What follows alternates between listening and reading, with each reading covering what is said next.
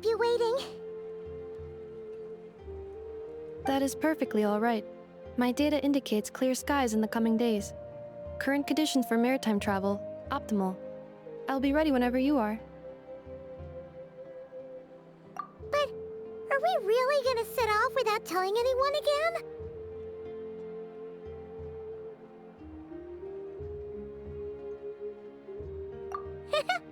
Funny you mention it. You'll never guess who Paimon saw on the way over. Hey! You didn't seriously think we'd let you leave without a farewell party, did you? No chance. Yeah, come on, Traveler. We've already made all the preparations. And most importantly, how dare you try and slip away without first paying your respects to the almighty Dragon Lord! A little bird told us you'd soon be leaving for Nodcry. So, we asked Paimon to give us a heads up before the date of your departure.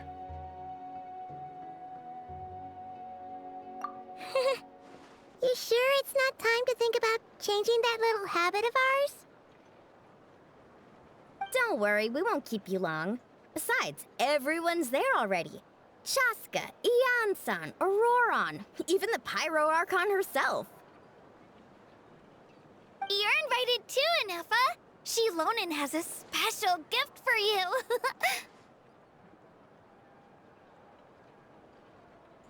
Accompaniment request accepted. Shilonen demonstrates excellent massage technique. My impression of her is exceedingly positive.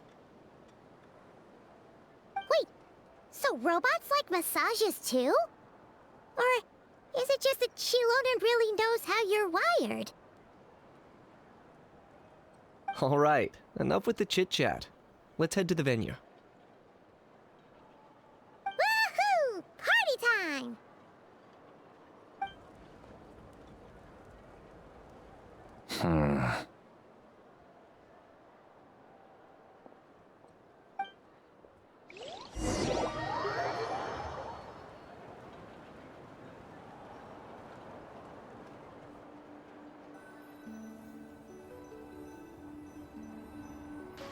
Spit it out, then.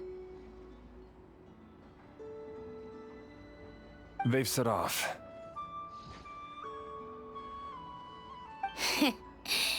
Just as my calculations projected. About time I met this variable in person.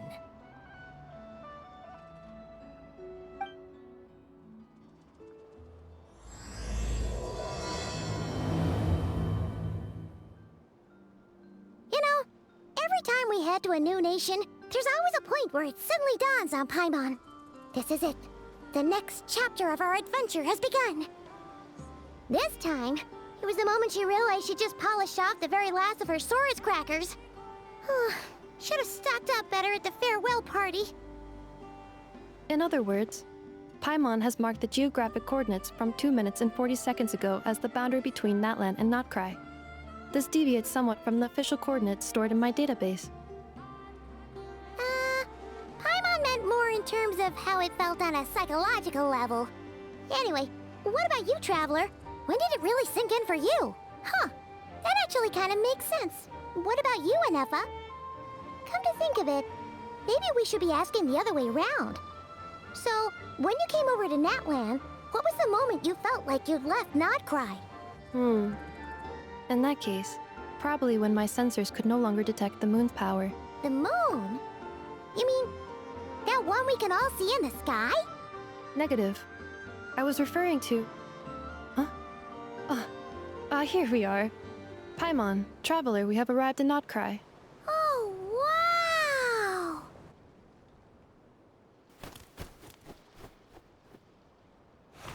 Paimon, Traveler, welcome to Notcry.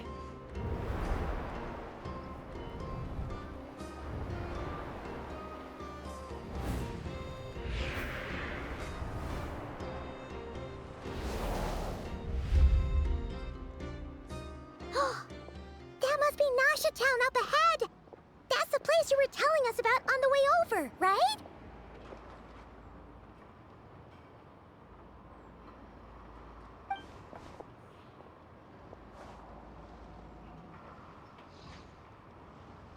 That is correct, Paimon.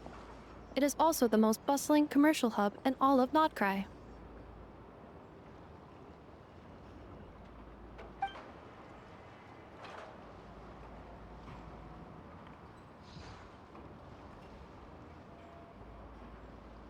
Oh, sounds like the perfect place to start trying out all the local specialties.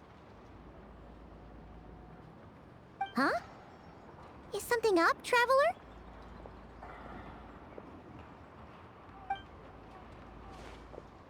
Paimon.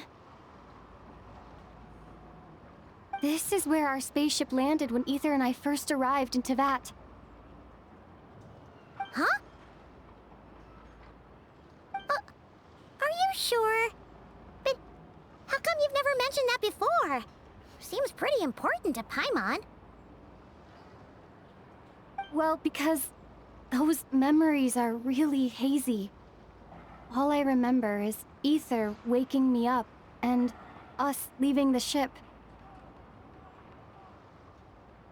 But just now, setting foot on this land, I felt something. The kind of power I sensed in those moments. Are you referring to Kuvaki? Kuva, what now? The locals refer to it as Kuvaki. It is a unique elemental force found only in Nodcry, or rather, a pure, primordial form of elemental energy.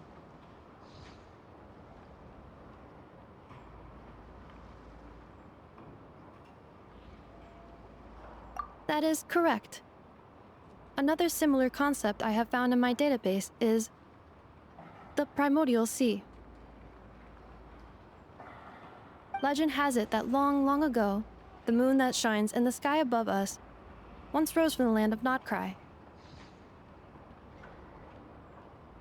Modern geological surveys and meteorite studies conducted in the region have since supported this claim. So, when you mentioned being able to detect the moon's power earlier, you were referring to Kuvaki?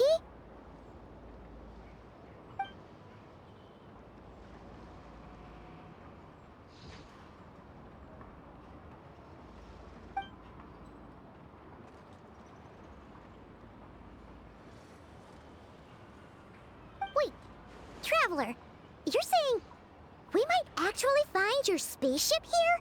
Do you still remember where it landed? Nodcry is surrounded by the ocean. In other words, it could have been anywhere along its coastline. Negative. Description still lacks sufficient detail to pinpoint target location. Hey, it's okay if you can't remember everything right away. After all, it's been a really long time. Let's just do what we've always done, and keep searching as we explore.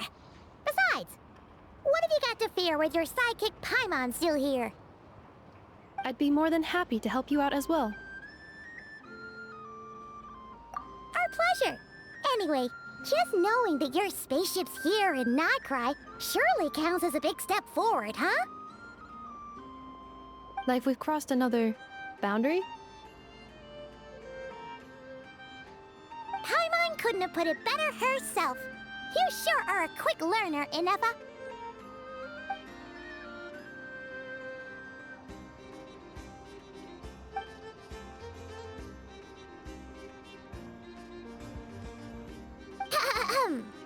Well, as the best guide in the whole of Tevat, Paimon hereby does solemnly declare, Nodcry, here we come!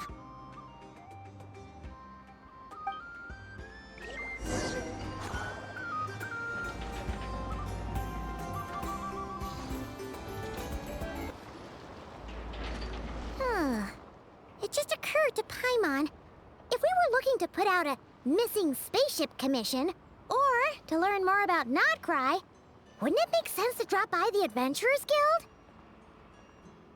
The guild is located in Nasha Town. Simply follow this road and you'll reach it.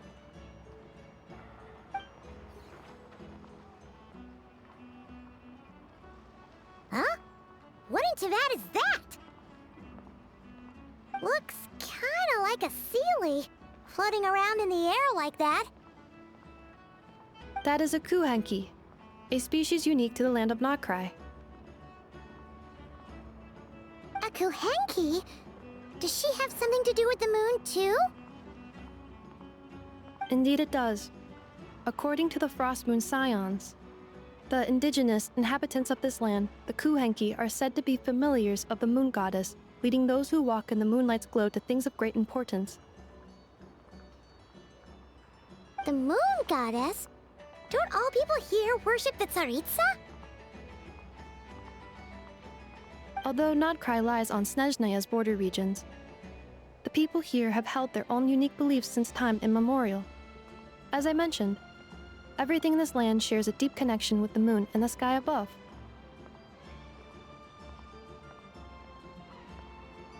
The beliefs of the Frostmoon Scions seem to date back to the civilization of the angels. According to the documents in my database, even the 7 Archons did not exist at that time.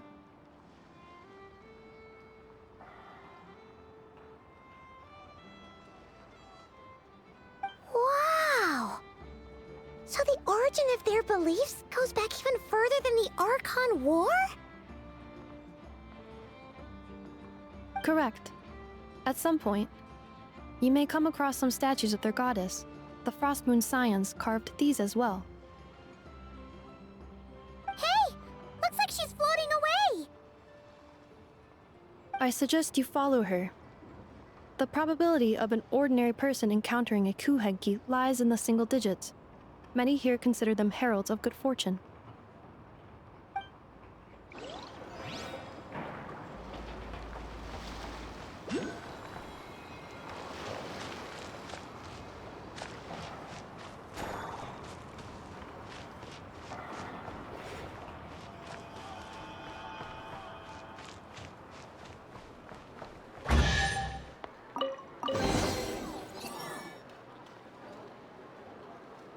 Is this a travel guide?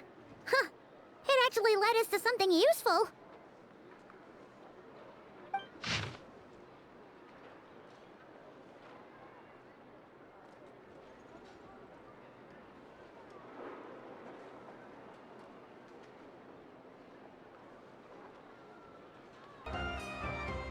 Are there any particular points of interest? Oh, it all looks pretty interesting to Paimon. If we have time, she'd love to see, pretty much everything. Recalibrating route. If we keep following the current path, we will arrive at an area of scenic beauty. From there, we will be able to identify both the Adventurers Guild and several must-visit specialty stores. Yikes! Why is Paimon suddenly getting the feeling that if she doesn't step it up soon, enough is gonna put her out of a job?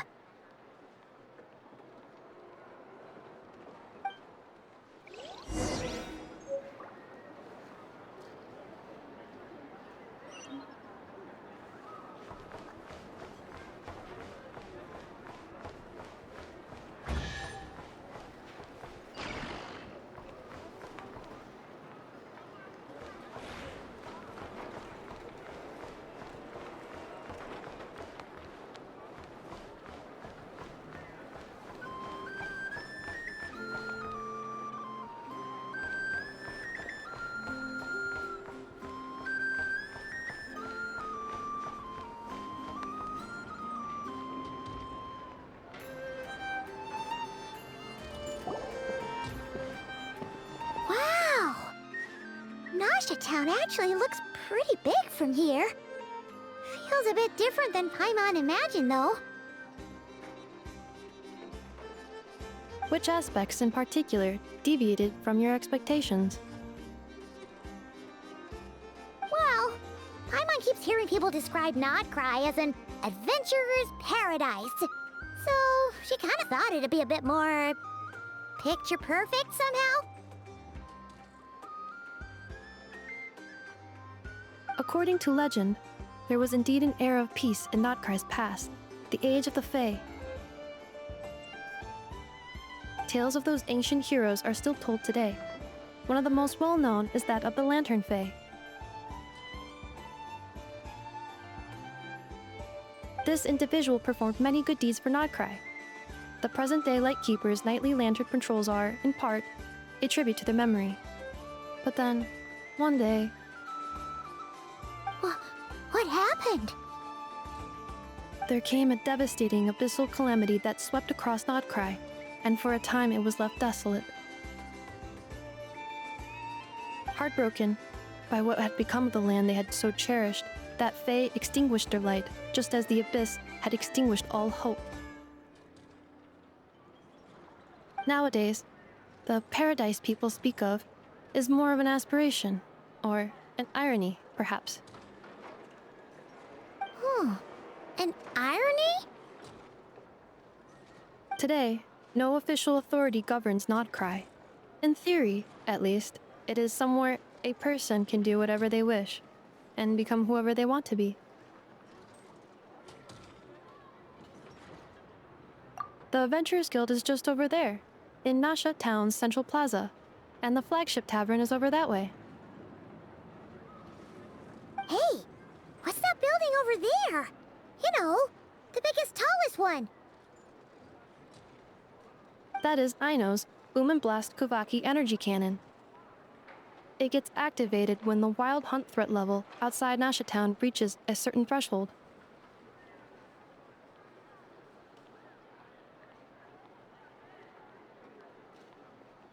But according to the scan I just ran, the energy cannon appears to be malfunctioning, likely due to a recent discharge.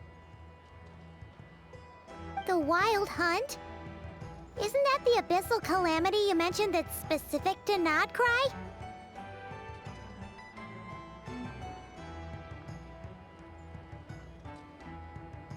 It is a phenomenon that has been occurring for several centuries now.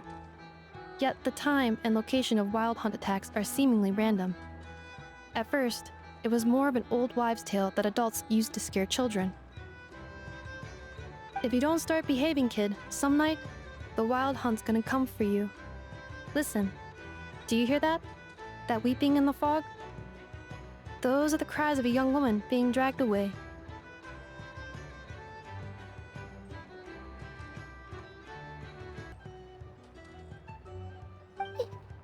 You're saying people actually hear things like that? I have not witnessed enough wild hunt attacks to give a statistically sound answer. But the oldest legends say that all people saw was the ghostly shadow of a woman in the mist. It wasn't until later that it became a full-blown calamity. Abyssal monsters and all. Oh, when you put it like that, Paimon's really gotta hand it to Aino. Not only did she repair you, but she's even built a giant cannon to keep the wild hunt at bay.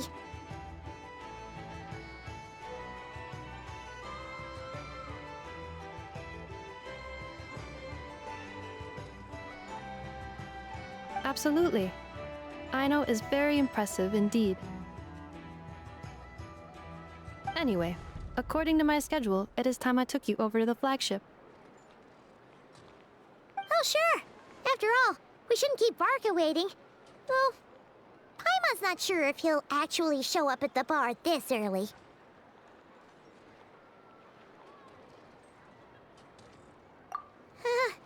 You're right about that.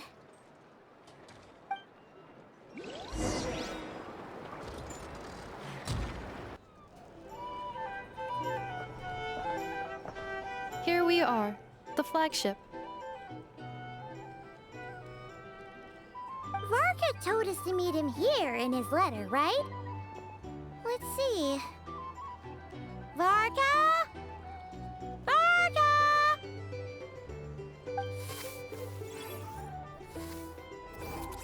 No matches identified. Huh. So he isn't here after all. Oh, guess we never did actually say we'd be arriving today. Hey, why don't we go ask the owner? If what they say is true, Varka's drinking prowess must have left quite the impression.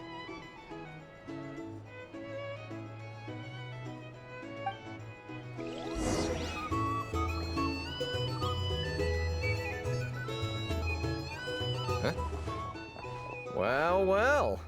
If it isn't the ineffable Ineffa. Hello there, Demyon. You know each other? Of course! Ineffa's a regular here at the flagship. So, robots are into booze too? Not at all. The energy conversion efficiency of alcoholic drinks is very low, and most of them are full of impurities. Still, I can affirm that your berries and fried meat deserve a solid 9.12 out of 10.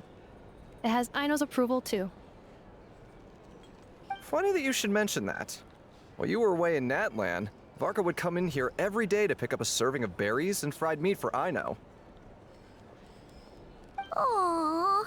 He must have been worried sick that she wasn't eating properly on account of being so hung up about Ineffa being gone. Actually it's 'cause Varka found out that Aino went wild after Ineffa left, gorging herself on snacks she normally couldn't get her hands on. So it was more worry that she wasn't getting a balanced diet.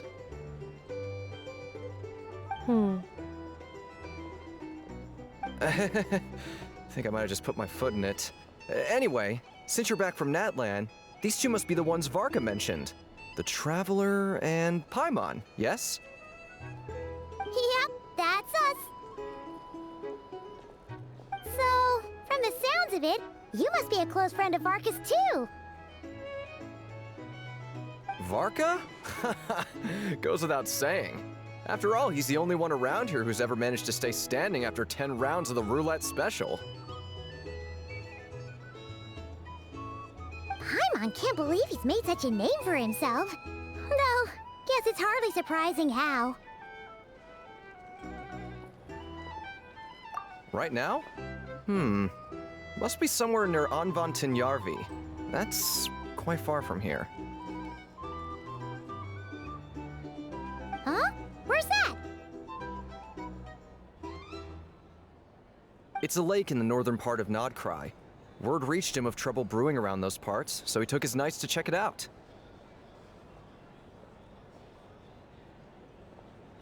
Oh.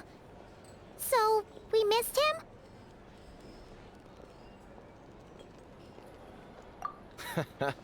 Varka knew you'd say that. So he specifically told me to make sure you stayed here and enjoyed yourselves. He sends his assurances that everything's under control. Well, if he's that confident, guess our only option is to accept.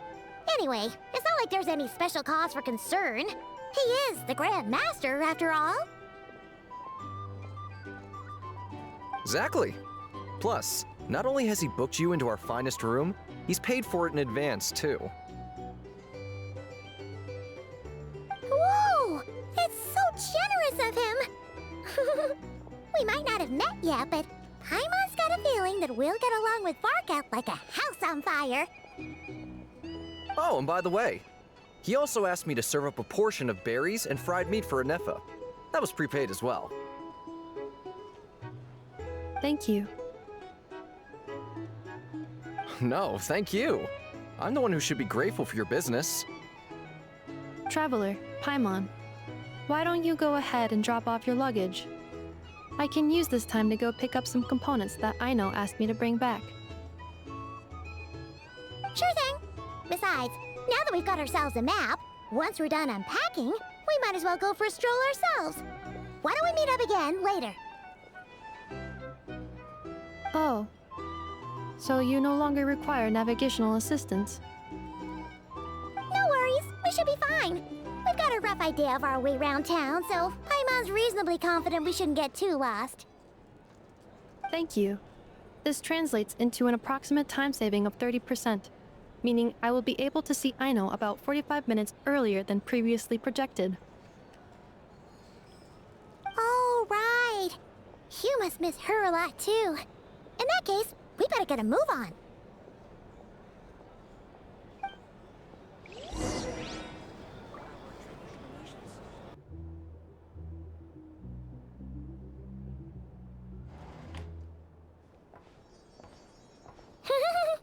Feels pretty nice having someone sort out our food and lodging for us, huh? But is this really the flagship's best room. It's pretty big, make no mistake, but it looks a little worn out, right? Though, to be perfectly honest, that feels right at home with everything else we've seen of Nasha Town.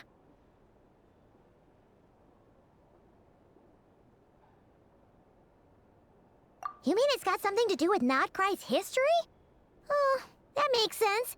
But what exactly was this calamity?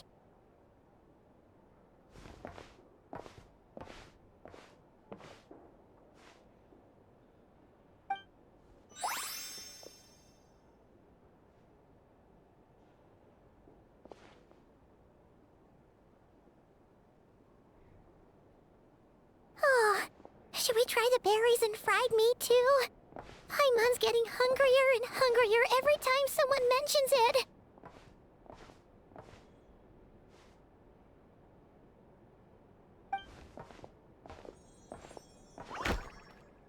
Oh, sorry about that. Paimon wasn't watching where she was going. Please, there's no need to apologize. If anything, I'm the one who should be sorry. Clearly, I shouldn't have gotten lost in my thoughts in the middle of a hallway.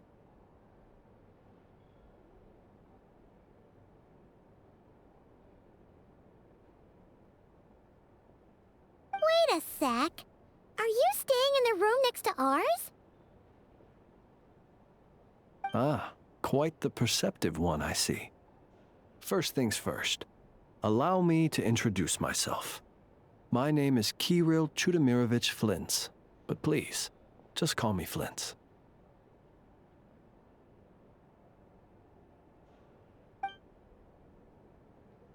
Whoa, that's an impressively long name for sure. Ah, is that so? Names like mine ought to have been fairly common in Snezhnaya, at least in the past. Would I be correct then to assume that the two of you are travelers in this land? Yep, you sure would be. Paimon is Paimon, and this is the Traveler. We've been to a bunch of nations already, but we only just arrived in Nodcry today. What a rare honor it is to meet such worldly travelers.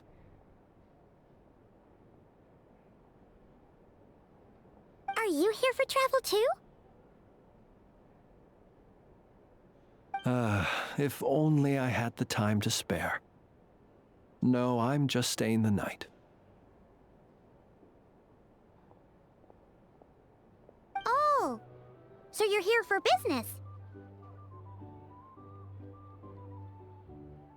That's certainly one way to put it. I'm a Ratnik of Nodcry, normally stationed near the burial grounds to the north. My sole cause for being here today was to repair this lantern of mine.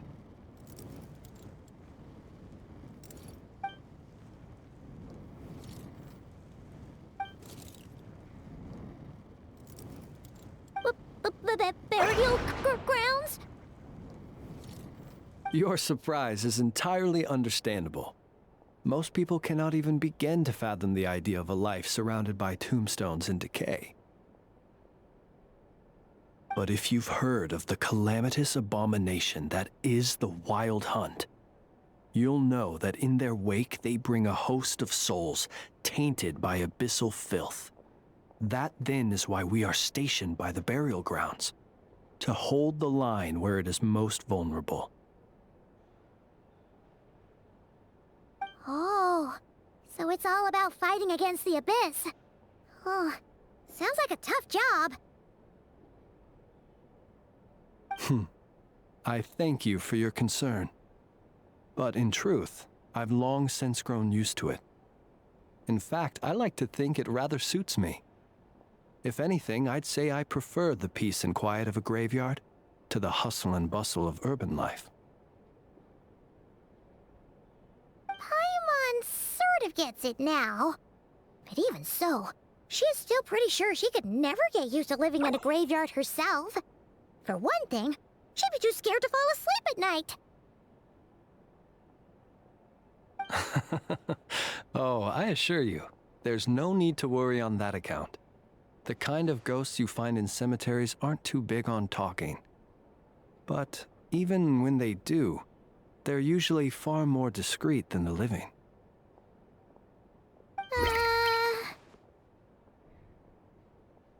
Well, would you look at that?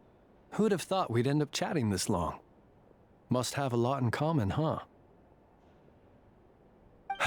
Forgive me, but I must excuse myself, for the time of my appointment draws near. And in terms I'm sure you'll understand, a lanternless ratnik is like a mapless traveler. A serious conundrum indeed. Oh, sure. In that case, you go right ahead. We won't keep you any longer. Not at all. Should the opportunity present itself, I'd gladly continue our conversation another time. You're always welcome to come visit my grave. I mean, the grave I stand watch over. Your visit would bring much-needed light to that place of final rest.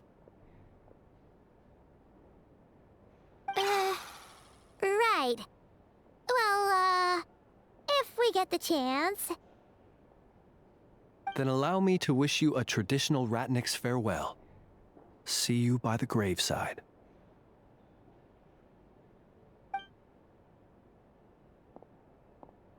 Ugh. Jeez. What a weirdo. Not to badmouth him at all. In fact, he seemed pretty cultured, but at the same time, kinda spooky? Must be all that time he spent around graveyards. His lantern? No, not really. You mean, 'cause it was broken? Huh. Guess you've always had a nose for stuff like this. If you're worried, you can always ask him the next time we cross paths. Hey, don't you start spouting all that weird stuff too.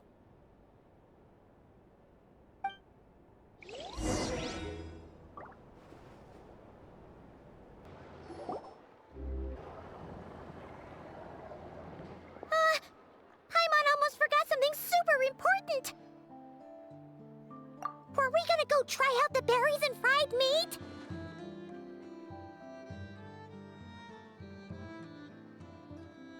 But now, heading all the way back to the flagship feels like such a waste. Please, accept today's boon. Come night or day, may the blessings of the moon goddess shine down upon you.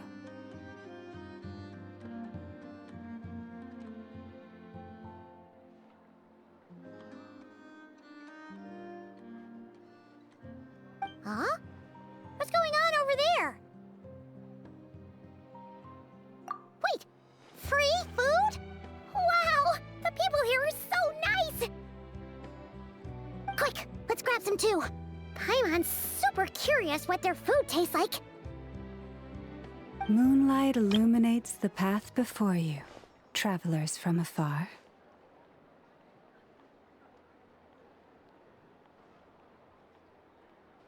Huh? How'd you know we were travelers? Just now were a song the birds in the sky, singing of your wanderings. You are no ordinary guests, it seems. The birds and the... what now? Forgive me. I should not have laid the words of others out as a welcome mat for our very first meeting. You, too, must be wondering who I am. I am Laumoi, moon chanter of the Frost Moon's scions. Please, as do our followers and other passers-by, accept today's boon.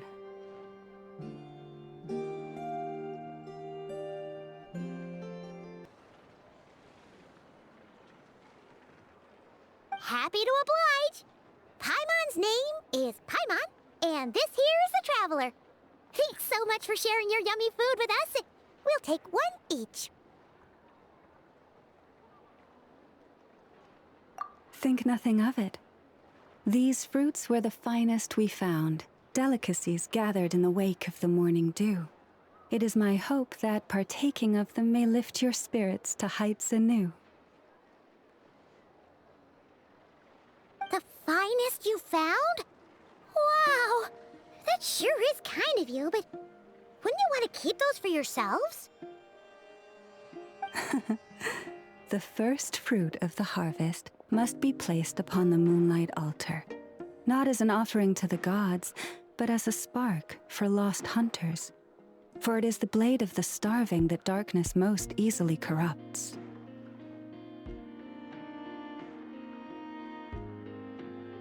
As perhaps you have already heard, we Frost Moon Scions revere and worship the Moon Goddess. We believe that together, virtue and compassion are the shining light that will lead us all out of the long, dark night.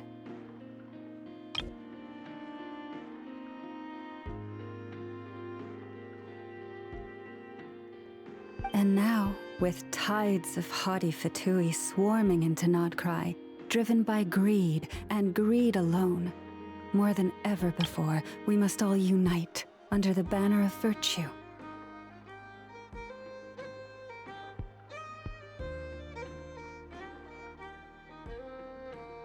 Huh, look who it is again. Those unsufferably kind-hearted Frost Moon Scions. Got enough for us too?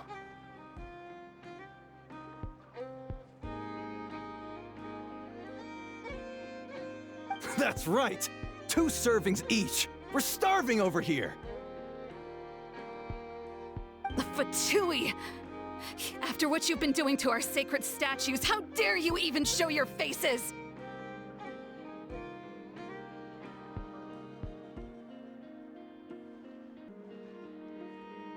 Wilhelmina, bestow today's boon upon our guests.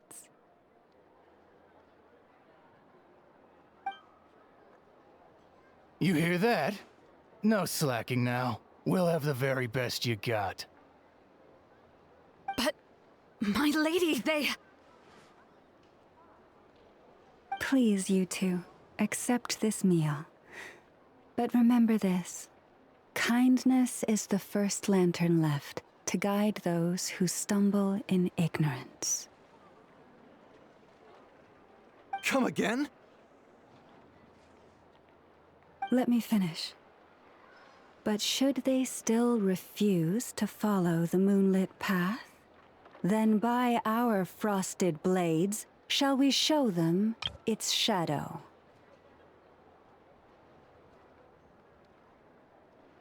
You! Hey, look who it is. Whatever. Just you wait. We'll be coming for you next. Huh? Where's the meat? Who wants to eat this garbage? Those stooges really are the worst. Ever since they came to Nodcry with all their weird equipment and built that so-called experimental design bureau, our lives have been turned completely upside down. Judging from how they reacted just now, it seems the Fatui already know who you are. Well, we have gotten in their way in pretty much every nation we visited, so we're probably at the top of their blacklist by now. I see. Then, on behalf of the Frost Moon Scions, I thank you for the goodwill you have shown us. Because if they had gotten ahead of themselves just now, I'm sure you would have stepped in to help.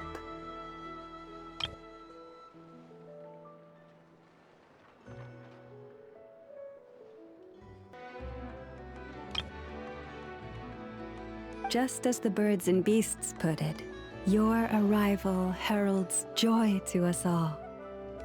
Besides, for a weary traveler far from home, what better respite than to bathe in the moonlight? You will always be welcome at the Frost Moon Enclave, the place we call our home.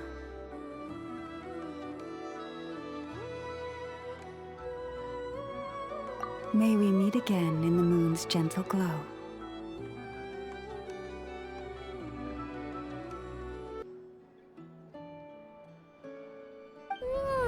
These are delicious! So refreshingly fresh! Those two Fatui wouldn't know a good thing if it came up and bit them on the shoulder. Looks like Inefa isn't done with her shopping yet, and the Adventurers Guild is still empty. Where should we head next? Good idea! Wouldn't want to let the Kuhenki down, after all. Let's see... Okay. Paimon's got our route all figured out. So, all that's left to say is... don't fall behind. This is Nuts and Nuts. It's mostly a fruit shop, but there's a crafting bench, too. This is the Speranza, one of the travel guide's recommended restaurants. All the waiters here are kids. This is the Vesnici Prolicha greenhouse. Apparently, their flowers are all made of metal, so they'll never wilt away.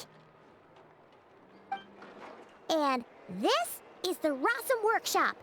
If you ever need a weapon made, this is the place to go. And over here, they've got a super tall observation deck. Whoa! Take a look at that! You can see really far out into the distance.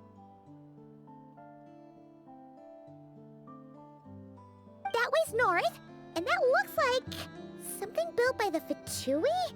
And then over there to the west, that must be the place Laumay mentioned, where the Frost Moon Scions live.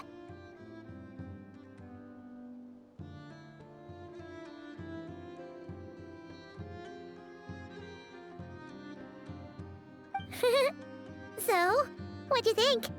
Even if Inefa kinda stole her limelight earlier, this just goes to prove that Paimon's own tour guiding skills aren't too shabby either, right?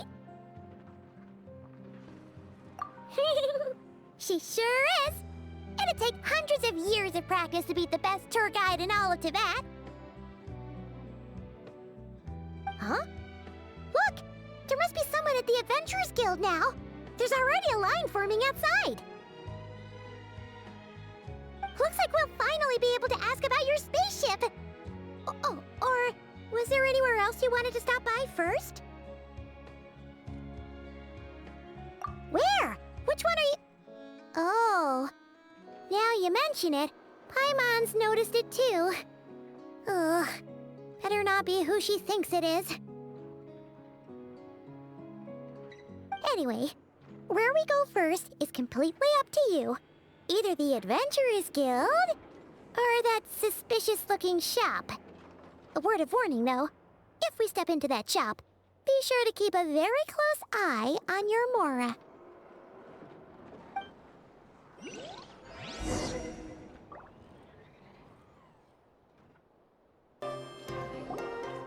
Lucky us! The line seems to be gone now. Come on, let's go say hi to Catherine. Hey, Catherine! We meet again!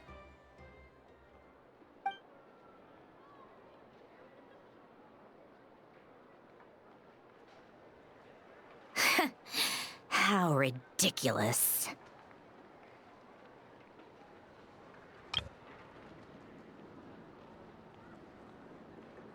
Huh?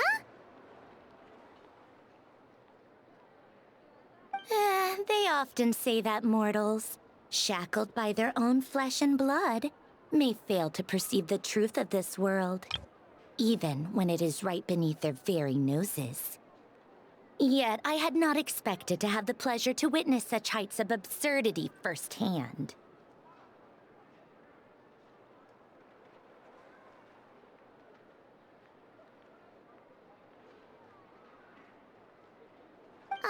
But Paimon must have gotten the wrong person?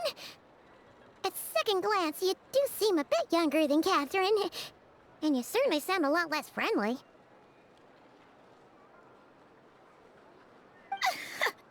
A creator might forgive ignorance, but being mistaken for one of my own creations is beyond all pardon.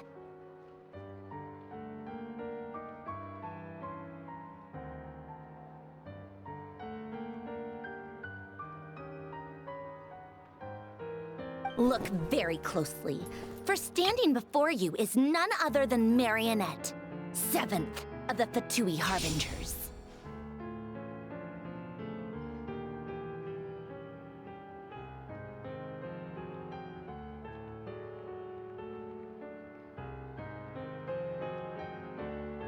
A harbinger?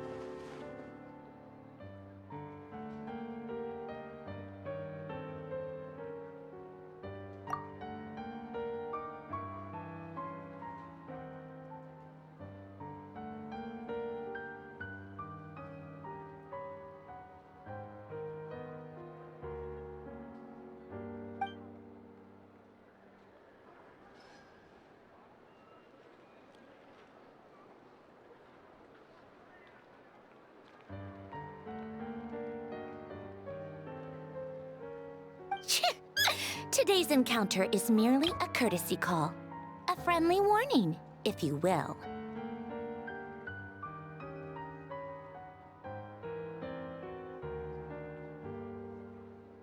You interfered with my work once before, with that little robot. I let it slide. After all, it was nothing more than a distraction, a side project at best. But we are in Nod Cry now, and as such, I strongly advise you not to stand in the Fatui's way. Otherwise, the next time we meet, I might just have to drop all this meaningless etiquette. Oh, please. You've got some nerve coming out with barely veiled threats like that. You're the one stirring things up here. Oh, perhaps you have misunderstood. Just because Nod Cry lacks a ruler at present, that does not mean it should not be ruled. We Fatui are simply establishing a new order.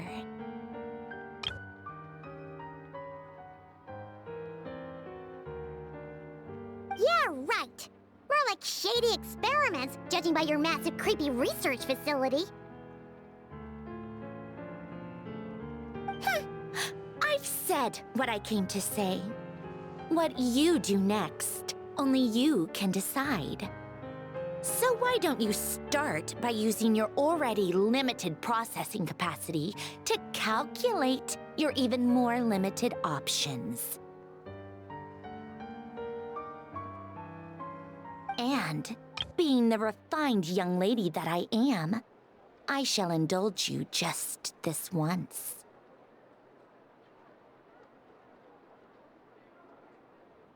Ad Astra Abasask. Welcome to Nod Cry, Dominion of the Fatui.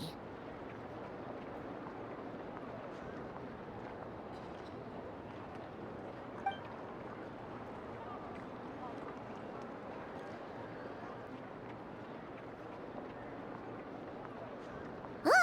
Paimon's so mad right now! How can anyone so obviously evil be so annoyingly self-righteous? But if a Fatui Harbinger is here to greet us in person, that can only mean one thing.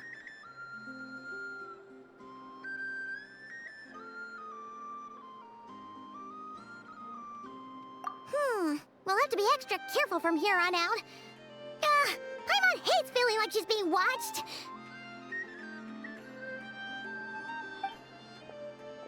Hey! The real Catherine's back!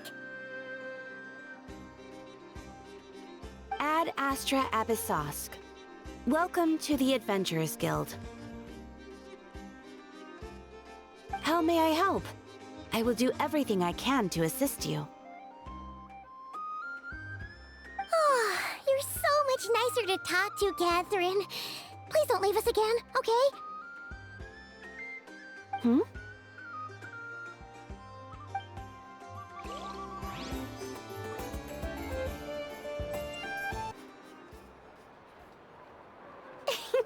Please, here you go. And if you ever need anything else, don't forget to make the great Lord Sangama Bay your first port of call. Oh dear. So it is the real deal. course it's the real deal. Everything you'll find here is 110% real, meaning every one of my deals is as real as a deal can... Wait a minute. Well, if it isn't my two most valued clients!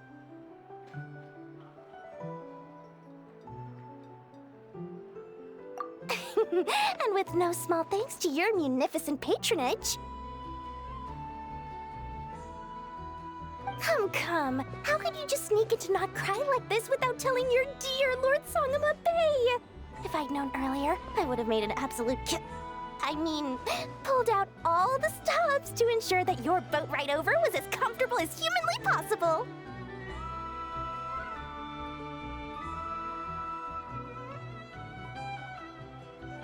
Thank the Archons we didn't tell you. Oh, come now! You know as well as anyone how impeccably and conscientiously above board I am when it comes to doing business. Well, regardless of whether that's true or not, the main issue here is that we had no idea you had a branch in Notcry. A clever merchant always has a backup plan, or two, or three up their sleeves.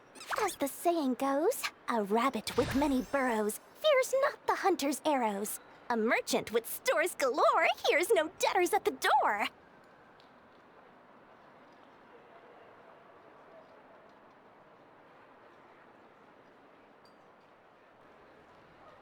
Since you're both here in Nodcry, would you care for some of my finest local souvenirs? Whatever you're looking for, I have it. Or if it's Sumeru you're missing, I've got that covered too.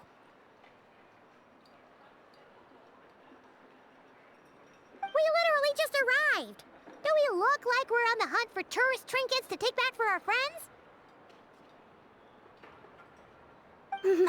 My, your high-minded tastes never cease to impress. In that case, I know just the thing. You must be on the hunt for something like this? What's that? Your hat? Information, of course. Information about Nodcry, locked securely in the otherwise impenetrable vaults of the Lord Sangama Bay's brilliant mind.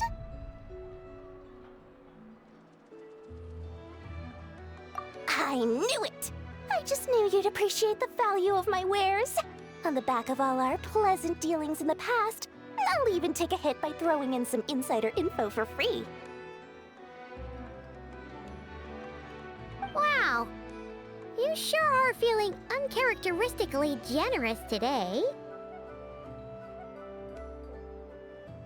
What do you mean by uncharacteristically? I am the most generous person forget it. Anyway, the long and the short of it is this. The moment I set up shop in Nodcry, it struck me how many different factions there were, all competing against each other for power and influence. Well, as they say, there's no time for business like a crisis. Things got even more turbulent after the Fatui pulled down 2 ancient moon's remnants. People began to catch a whiff of the coming chaos. And the more troubled the waters, the greater the potential profit.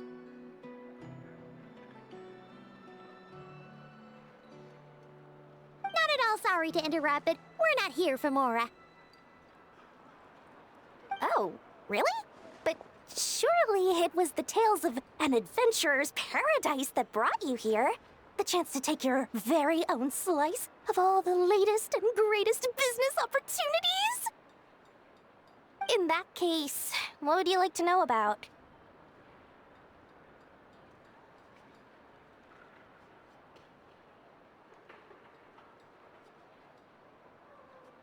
The Frost Moon Scions?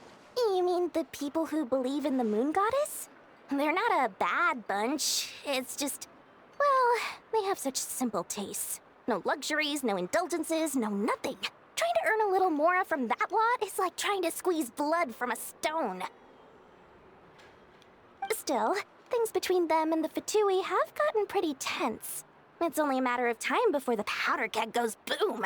And when that happens, that's when business will start to boom too.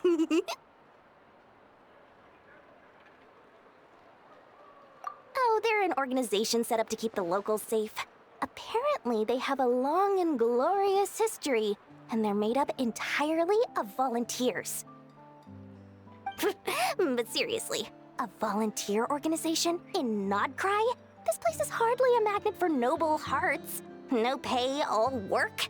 That's not a business model, and it's certainly not for me.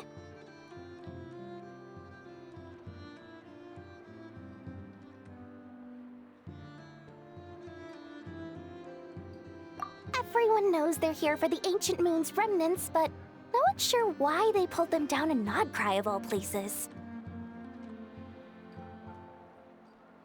Anyway, they've been acting mysterious enough, but if you ask me, that Kuvaki Experimental Design Bureau of theirs up north hides secrets wilder still.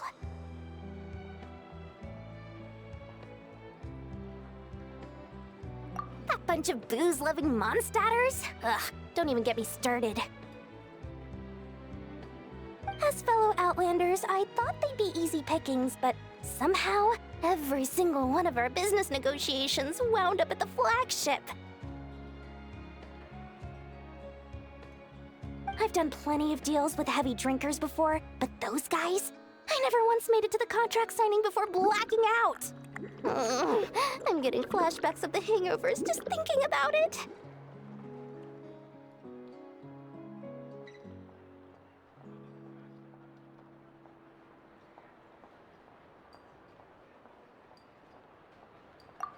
What now? A spaceship? Nope, never heard of anything like that. Don't you two get involved in any big business here without so much as a heads up, you hear me? At the very least, consider letting me in as a key investor.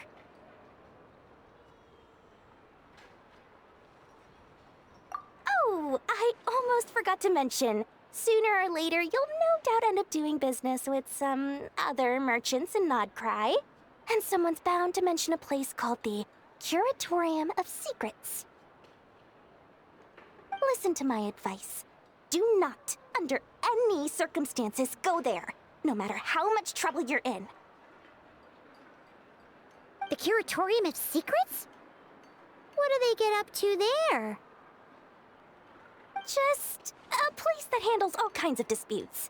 But the owner will charge you an absolute fortune, and she has a temper to match. Nothing like your friendly neighborhood, Lord Sangama Bay. You're not just saying that to stop your competition from undercutting you, right? When did that little pipsqueak get so sharp? And after I gave them all that info for free just to win them over.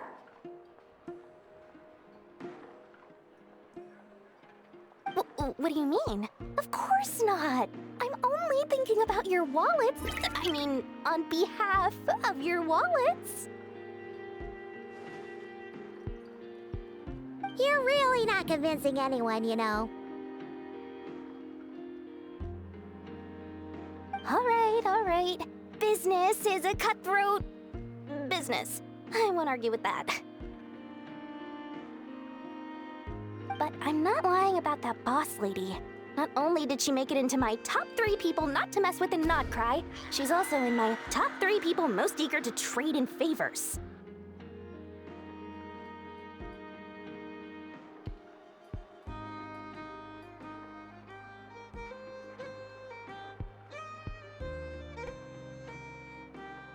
Seriously? It feels like you're just bad-mouthing your rival now. Fine. If you don't believe me, go see for yourselves. We might both be from Sumeru, but compared to hers, my conscience is so large, why, you could fill 3 whole palaces of Alcazar's array. But when you realize what I'm saying is true, don't say that good old Lord Sangama Bay didn't warn you.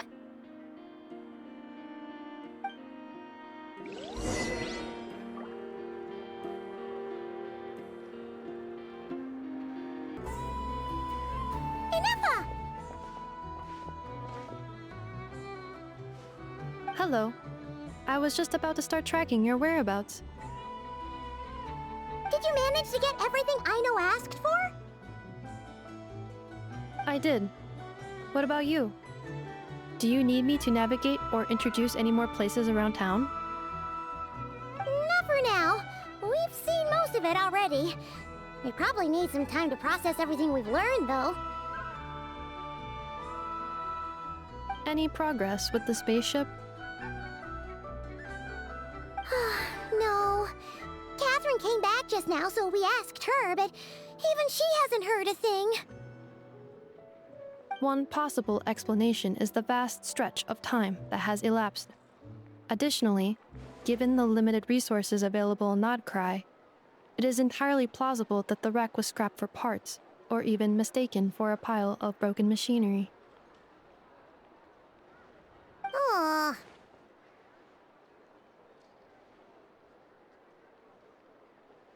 Understood. In that case, why don't we go ask Aino together? After all, she was the one who salvaged me, ancient dragon technology and all.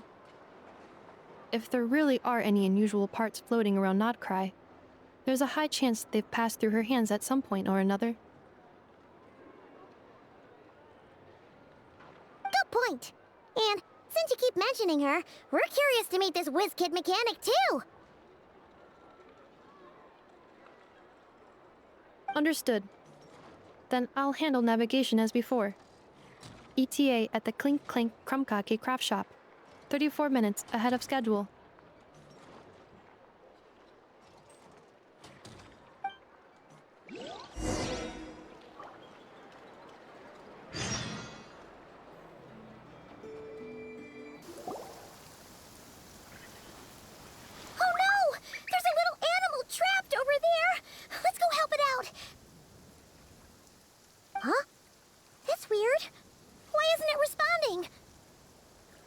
The tides of Kuvaki affect everything in Nodcry. So much so that many creatures have evolved a kind of dependency upon it, growing stronger or weaker as it waxes and wanes. This little animal must have been caught here unprepared. So you're saying we need to use Kuvaki? Paimon will leave it to you guys then. Don't be scared! We'll get you out of there soon!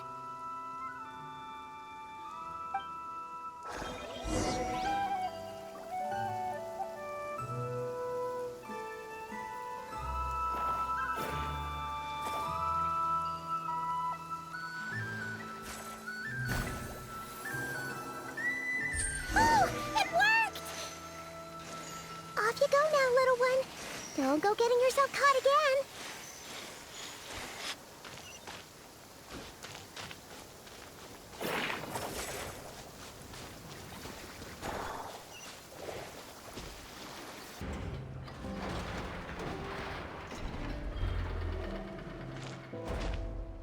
Here we are. The place Aino and I call home. Whoa! So many machines that Paimon's never even seen before. And then there's all these little robots. Did Aino build them all? That is correct. It looks like Aino has created 3 more little bots since I've been gone. Aww. Well, you were gone for quite a bit. She must have missed you. I missed her too. I want her to see what I've become. Let's not keep her waiting any longer then. Come on!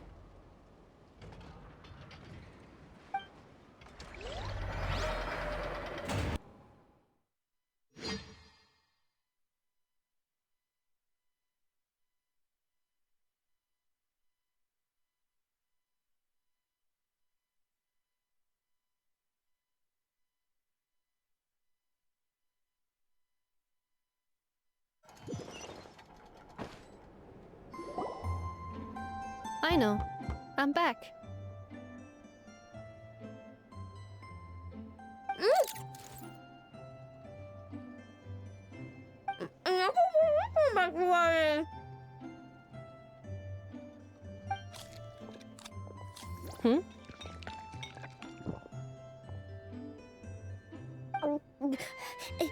Inafa, you're back significantly earlier than I expected. Like a whole 30 minutes at least.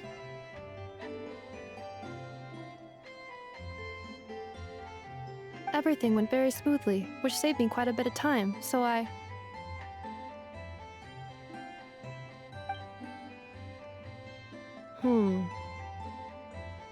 I know. Could you turn around for a moment?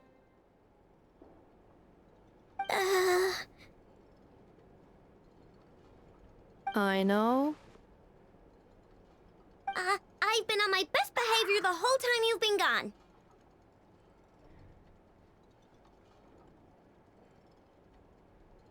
She's got chocolate all over her mouth.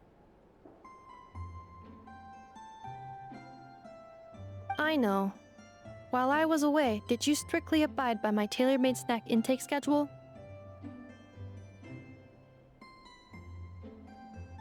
Oh, of course I did. 1 whole cake, 1 crumb cake, and 1 pack of chocolates a day, right?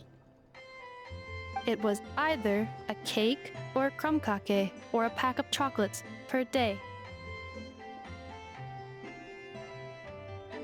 Oh, shoot.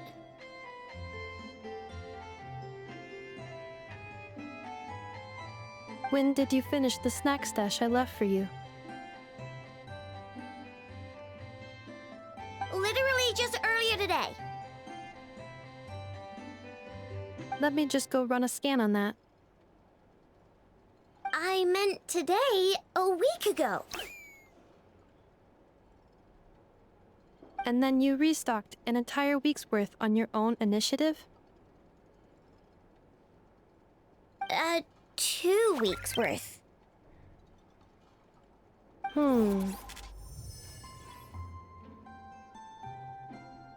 Why does Paimon feel like the roles in this household are pretty much the opposite of what she imagined?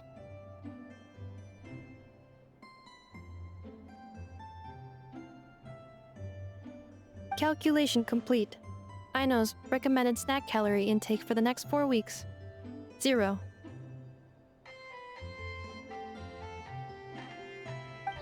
No fair! You're a meanie, Nefa.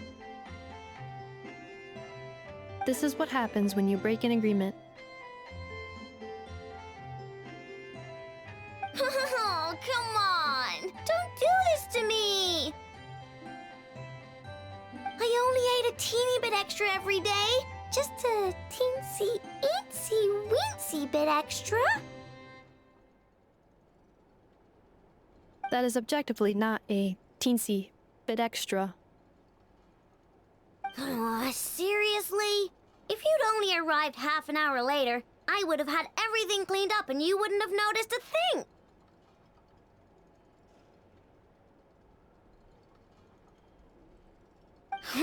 But now that I think about it, you even said you'd come back a bit earlier than you did, so I wouldn't have to worry.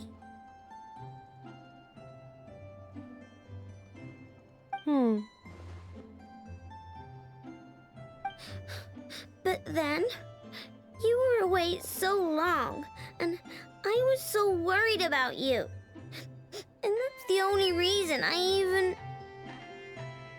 Oh.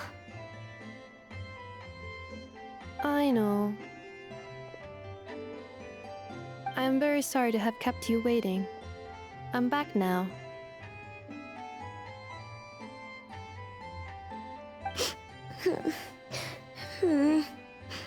Welcome home. Oh!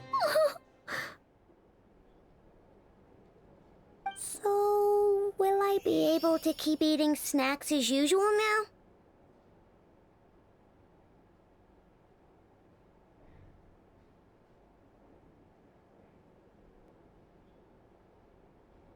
Negative. Aw. Okay. Well, given that I am later than I initially projected, I'll let it slide. But just this once. Thanks, Nefa! You're the best!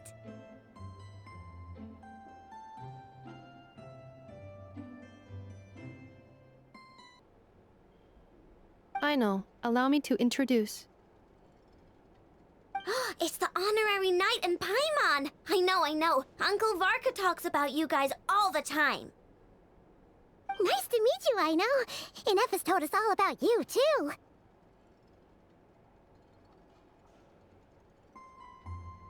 Huh? Really? She actually said that about me? Well, she's not wrong. Oh yeah, so, you're here to see Uncle Varka, right? A couple of days ago, he suddenly said he had to head out on business, and that he might not be back for a while. He asked me to let you know if I saw you. Yeah, we heard about that at the flagship. Did he say what he was doing? Nope. Just told me to take good care of you guys and make sure you feel right at home. Oh, shoot. Please, take a seat.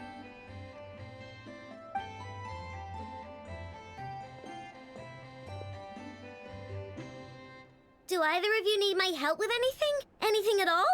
After all, I'm the head of this household. Sure wouldn't know it from that snack tantrum she just threw.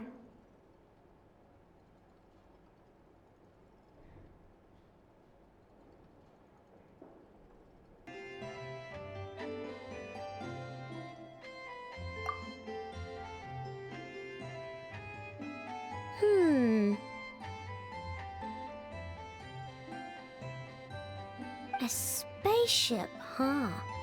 From outside to that? Exactly. So, ring any bells? No. Oh, you sure? Nope means nope. Never seen the slightest trace of it. More specifically, by nope, I mean, I've never seen a single piece of tech in all of Notcry that might have come from out of this world. Not in any new machines or in any old ones either. Huh. What Aino means is that your spaceship almost certainly has not been disassembled nor repurposed as parts for other machines. Oh, so that's what she was getting at. Yep. I've taken apart pretty much all the fun stuff in this city at one point or another, but I don't recall ever seeing any components that were anywhere near that special. So, either your spaceship crashed somewhere it's never been found, or someone did find it and then hid it really, really well. But who would even do something like that? Beats me. Maybe someone who thought they could stash it away for a rainy day. Just like how I sometimes hide snacks in the...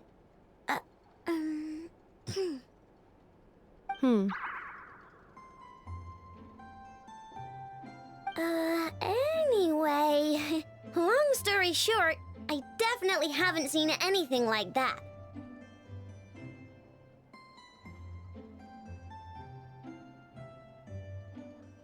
Besides, sounds like it would practically be ancient history by now.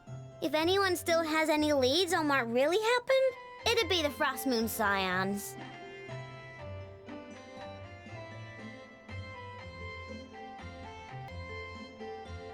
The Frost Moon Scions? Huh? Haven't heard of them yet? Didn't Inefa tell you about their rituals? There wasn't enough time to delve deeper into their history and traditions. What kind of rituals are we talking about? I've never actually seen them myself. Just heard bits and pieces here and there. They say that each of their moonchanters has had access to an ancient relic that lets them see the true past.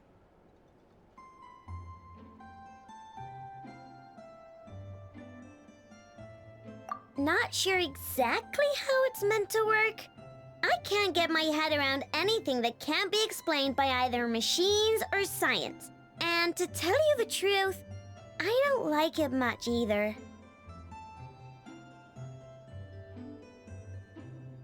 Looks like we'll have to try our luck with the Frost Moon Scions. Aw, leaving so soon? Sure you don't want to hang out a little longer? It's getting late, I know, and these two still need to head over to Hisi Island. It would not be convenient for them to linger much longer. Aww. Alright then. Don't worry. We'll be sure to drop in on you as often as we can.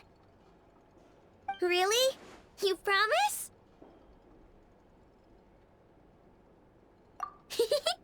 Sounds like my type of visitors. You're welcome anytime. I'll be staying to look after Aino today, so I won't be going with you. Hey, don't sweat it. We'll find our way just fine. I'm glad to hear that. Also, I must admit, I have very much missed the charging bed that Aino made for me.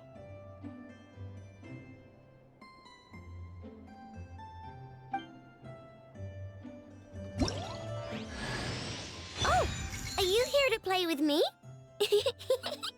My name's Aino, and I'm an inventor. Me and Anetha live together. I could probably eat all the cakes and cookies in the world because I love them so much. But my favorite kind of all is Lackaberry Crumb Cake. Come visit my Clink Clank Crumb Cake craft shop whenever you want. Anyway, that's me. What about you? Tell me something about you, then we'll be friends.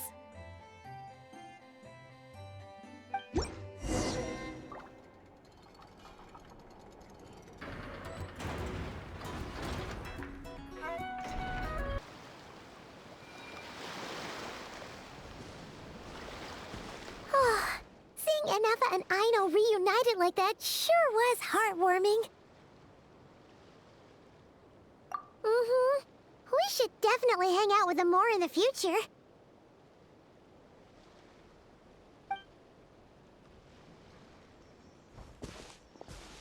Speaking of homes, we must already be close to where the Frost Moon Scions live. The vibe here feels different, just like the scenery.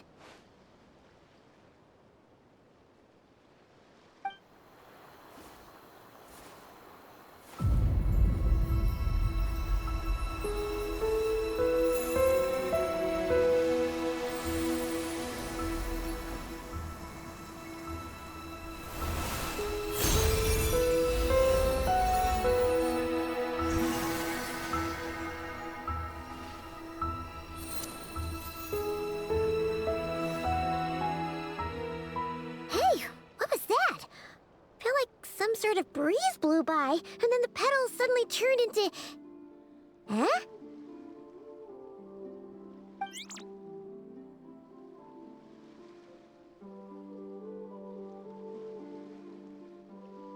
Is that a Kuhenki? She looks different from the ones we saw before.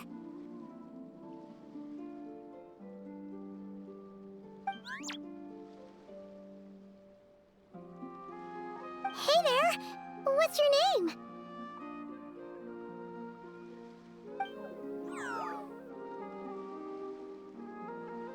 Huh. Doesn't seem able to speak.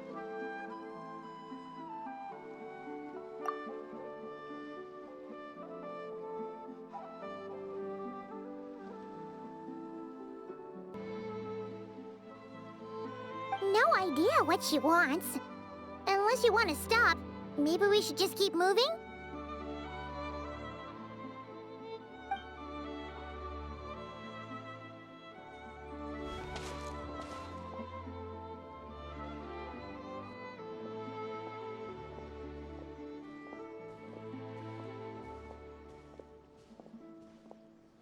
She's following us! Go on. Go on now. We've got stuff to do. Best you find someone else to hang out with.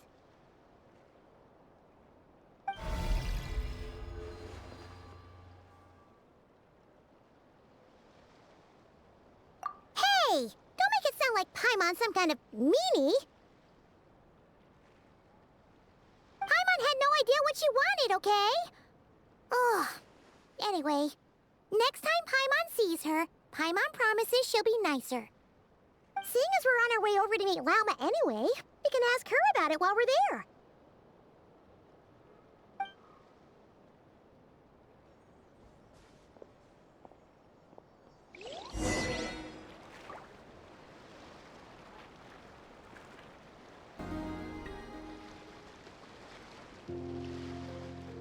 Huh?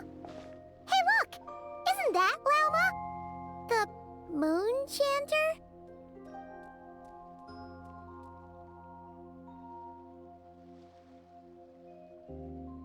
Let me take a look at your wound.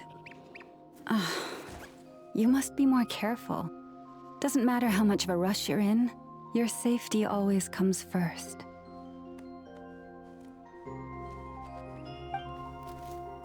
Oh, you're back too. How was your day?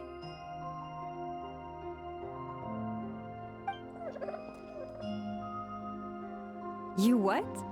Those two Fatui? The ones who were causing trouble in Nasha Town?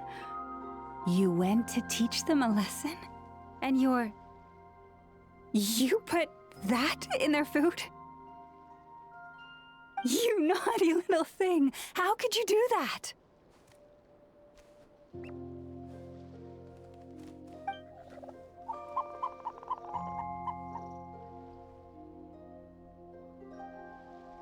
They didn't notice. That's not the point. You mustn't do that again, okay?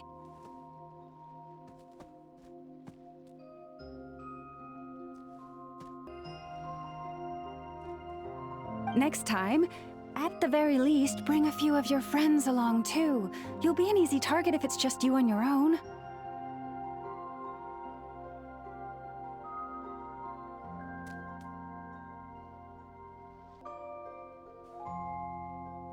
Hey, Lauma! Still remember us? Oh, it's the Traveler and Paimon, isn't it? Welcome to Hisi Island. Not at all. Those who come with kindness in their hearts are always welcome with the Frost Moon Scions. Were you just talking to those animals? I was indeed. The Frost Moon Scion's bloodline is unique, for throughout our history, there have been many among us who could communicate with all living things. What was that? Oh, is that so?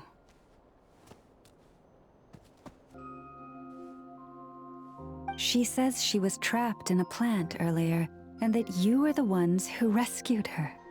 She wants me to thank you on her behalf.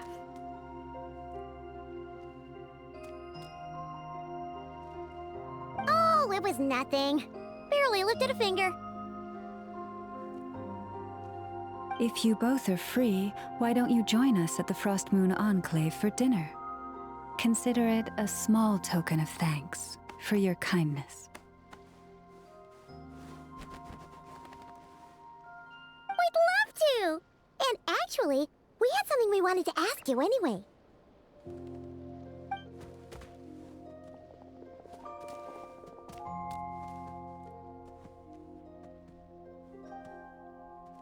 Oh. You're interested in the story of Kutar?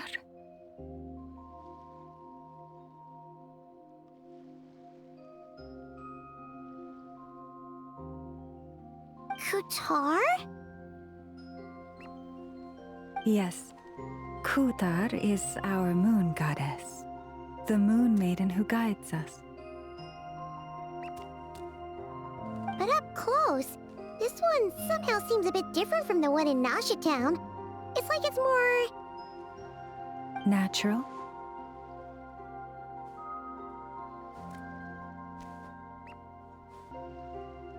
Or like... more harmonized in its design.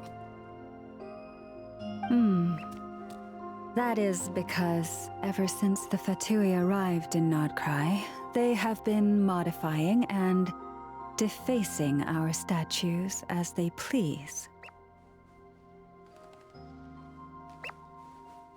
These statues were made by the Frost Moon Scions who settled here hundreds of years ago, crafted from the very finest Lunasol stone.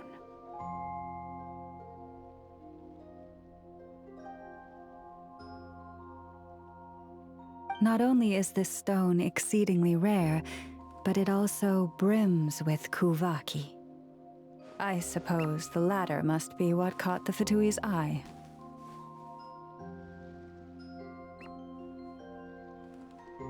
For a time, we put up fierce resistance. But now, this is the only one left that still retains her original form. We heard they even pulled some ancient moon's remnants down from the sky. That's right. The two largest remnants landed in Nodcry. One here on Hisi Island, and the other on Paha Isle. The Fatui built their research facility on top of the remnant over on Paha Isle, but they've had their sights set on the one here, too.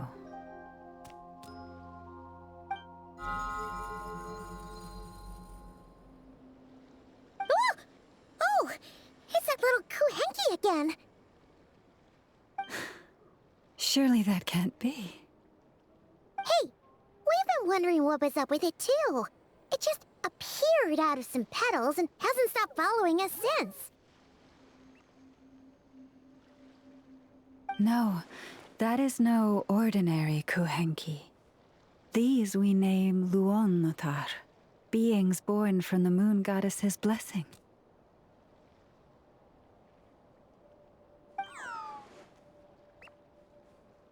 Can you understand what it's saying? We honestly haven't got the slightest idea why it's been following us.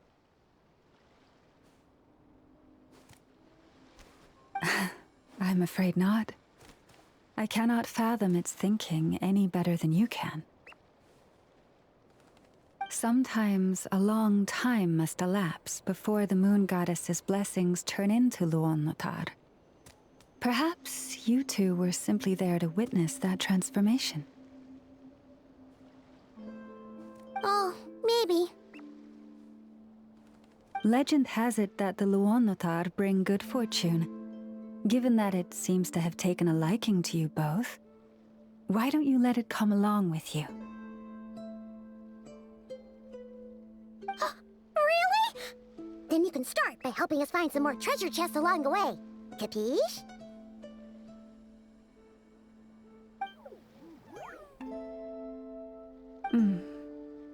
Twilight approaches. If you would hear more of the moon's story, then let us make our way to the Frost Moon Enclave. Beneath the gentle moonlight, I shall share this tale in full.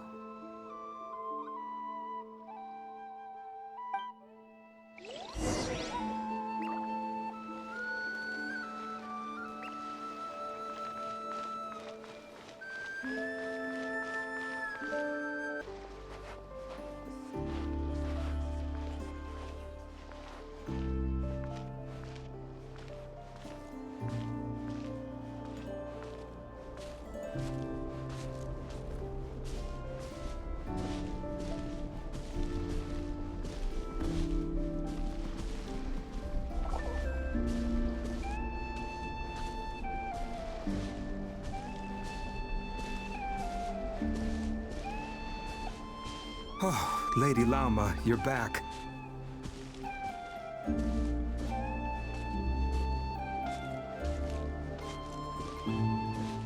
Come day or night, may the blessings of the moon goddess shine down upon you.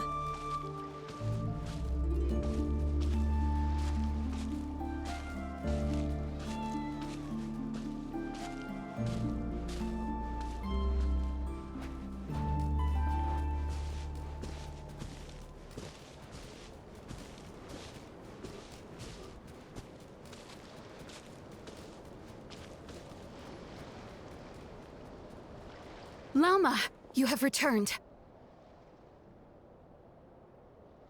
Wilhelmina, this is the Traveler and Paimon. Kindly arrange for 2 additional dinner settings for our honored guests. Of course, my lady. Wow! Everyone along the way here pretty much saluted you. Are you, like, super important around here? I am but a moon chanter, one entrusted to convey the moon goddess's will. Nothing more. She's just being modest. The Moon Chanter holds the highest rank among us Frost Moon Scions. Laumei is our leader.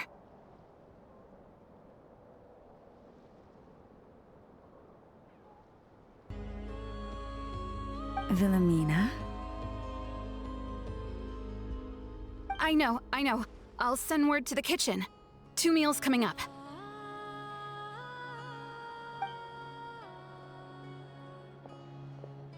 Whoa! Paimon had no idea you were such a big shot. It is merely that the unique traits of our bloodline have manifested themselves especially strongly in my person. That is no accomplishment of my own. Please, follow me this way.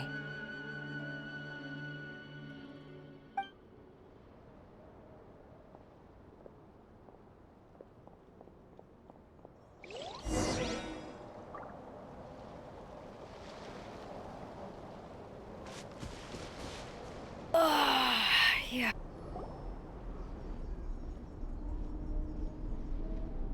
Even to this day, I am still trying to piece together the many fragments of our past. It is a story not only of the Frost Moon Scions, but also of the moons themselves. A story of the moons? Yes. We Frost Moon Scions are the last descendants of the ancient golden realm of Hyperborea. Its former glory may have faded, but what remains is a memory uniquely ours.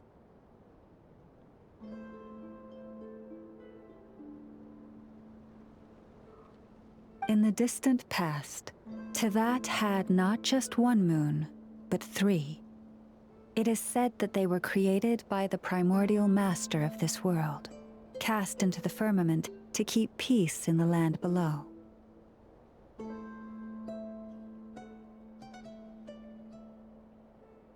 Firstborn was the Eternal Moon, largest of the 3.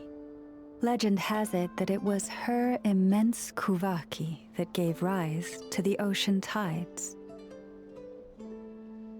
Next was the Frost Moon.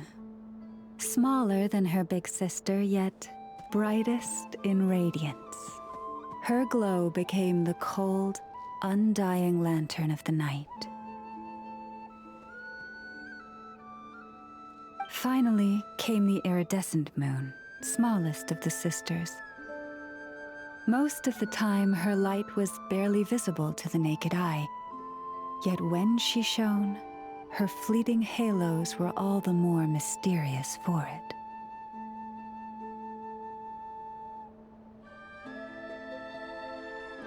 Wow! Sounds like it all happened so long ago. So, what happened to them afterwards?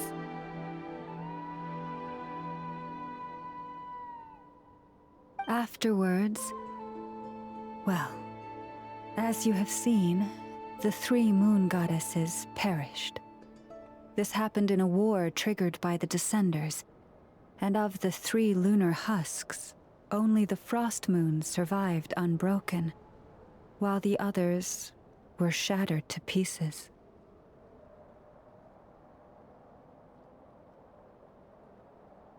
Oh, so that's why there were ancient moon's remnants in the sky.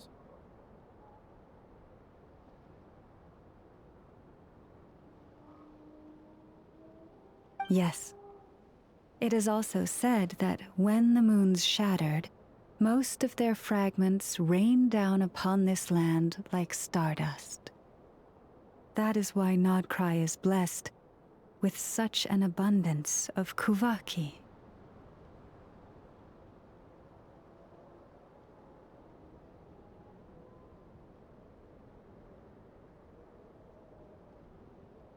As for the remnant that the Fatui recently pulled down, that belonged to the Eternal Moon.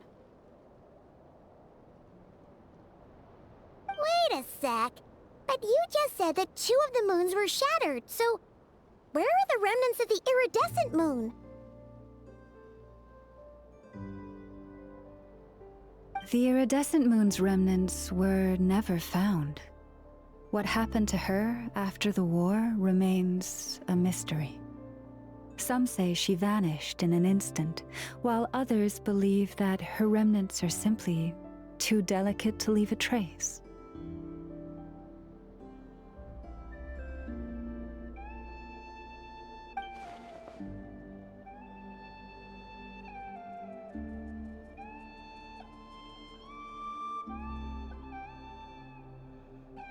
Yet, though the era of the 3 moons has long since faded into legend, successive generations of Frost Moon Scions have always passed down a prophecy that one day the Moon Goddess would return.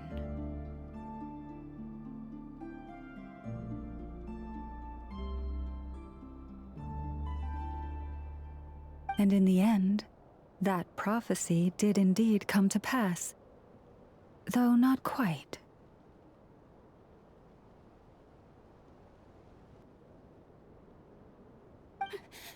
Lady Lauma! Lady Lauma, are you there? Cappy, what is the matter? Lady Lauma, it's my daughter, Karina. Her illness. Take me to her, right away.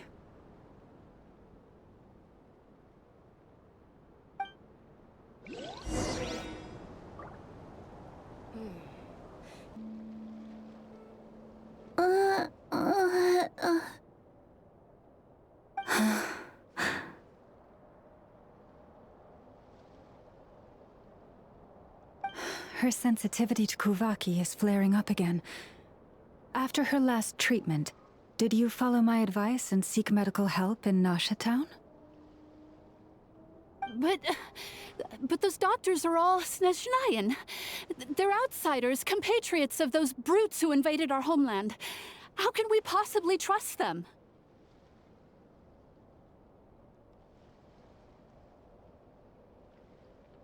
Not all outsiders are enemies, Cappy. They've been treating this condition for generations. They have the experience we lack. But we're Frost Moon Scions. Should we not remember what the outsiders did to our moons? Surely the Lady Kutar will reward our devotion. But Cappy, Kutar is long... This isn't the time for a debate.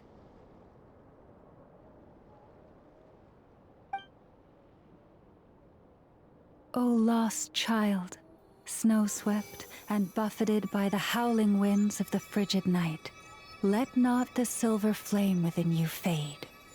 By the frost moon's grace, I shall warm you, curled up as a fledgling in frozen soil.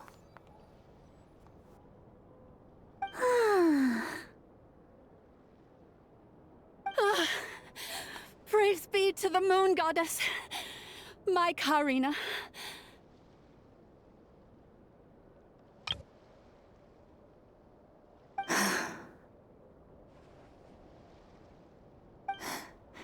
Remember, she must take powdered laka berries daily. It will ease her symptoms.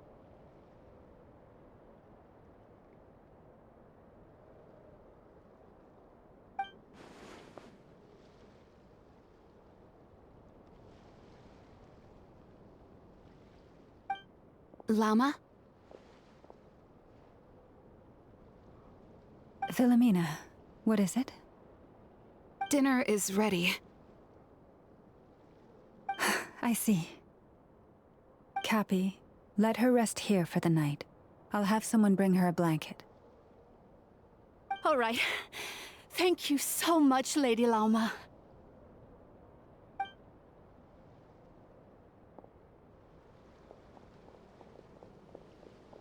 Will she be all right?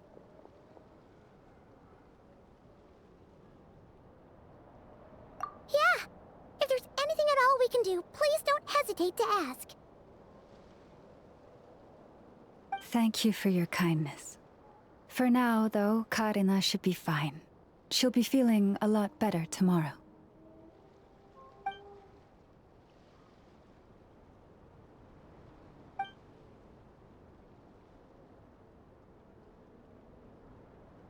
Please do not be worried. Come, let us head to dinner. I believe you still have some questions for me.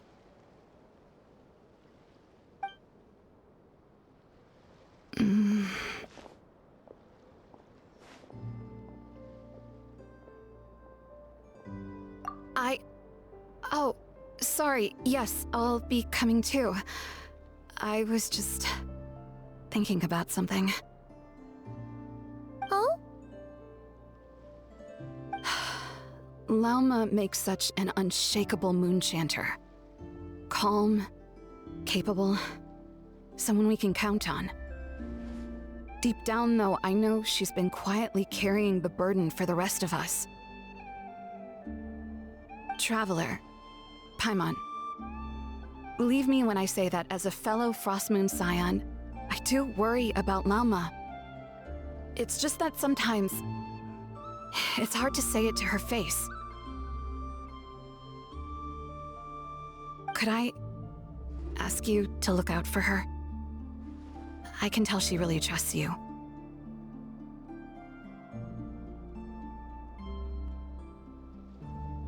I fear that would stress her out even more.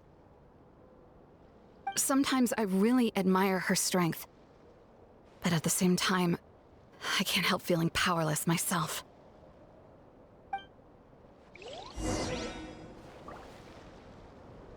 Price it. Phew. Paimon's so full. That was even better than the stuff you gave us before. I'm glad to hear it. Thank you for accepting such simple hospitality. Hey, we should be the ones thanking you. Seriously, that was seriously scrumptious. How did you even manage to finish it? This slop's barely edible. Then again, I guess that's what you'd expect from savages. It's you! Those rude old Fatui we just met back in Nasha Town! My sincerest apologies. If you found the food we gave you earlier difficult to swallow, may I suggest taking a deep breath and joining us? These delicacies might change your mind. After all, I suspect that your previous meal may have been tainted with something most unpalatable. Huh? What do you mean? Tainted with what exactly? With the bitter snobbery of those who call themselves civilized. Why, you?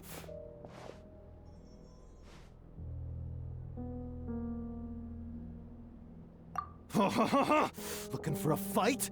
Sure, I'd be more than... Hold it. We're not here to brawl. Yet. We're here on official business.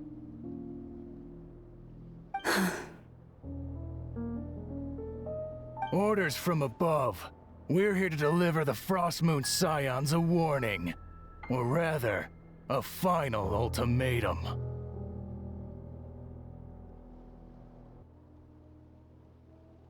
You have 3 days to hand over the relic and reveal the whereabouts of your so-called Kutar. If you fail to do so, the Fatui will immediately begin the cleansing of Hisi Island. Which, by the way, is the sovereign territory of the Tsaritsa of Snezhnaya. What insolence! Your demands are outrageous! For generations, this land has belonged to the... Dear guests, allow me to save you both time and trouble with a speedy reply. The Frost Moon Scions will never hand over anything to the Fatui. And to those who set foot on our land with ill intent, I say this. With your blood, we shall draw an inviolable line in the snow. That applies to you, too.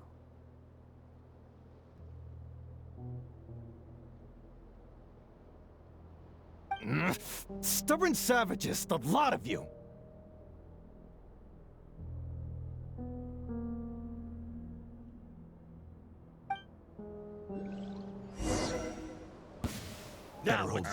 Branch into song. Bring it!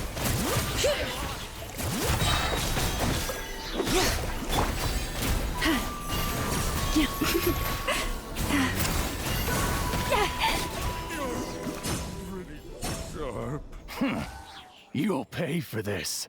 Mark my words.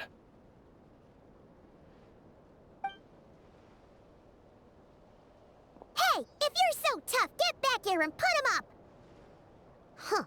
Guess all they're good for is running away. I'm so sorry. You've had to put up with far too much unpleasantness today. Come on, it's not your fault. We don't like bullies like them either.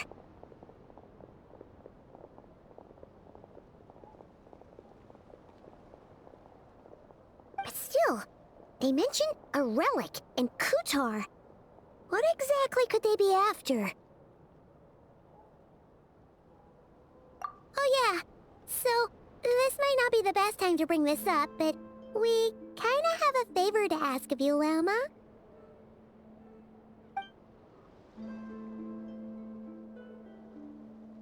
I see. So your questions concern the sacred relic too. Please, do not hesitate to speak your mind. Unlike those insolent intruders, you walk in the moonlight with open hearts. You stood by us when we needed your help, so it's only right that I return the favor. But let us continue this conversation somewhere more fitting. As it happens, there's something I'd like to show you, too.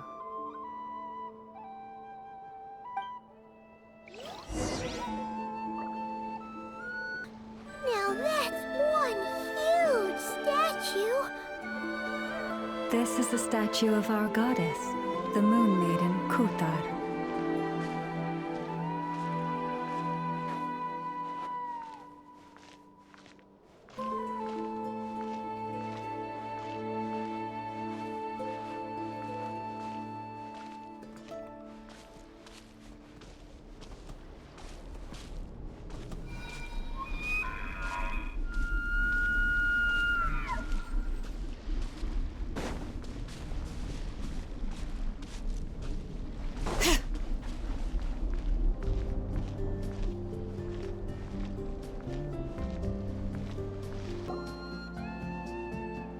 Wow! It's spectacular!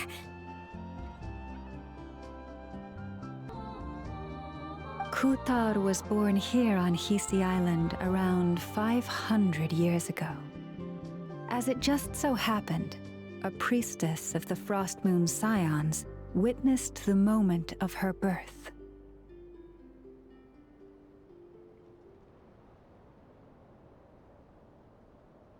Instantly realizing that this was the prophesied rebirth, she quietly recorded the event and carved this statue to honor that miracle. According to legend, Kutar's birth was accompanied by the sudden appearance of many Kuhenki, who wove the moonlight that bathed her into silken vestments fit for a goddess.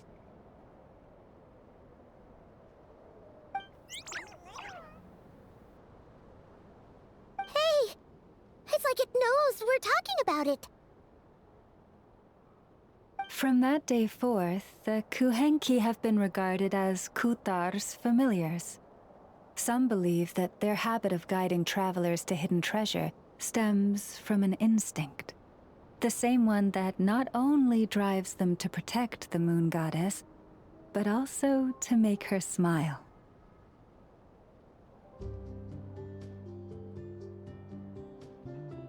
After all, according to the records, Kutar always looked lonely as she gazed up at the distant moon.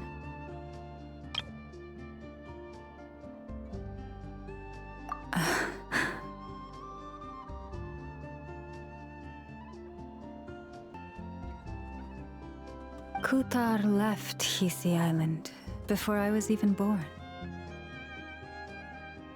According to the previous moon chanter, the goddess was angered by our people's greed, and that is why she left us.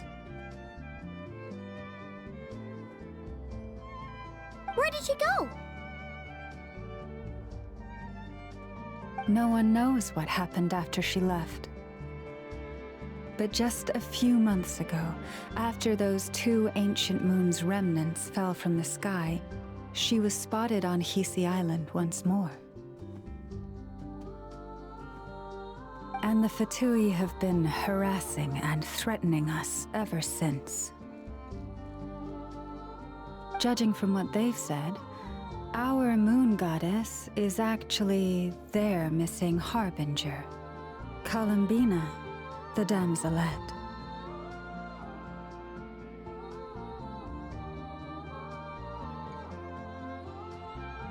The damselette?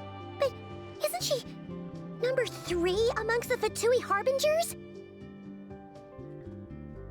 So she's actually the moon goddess. Why would she join the Fatui then?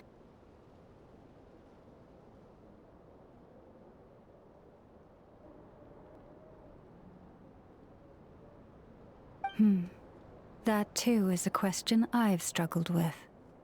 But even at the best of times, understanding other people's choices is difficult, let alone those of a goddess.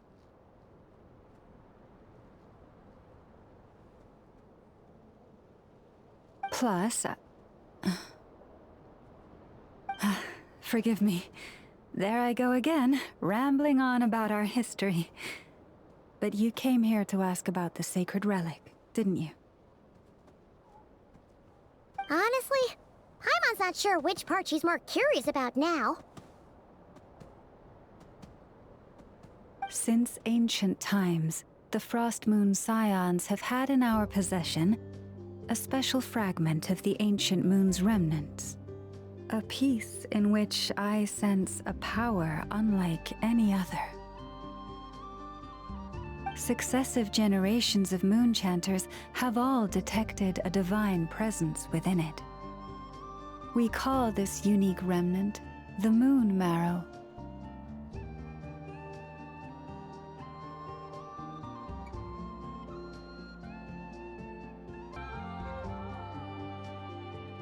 We heard you can use it to see what happened in the past. What is it in particular that you seek from the past? Well, basically, to cut a long story short, the traveler here is actually from outside of Tibet. Oh.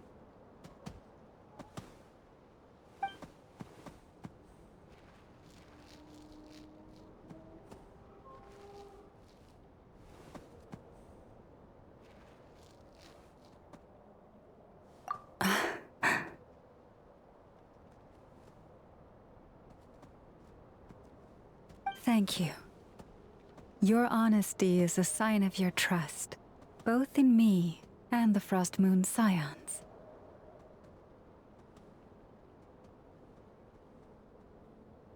Unfortunately, though, I won't be able to use the moon marrow to shed light on your past just yet.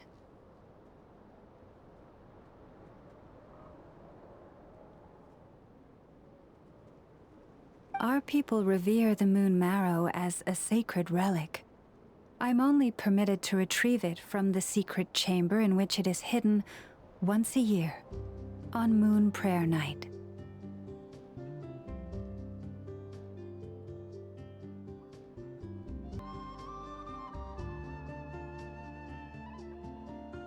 Oh, really? So, when's the next Moon Prayer Night? Judging from the tides this evening, a little less than 2 months. Huh?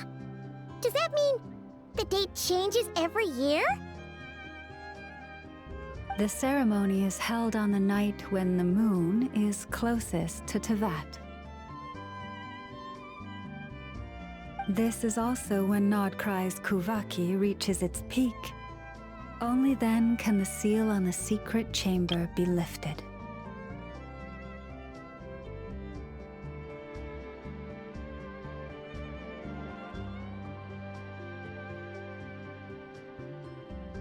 Oh, guess we've got no choice but to wait.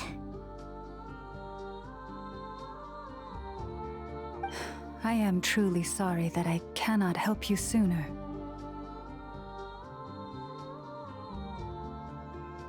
But, as the Moon Chanter, I swear that I will do everything I can to help you find the answers you seek.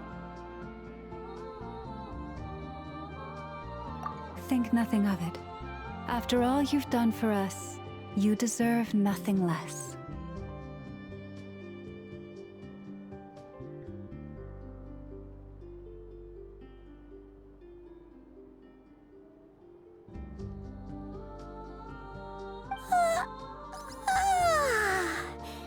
Who'd have thought today was only our first day in Nodcry? Feels like so much has happened already.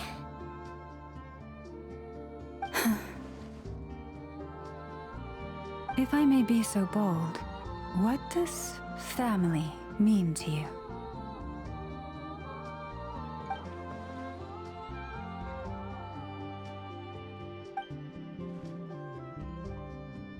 If you are aware of something, a secret that could hurt your family, would you be honest with them, or try to hide it?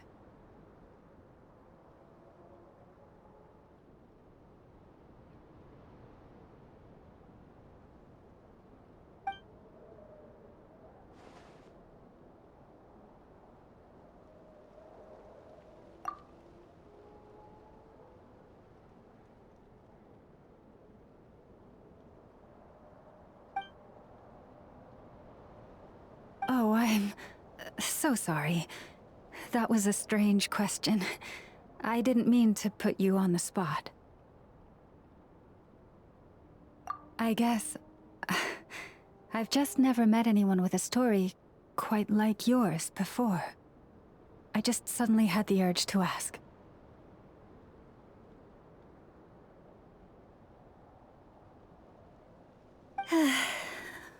It's getting late. And you two must be rather tired, too. Would you like to stay the night here on Hisi Island? I can have someone prepare some lodgings. Oh, that's all right. We've already got a room back at the flagship as it happens. Speaking of which, if you ever need us, feel free to come knocking. Do you need me to show you the way back?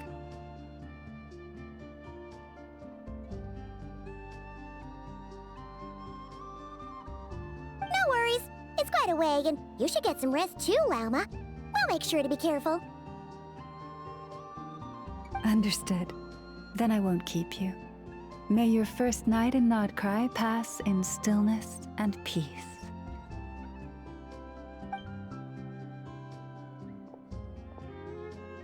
So, what you thinking? Sure was an eventful day, huh?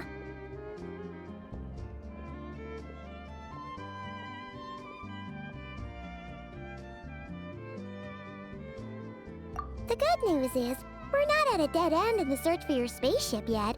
We can always learn more about this place while we wait. The usual drill, huh?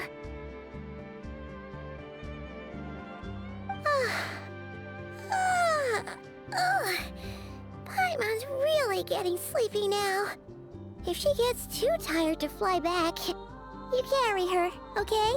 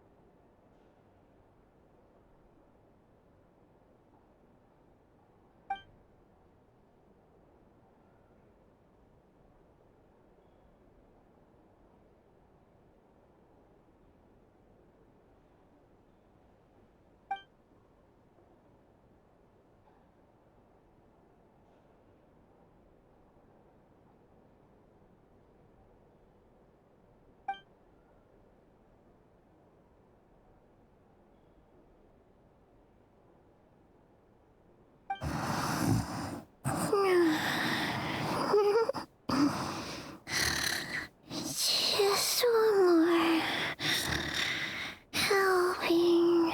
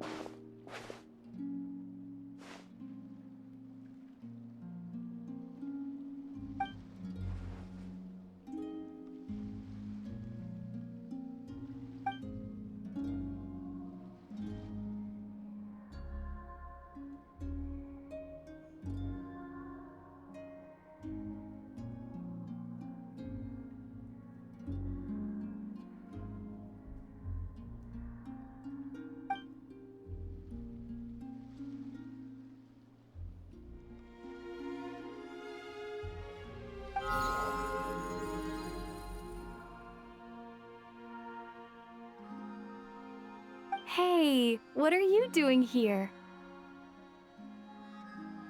Oh, these flowers. I remember when you first appeared, there were flowers like this all around you.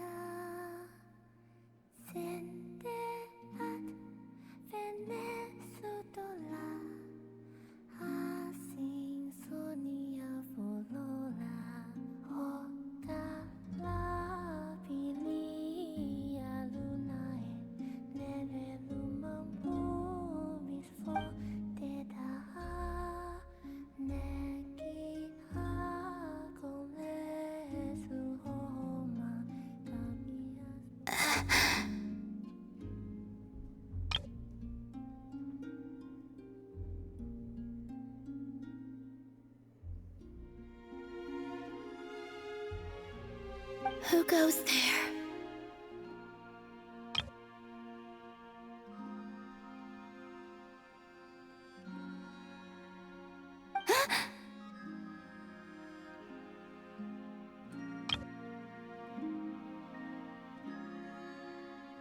How did you get in here?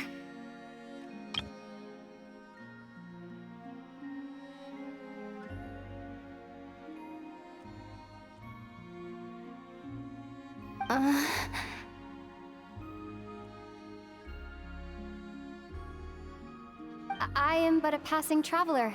I followed your song here. I'm very sorry if I've intruded.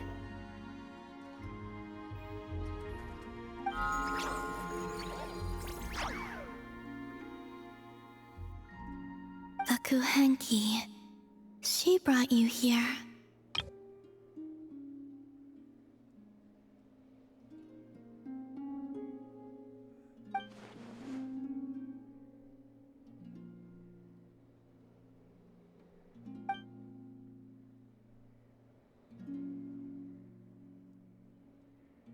May I ask, are you the one they call Kutar? And the harbinger that the Fatui referred to as the Damselette? The Fatui?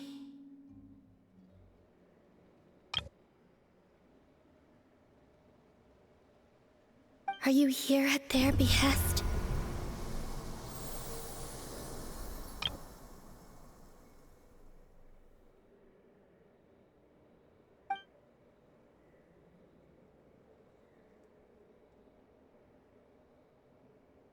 Please don't get me wrong.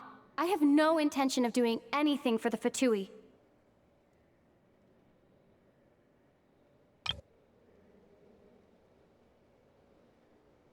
I just wanted to ask you about Nodcry. And the moons. The moons?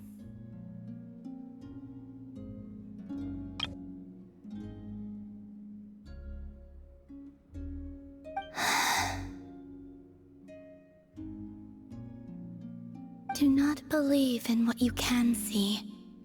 What truly matters is what you cannot.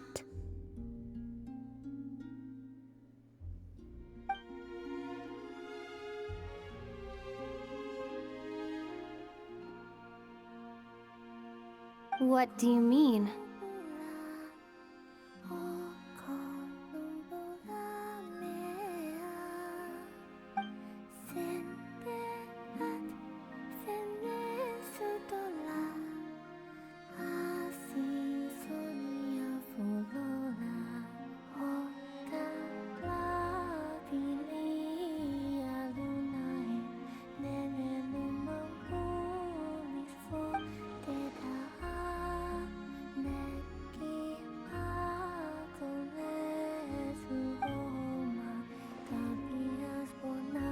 Listen, I'm the Traveler.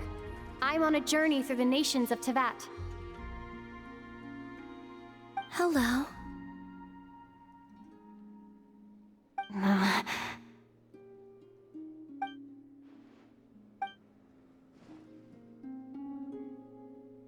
Could you tell me your name?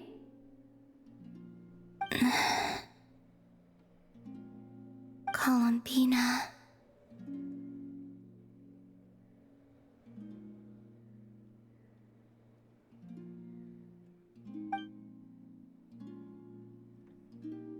Kutar, the Damselette, the Moon Goddess. Pick whichever takes your fancy.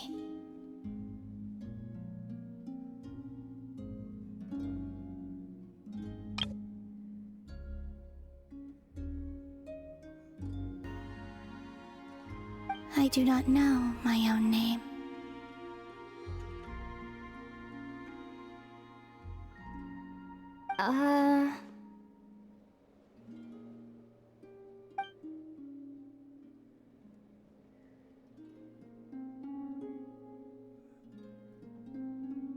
Then... Columbina. Hmm?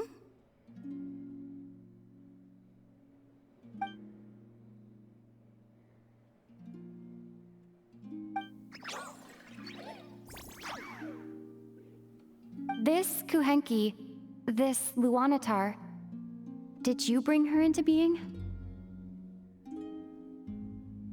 Come here, little one.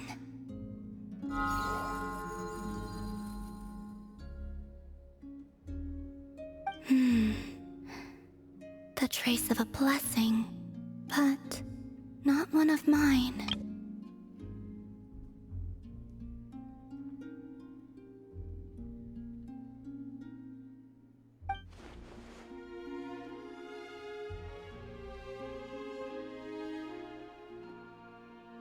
People always assume I can do many things.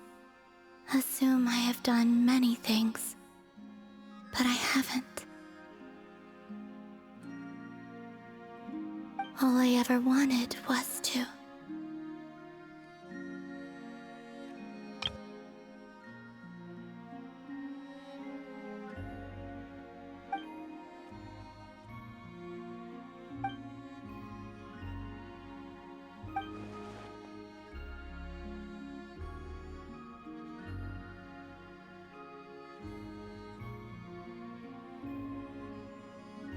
It's about time I got going.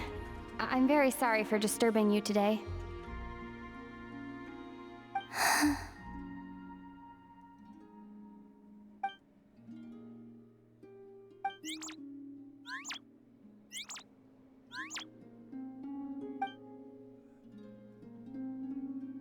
Columbina, that Kuhenki.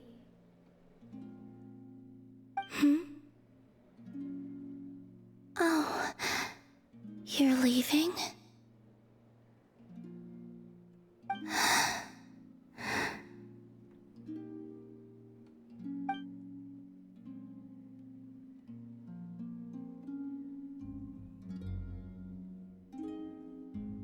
Go then.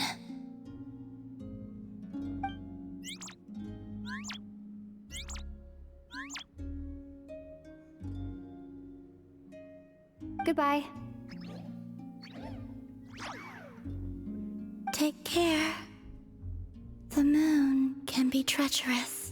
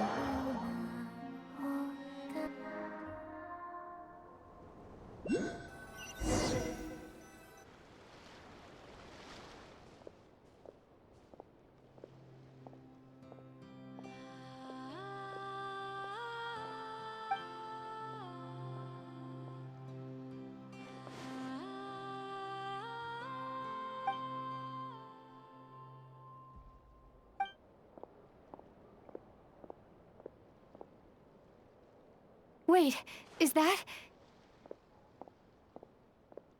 Ether?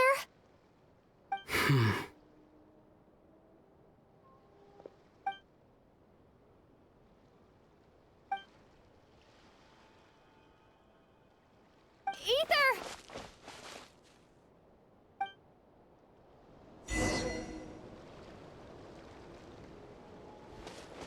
Ether!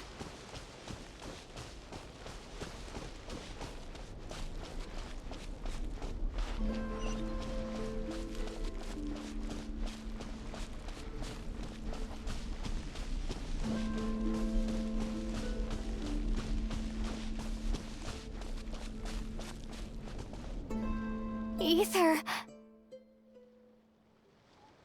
Lumine, it's you.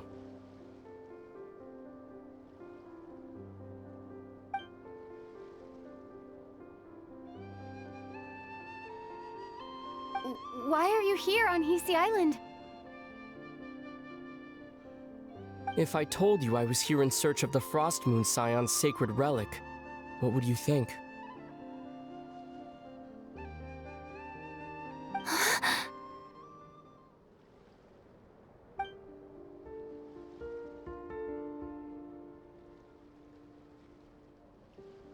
Are you also here to uncover the truth about our past? That's right. What happened to us in the past? How we came to Teyvat? Why our spaceship crashed here? There are things I want to know too.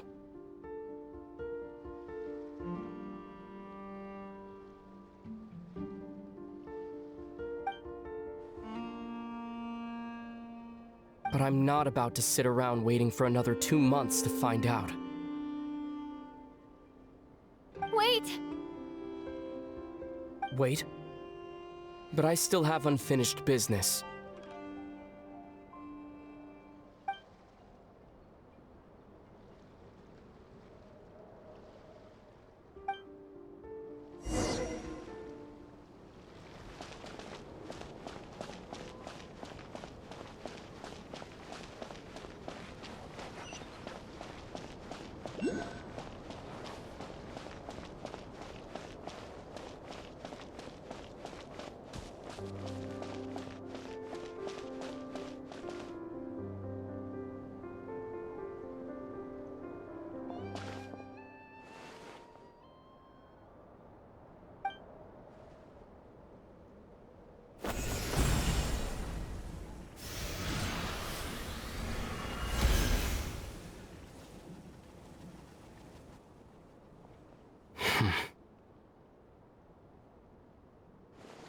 Hold on a second. What's wrong? That's the Frost Moon Scion's sacred relic. We can't just... Use it to get to the bottom of all this? We should at least get their permission.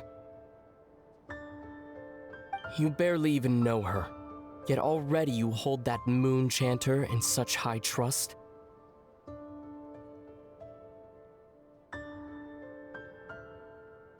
What do you mean?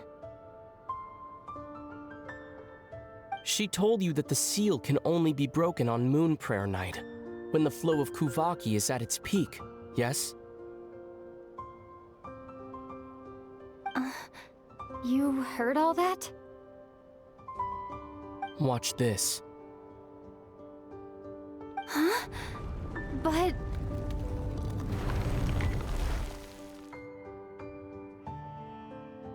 Get it now?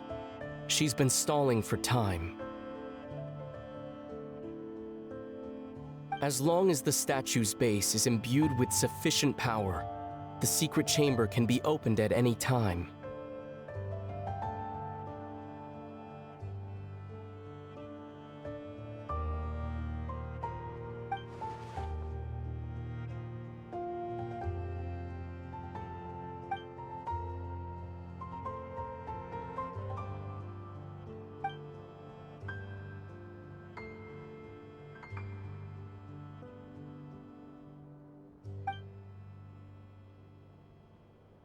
Is it such a sin when I don't put all my cards on the table for you, but not when someone else is doing it?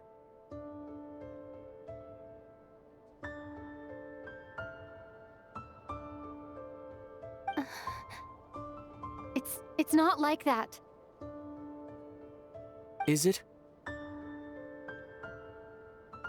Ether, you've got it all wrong. This whole time I've wanted to ask you, what happened to make you like this? I admit, I've been having trouble accepting it. But after all this time apart, I've finally come to terms with who you are, willful side and all. I trust you, I still do. Through all the worlds we've traveled, you've always been there by my side.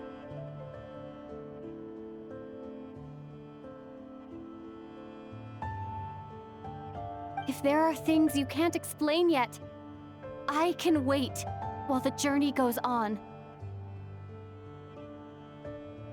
I'll wait as long as it takes, until the day you're ready to talk. Lumina.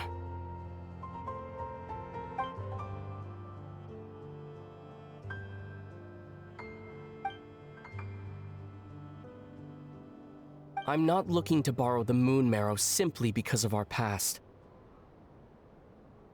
It holds answers about the very origins of Teyvat.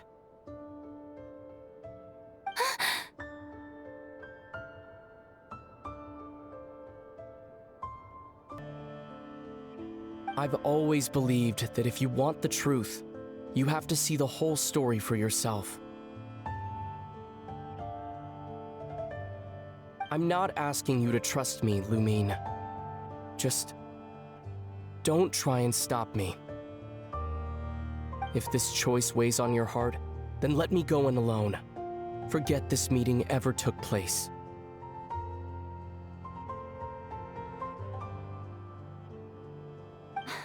A bit late for that now.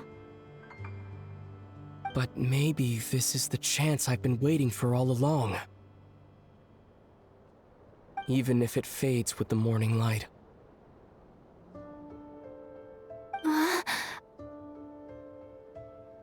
I want to go with you. You sure? Yeah. Then let's go. Ether.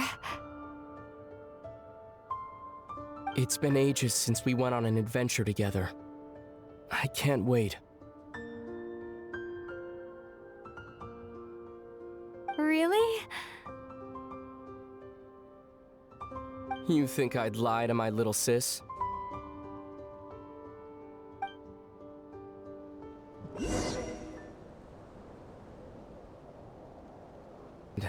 The path ahead is likely to be full of trials and challenges. A deterrence against intruders, and a test for those who truly seek entrance. Nah, I doubt the two of us will have any problems. I agree. Still, if we get separated, things could get tricky. Best we move together and watch each other's backs. Even the sound of your footsteps takes me right back. As a warrior, as a traveler, as my little sister.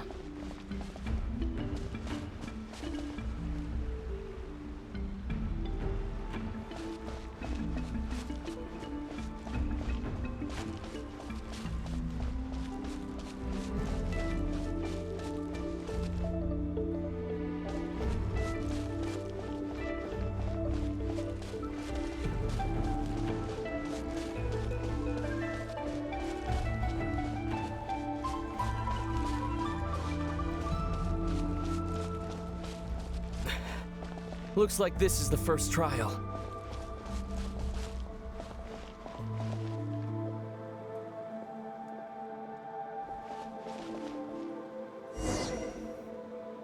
Lumine, do you understand how Kuvaki works? How it exacts force through push and pull?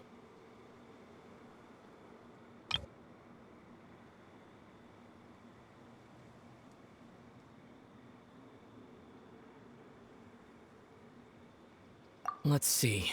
How about this? I'll temporarily neutralize the Kuvaki on the cliff face and move the platform into the center. Once it's in place, you'll need to utilize the repelling force of Kuvaki to reach the other side. Okay, I'll leave it to you then.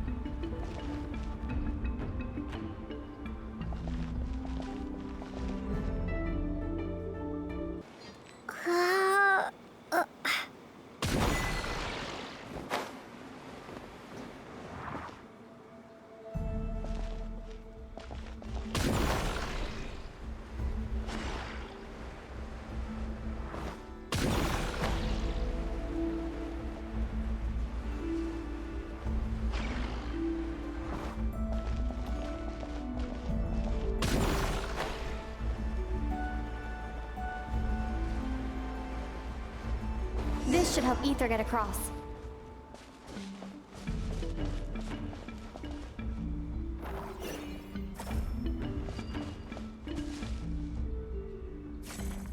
Ether!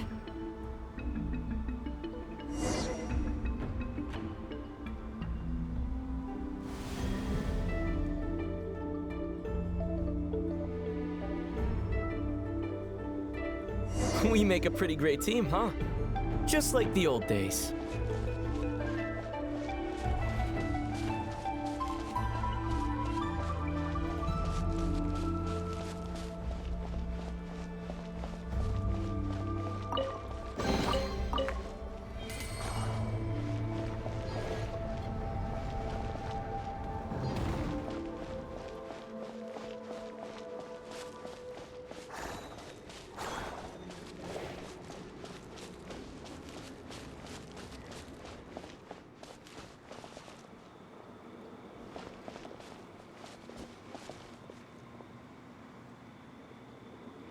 A wide open space.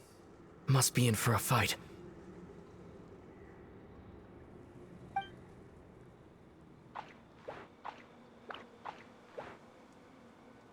Was that it? What a letdown.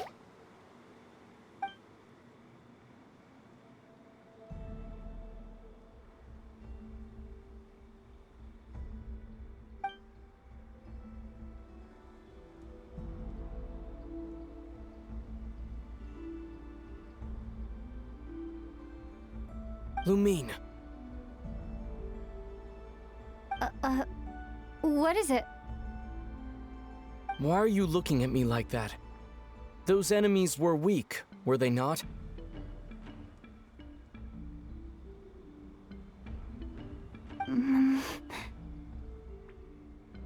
Maybe it's because the trial's only just begun.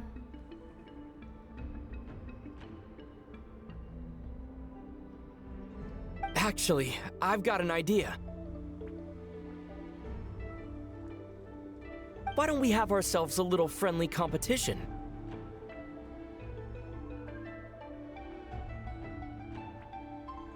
Let's see if your journey has made you rusty.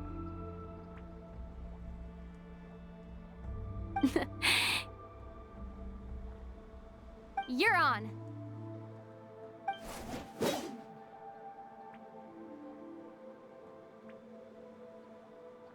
I won't lose to you, Ether.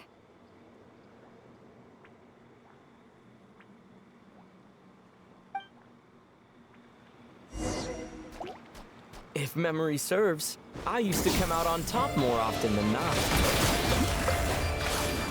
You sure you're all right? Seems your memory's slipping, Ether. Save it. We'll know who's stronger soon enough. Let's see what you've got.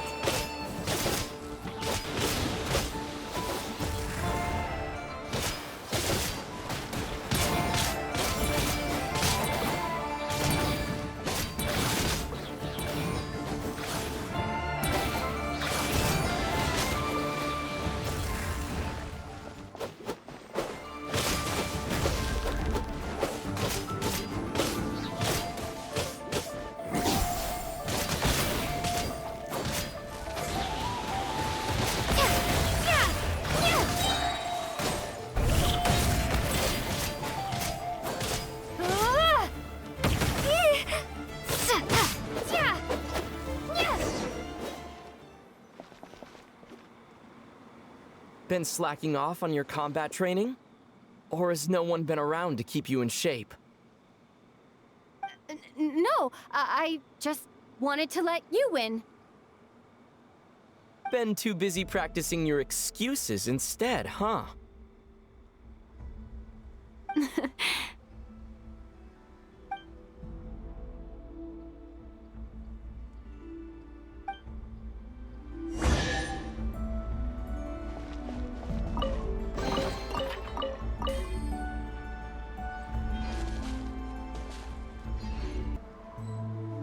Let's keep moving.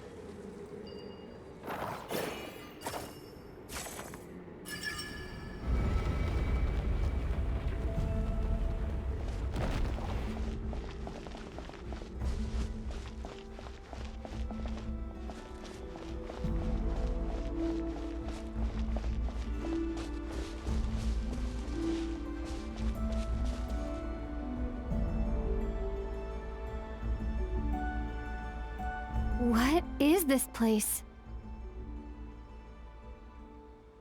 No sign of any monsters. Feels like a ritual site, but something's missing. It's ahead, inside that thing that looks like a mirror.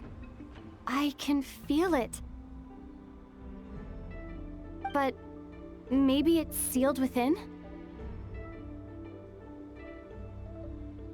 Can you open it using Kuvaki? Apparently not. Do you think it might have something to do with the Frost Moon Scion's bloodline?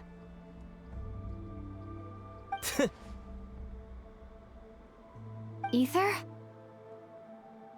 If this is about strength of blood, what could possibly stop us?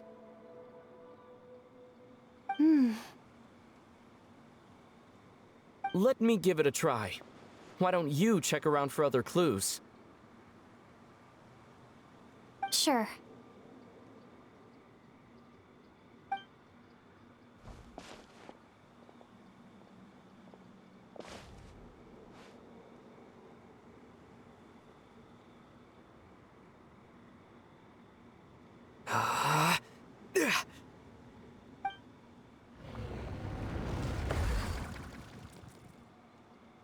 Found it. This should do the trick. Okay.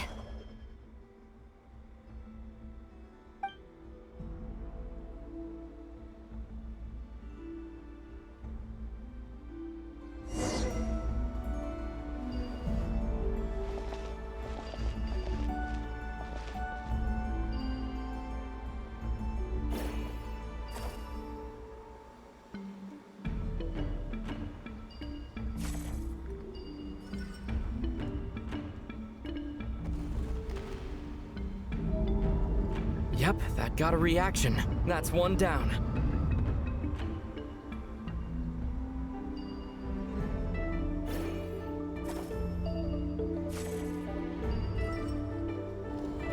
Nicely done.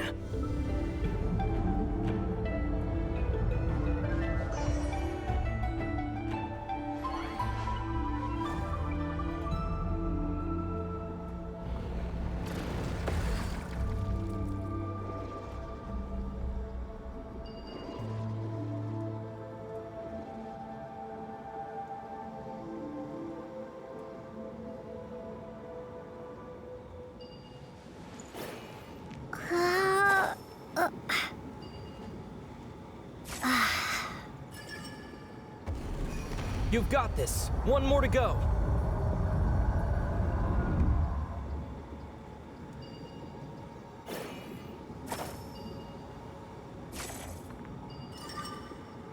Good work, Lumine.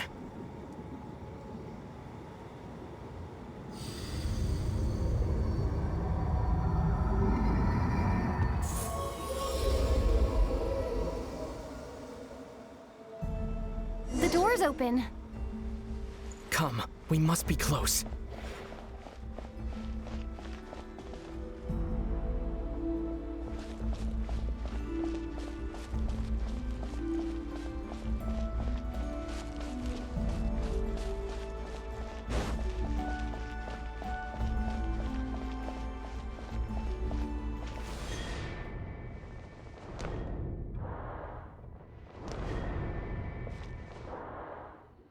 Stay on your toes now. Have you considered that I might be the more experienced between us? Is that so?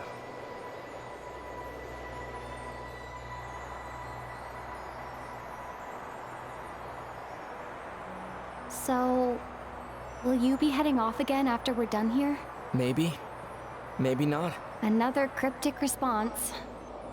Don't worry about things that haven't happened yet.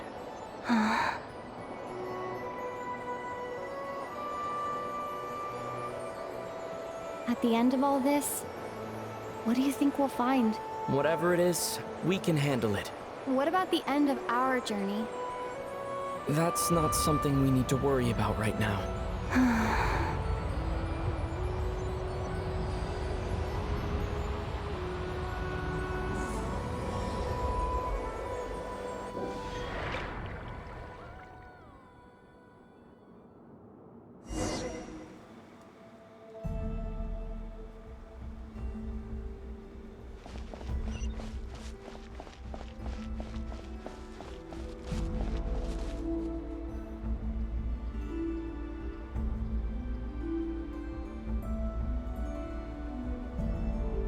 Looks like the final trial is just up ahead.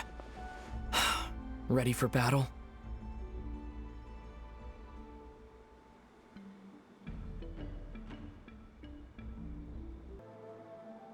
When have I ever not been?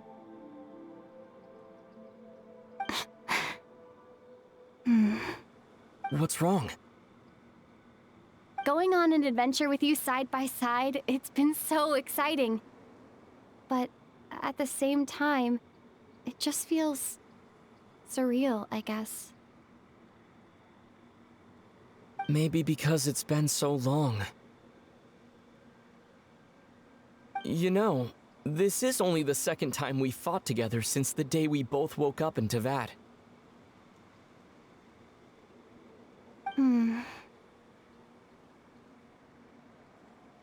Maybe that's it. Lumine, let the light of our blades come together once more, just like they did in the past. Ether. This is a night of miracles, an adventure that belongs to us. Let's not weigh it down with worries and regrets. This is our adventure.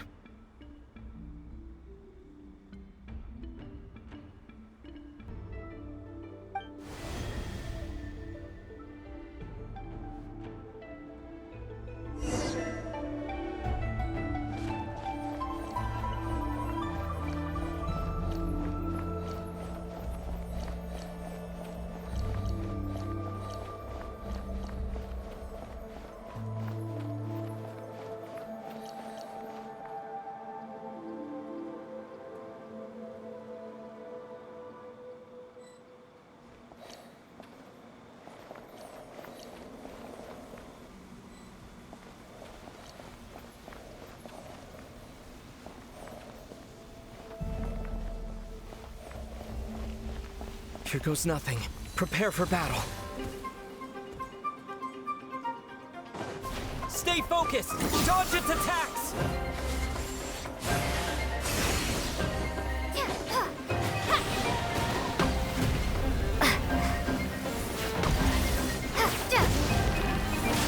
Don't forget to heal yourself! Watch out! Now's our chance!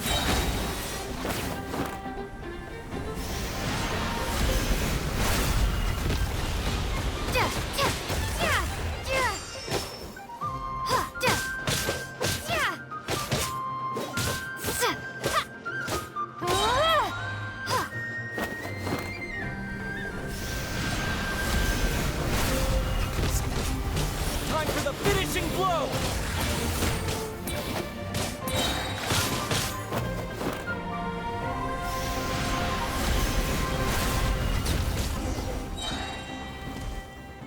It's over.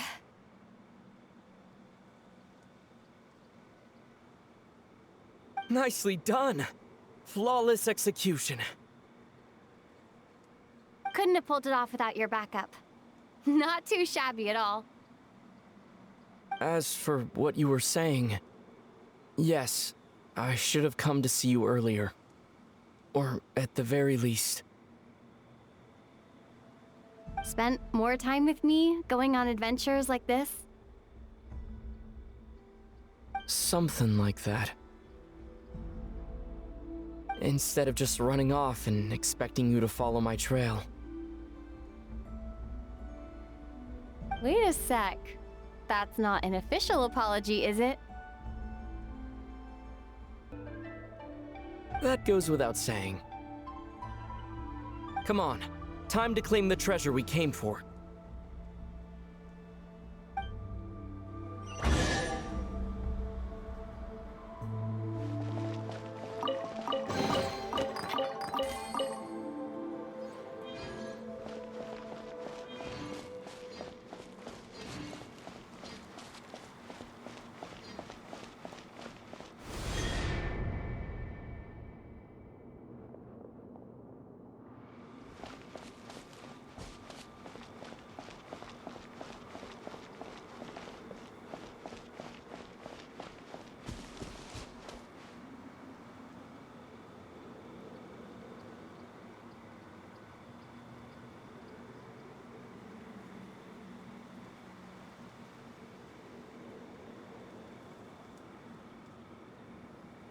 So this is the moon marrow, the treasure we've been after.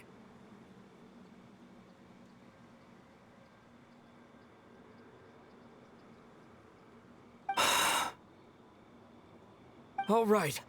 Go get it for me, Lumine. It belongs to me.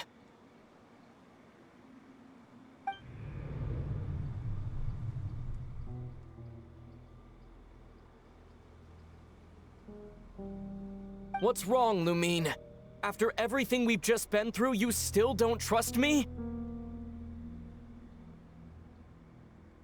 Don't you want to know the truth too? Just like I do?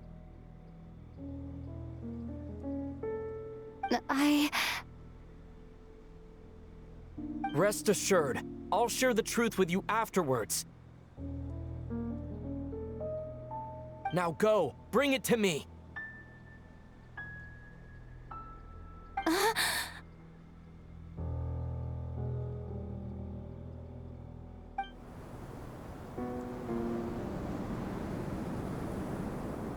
What's going on?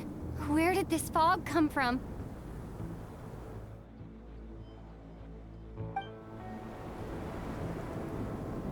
Ether!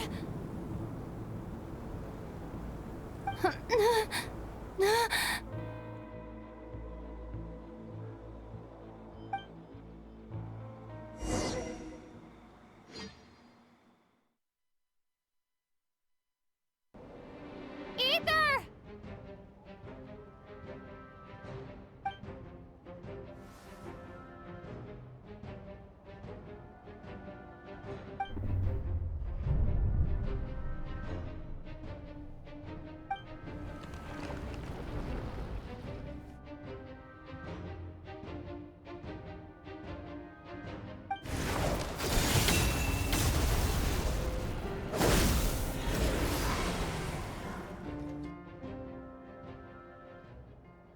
Ether!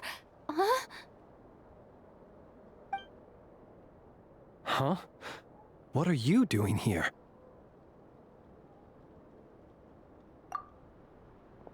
Yes, we ran into each other at the flagship this afternoon.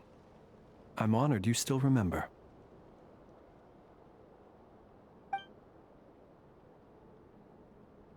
Are you looking for something here?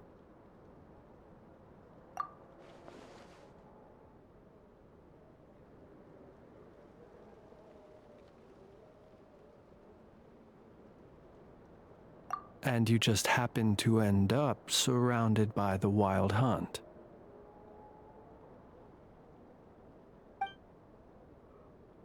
Sorry, I did not intend to come off as pointing fingers. Indeed, perhaps our courses of action do not differ so greatly. Not exactly. We Lightkeepers are accustomed to patrolling at night. A long-held tradition, you understand. I was just passing by when I noticed that the Wild Hunt had struck. So I simply did what I am duty-bound to do. As a matter of fact, I just saw someone leaving in quite the hurry. Was that your companion?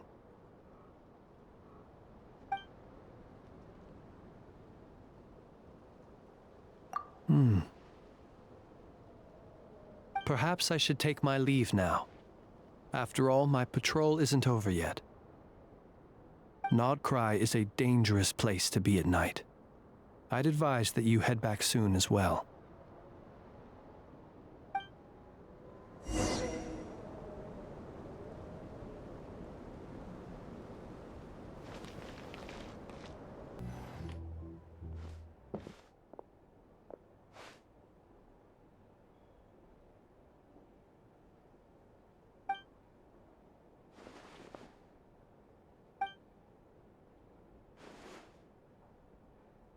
Paimon woke up and saw you were gone, so she made you a cup of berry juice to help you sleep.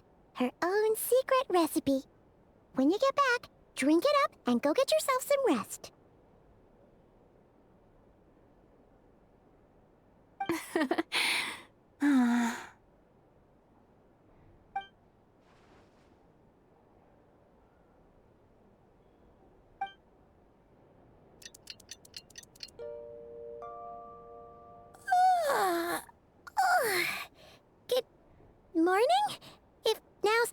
sounds this morning. When did you get back last night? Did you sleep well?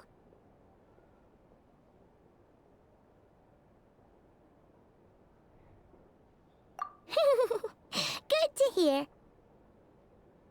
So, where'd you wander off to on your midnight stroll? Anything interesting to see in Notcry at night?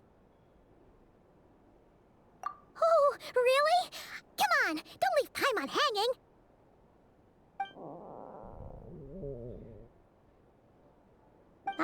All right. Guess we'll have to feed your stomach before we feed Paimon's curiosity. Let's go grab something to eat while we talk.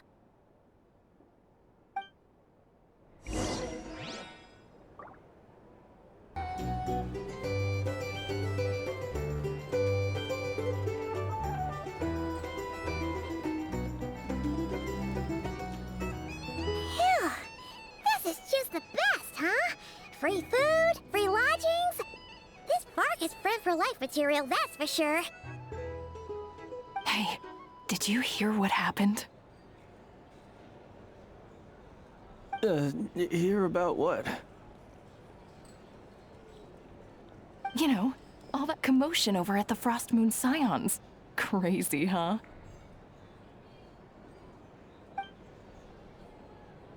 Huh? What happened? See what I mean? Completely oblivious to what's going on around you. The sacred relic of theirs, it's been stolen.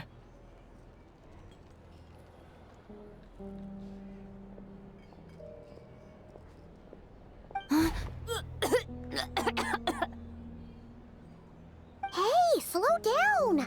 Paimon knows you're hungry, but you don't have to worry about her stealing your food. At least, not today. What? Was it those Fatui? No idea, but the news has already spread right through Nasha Town. What did their high priestess what did they call her again? The moon something? Anyway, what did she say about it? What could she say? She's the one who discovered it was missing.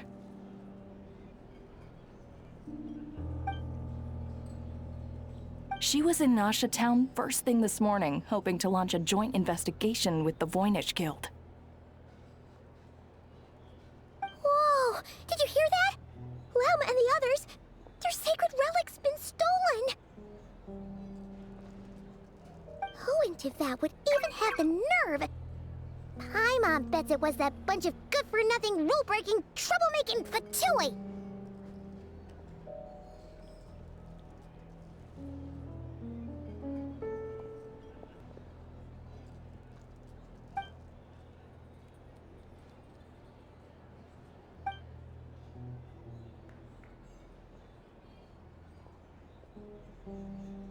Huh? What's wrong? You feeling okay? A joint investigation? Good luck getting any takers.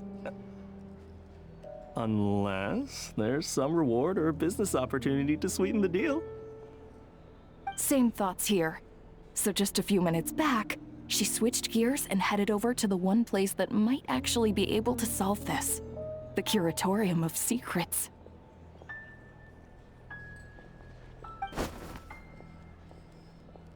Ah! You scared, Paimon! What is it? Huh? Okay, just... Hey! Paimon's not a baby, you know! Quit pulling her arm!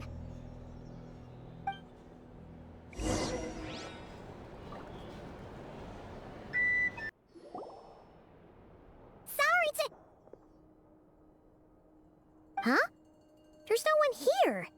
But didn't they just say Laumei came this way a few minutes ago?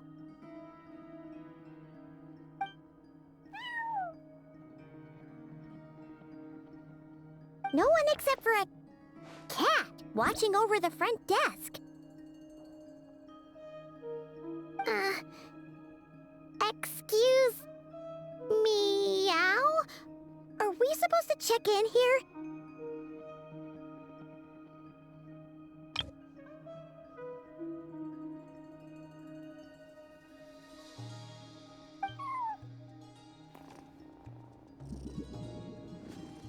No idea what that means. Is this Lauma's personal receptionist or something? Pretty sure she'd be the only person who could actually understand it.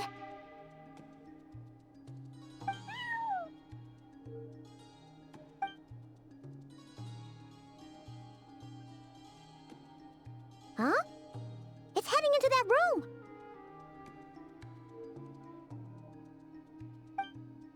But why not?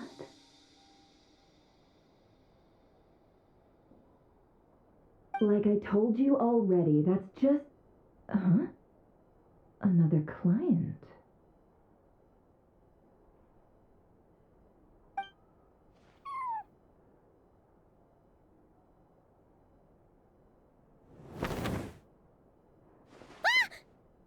So, you were in this room the whole time? Something I can do for you?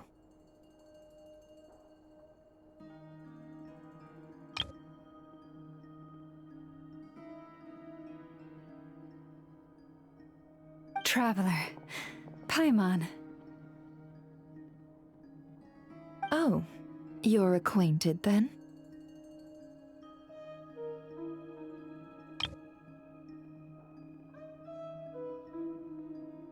Yes, they visited Hisi Island yesterday.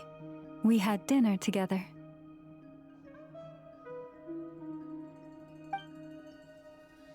Allow me to introduce you. Traveler, Paimon.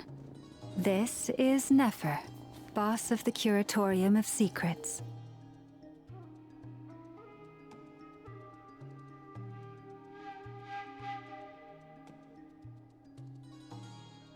Pleasure to meet you.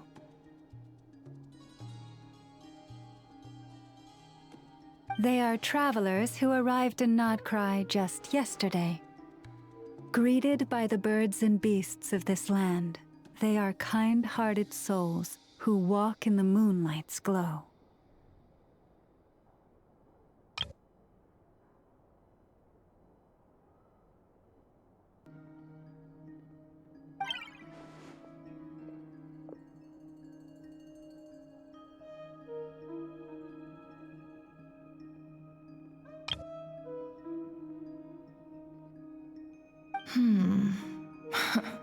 Interesting.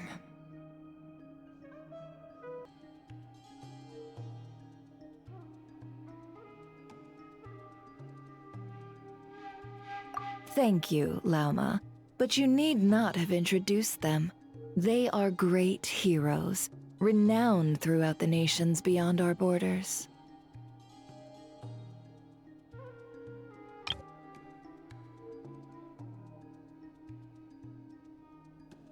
Oh, really?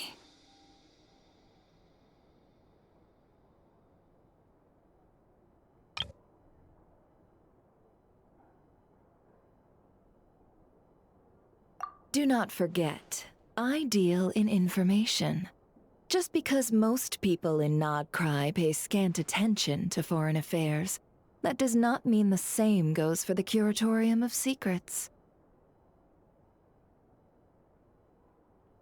They're the heroes everyone was talking about before. The ones who saved Natlan during the Abyss Crisis.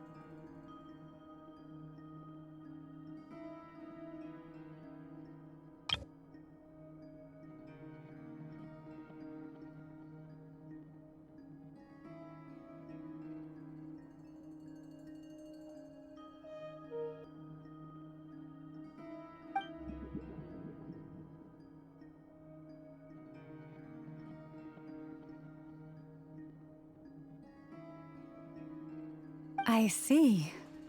We Frostmoon Scions seldom leave our domain, so I had not heard of your heroic deeds. Please, forgive my ignorance.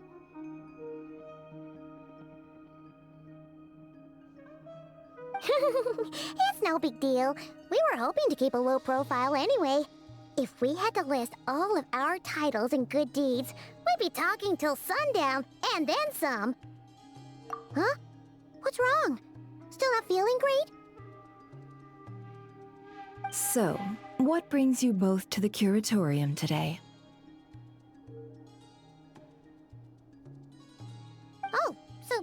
Basically, we were just eating when we overheard people talking about how the Frost Moon Scion's relic had been stolen, and then she dragged Paimon over here. I see. Ah, I see. So you came over here because you were worried about Lauma. A combination truly befitting of great heroes. Strong at arms and pure of heart.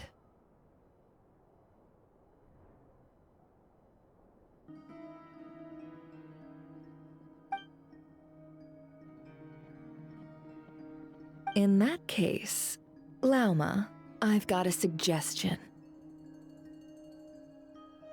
Why not ask these battle-hardened heroes to take the commission for you? Honestly, it's a little beyond the means of such a modest establishment as ours.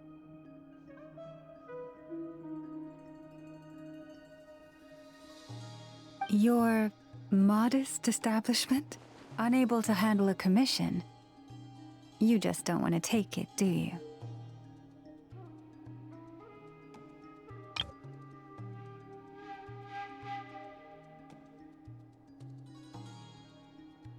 You're right. I do not.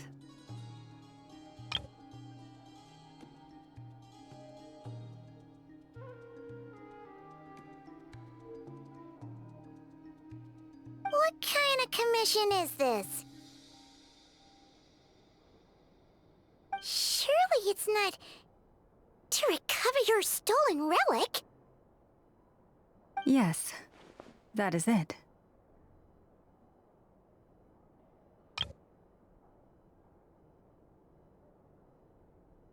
Recovering the relic is both my duty as a moon chanter and a step toward fulfilling the promise I made the traveler, to help uncover the truth of the past. But Nefer has already declined our commission multiple times. And yet, just as it always has, the moon will continue to illuminate the sky above the curatorium.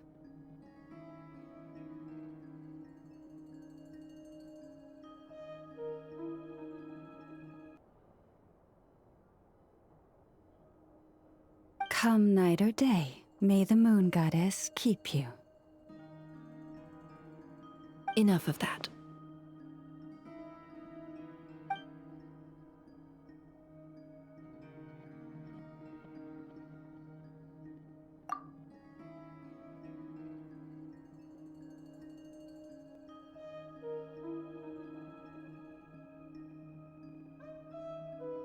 Oh.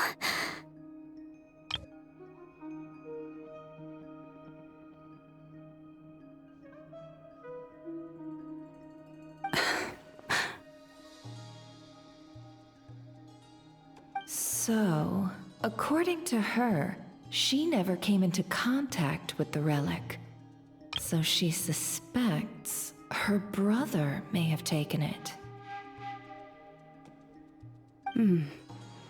I understand.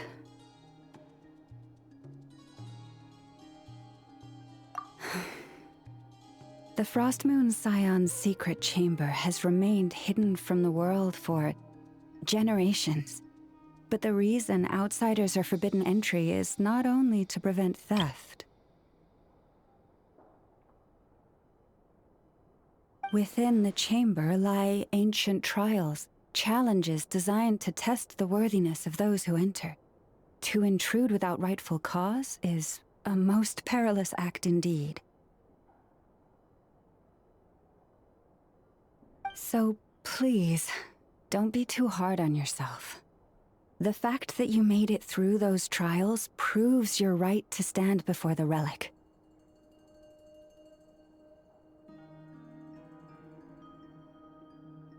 To put it simply, the moon marrow itself has deemed you worthy.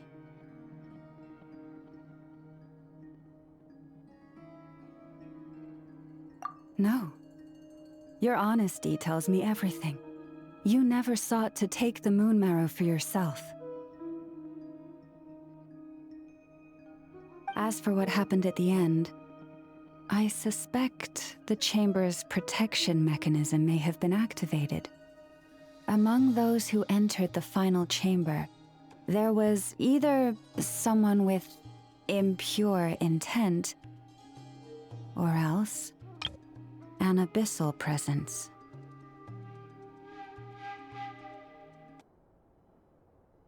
The abyss? Perhaps that's why, then. Either way, the moon marrow was taken. And I believe you. So the problem remains the same. I need to recover our relic. See? Didn't I tell you it would all work out in the end?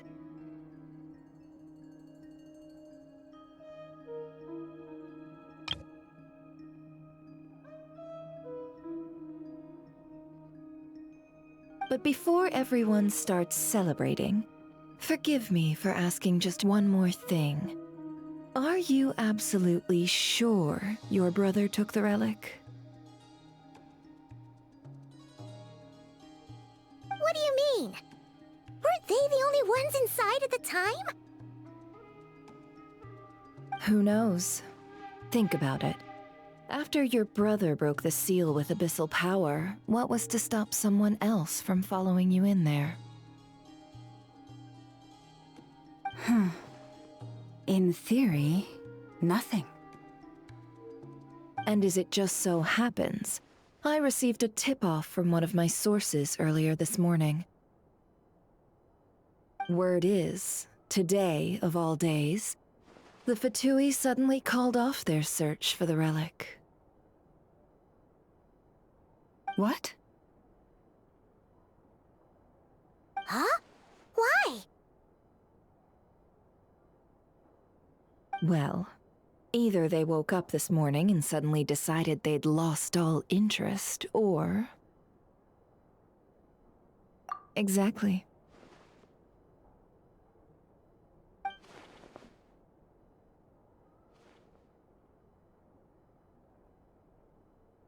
Are you wondering if your brother might be in cahoots with the Fatui? Which is why I asked, are you absolutely sure your brother took the relic? Or to put it another way, do you really know your brother?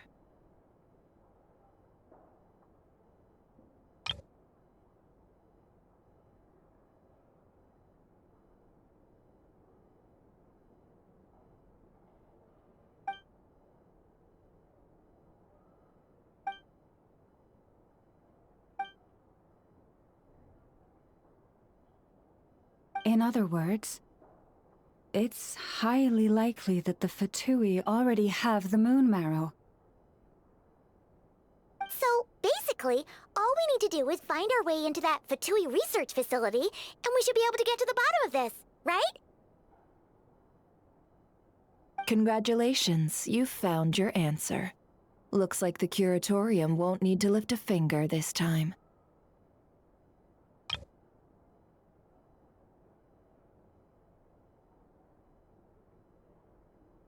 Well, Lauma, there we are.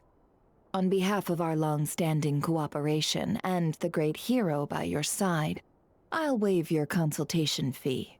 But just this once. You're really not planning on helping us? I think I've helped more than enough already.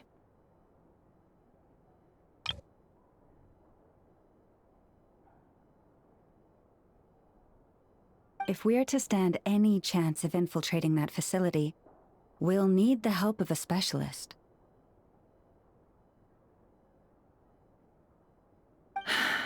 Just so you don't get the wrong idea, let me make myself crystal clear.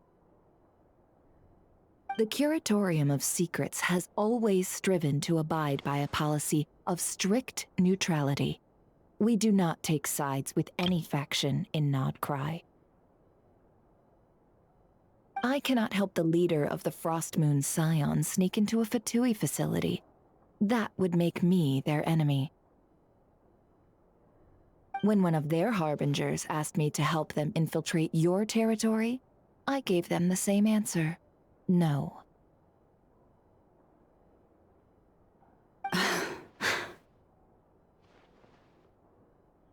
All right. I understand. But I do have one final request. I promise it's my last. It had better be. No matter who it is, I want you to help us persuade the next person who walks through that door to join us.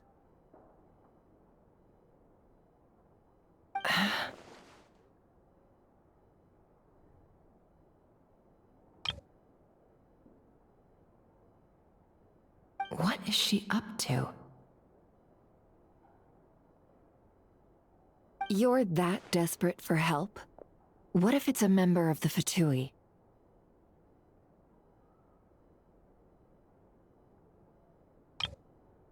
It doesn't matter.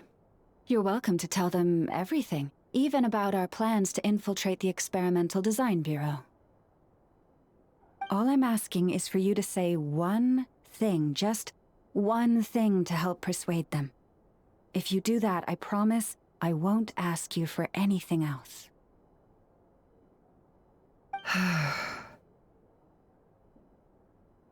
Made up your mind? Fine. Fine, I'll play along with your little game. Besides, as long as I'm not personally involved, no one can accuse us of taking sides. Boss, I'm back!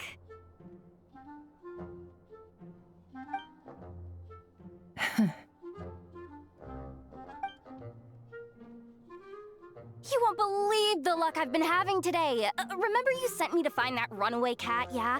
And you said I'd only be back after dark? Well, guess what? Right after I left the house, this big ibis flew over and the missing cat was right in its claws. And once it got close, it loosened its grip and...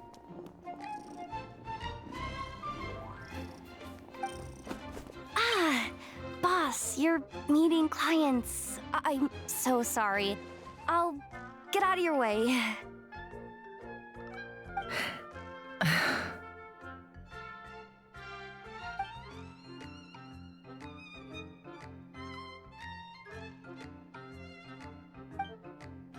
Yehoda, dear, come here.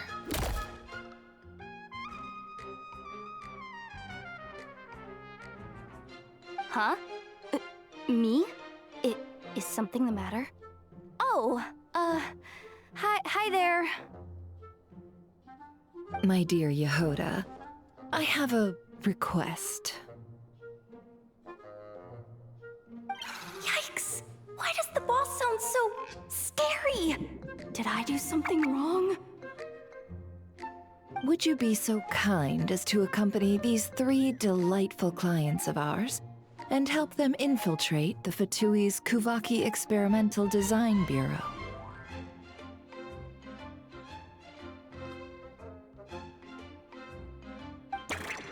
What is going on here?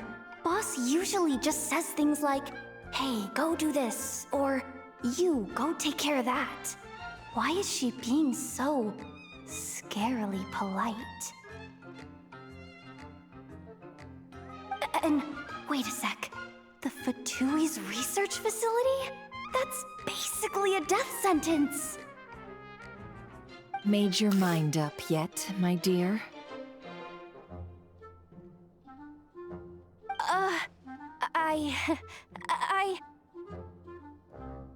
What is up with Boss today? Am I supposed to say yes to this? Or maybe it's because the mission's too risky, so she's actually looking out for me? Why is everyone looking at me like that? Is this some kind of test? I can't let the boss down. Can I? Have you made up your mind?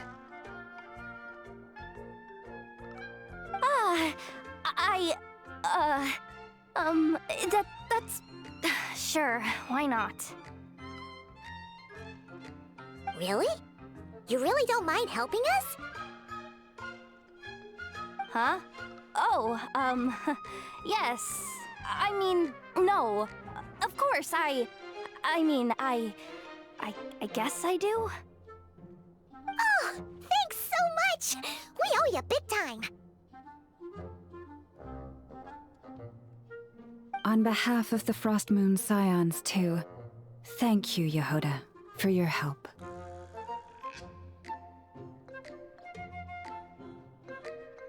What the? Seriously, what just happened?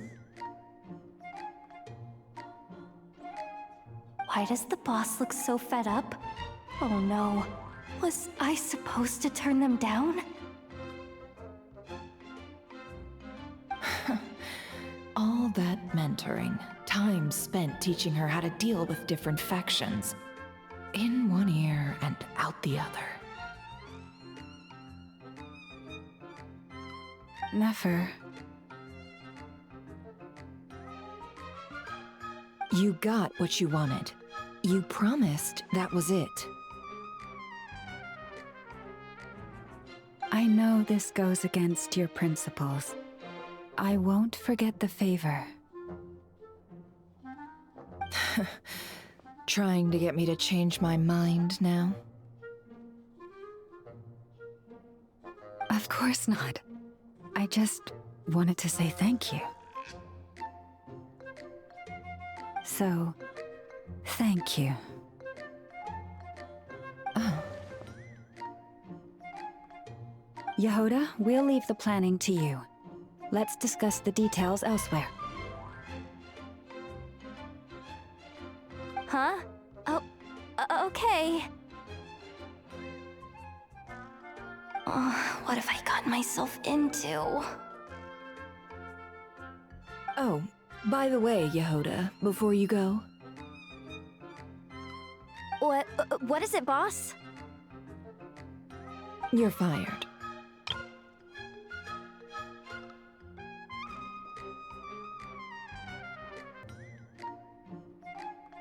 Huh?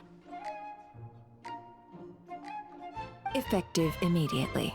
As in, this exact moment. The curatorium will take you back, of course, but only once you've completed this commission for our 3 clients. What? Is there some issue?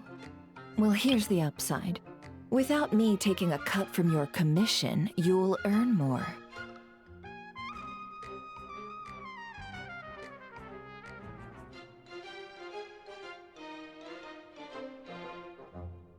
Seriously?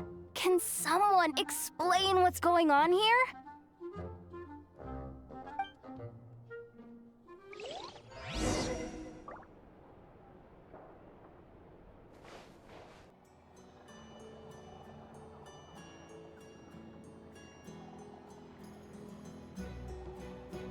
Are we sure Yehoda's alright? She looked totally crushed just now. She'll be fine. She's just in shock. But one thing's for sure. The curatorium's professional standards are beyond question. The fact that she only requested 1 day to prepare says it all.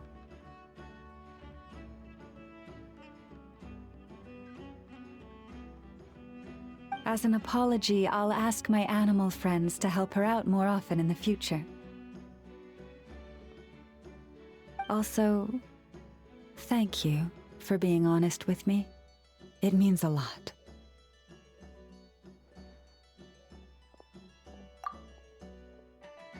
Was it really, though?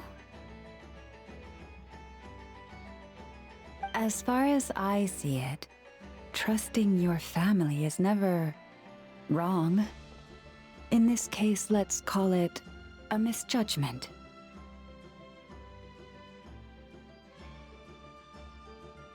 But the truth is, we all make mistakes every now and then. What matters is how we deal with the consequences.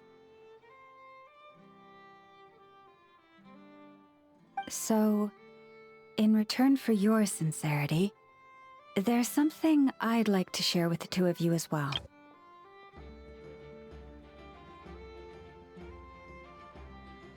Oh? What is it?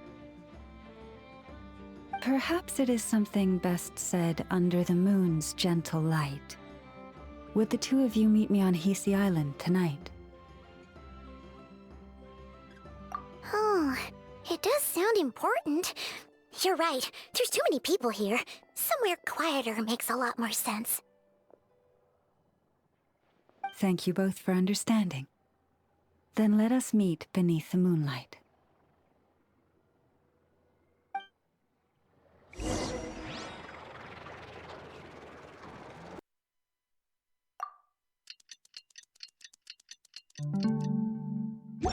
It's about time, and the moon's already up.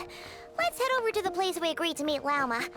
I was just trying to do my duty as a lightkeeper.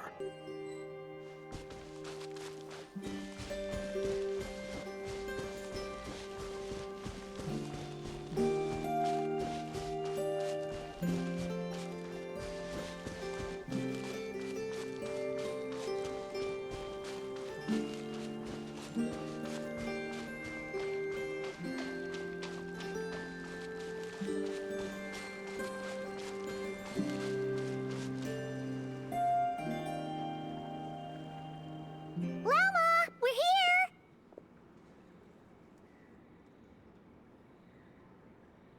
Huh? Lauma, are you praying? I am indeed. For the moment I was born, my people exclaimed, "Behold, eyes like the moonlit tide, antlers like the crescent moon, and blood that glimmers silver as the moon's reflection." From as far back as I can remember, I was revered as the Frost Moon's emissary and the Moontide Maiden. The first words I ever learned were prayers to the Frost Moon. The first gestures, those of our sacred rites. Wow, that must have been tough. Back then, I didn't know any better. It all just seemed so natural. The Frost Moon Scion's bloodline has long since begun to run thin.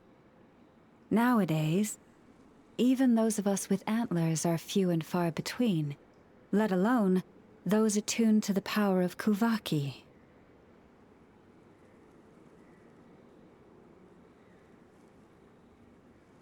But I...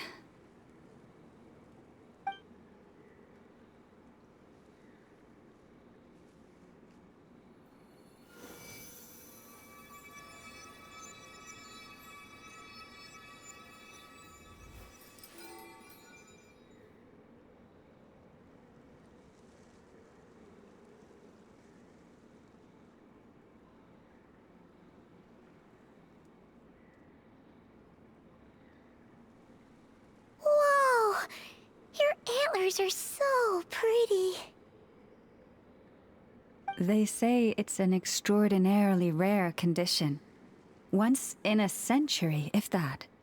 I am unusually sensitive to the moonlight, as well as to the Kuvaki's ebb and flow. As a child, I could barely sleep because of it.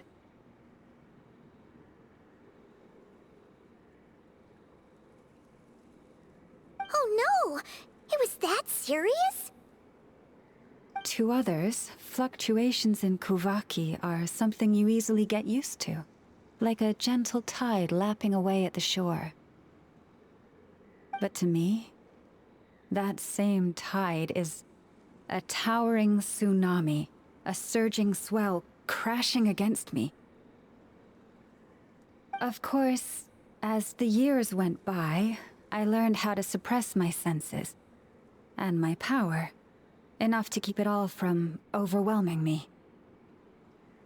But because of that, I also had to walk the path of concealment. Concealment? From the moment I was first taught to pray, my kin would point up to the night sky telling me, that Lauma is the frost moon, the last of the moons, the sole surviving truth.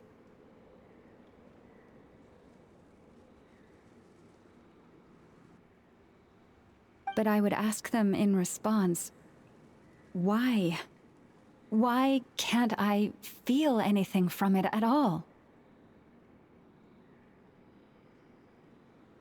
Later, I came to understand that they simply could not tell where the real tide was coming from. They couldn't sense it. The true moon beyond the sky's veil.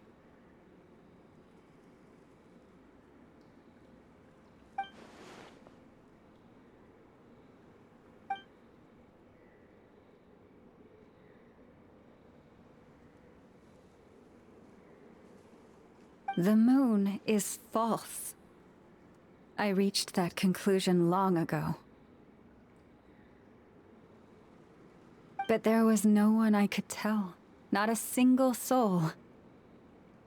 At least, not until now. Am I the one who's wrong? Is it the moon that is false, or my own senses? I asked myself such questions time and time again.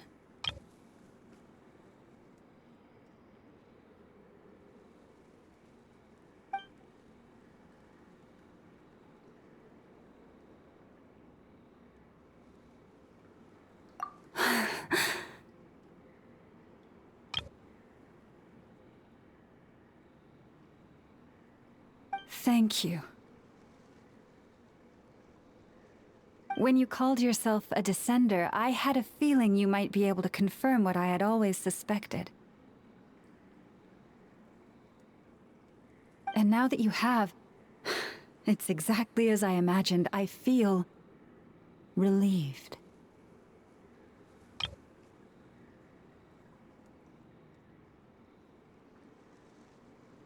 Oh, Paimon kinda gets why you couldn't tell anyone now.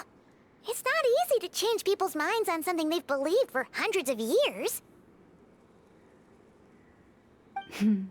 That's what I meant by concealment. I knew too much, so I had no choice but to keep my people in the dark. Every prayer I offer feels like a lie to keep myself going.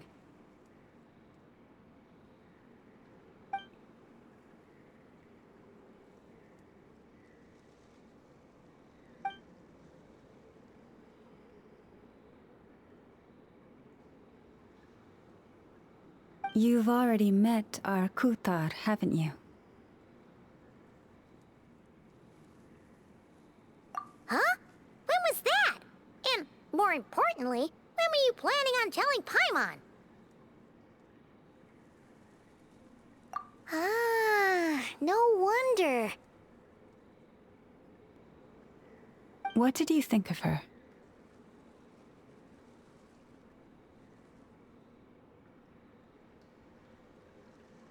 What exactly do you mean by up in the clouds? I understand what you mean. She is quite indifferent to the world outside herself. But I find it hard to hold that against her. Yes, it was shortly after the fall of the ancient moon's remnants. I asked her what the Frost Moon Scions meant to her, and why she left in the first place. Yeah? So, why did she? Perhaps it's better if you ask her yourselves. Things tend to get lost in translation when you speak on someone's behalf. What I can say for certain is this. Even when I had no one to confide in, I still had a family. I still had the Frost Moon Scions. But that girl, born beneath the moonlight, perhaps she's never felt she had either.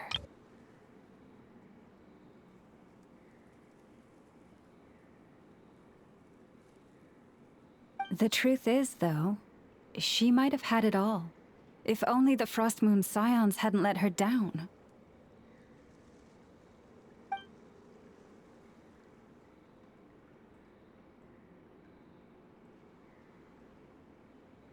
The Frost Moon Scions now walk a path of error.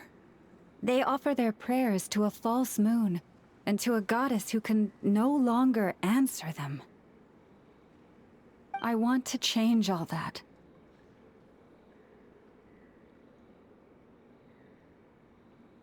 But with the Fatui closing in on us day by day, the Frost Moon Scions must stand united, now more than ever.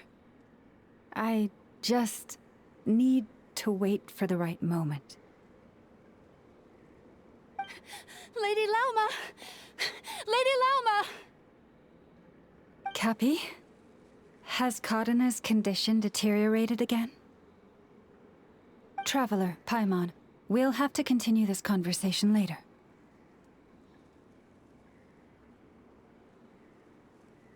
We'll come too!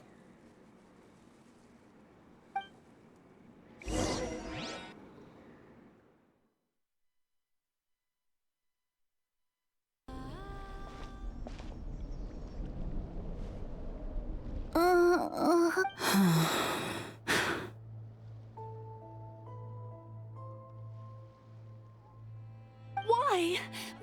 Did I do something wrong? I've been praying to the moon goddess every day. Why isn't she getting any better?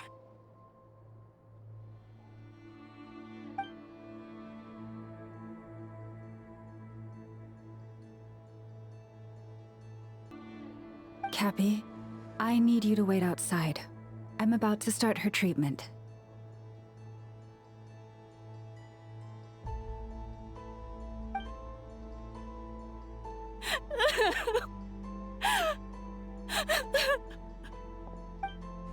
Is there anything we can do to help? Just don't be alarmed by what you're about to see. And please, don't let her mother see it.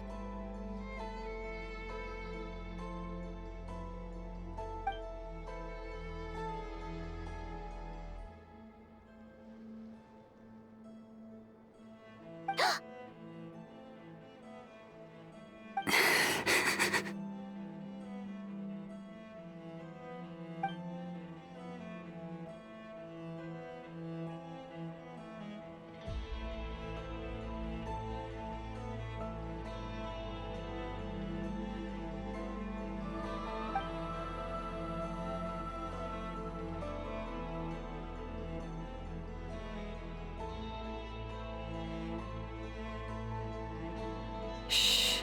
Please. Help me keep this a secret.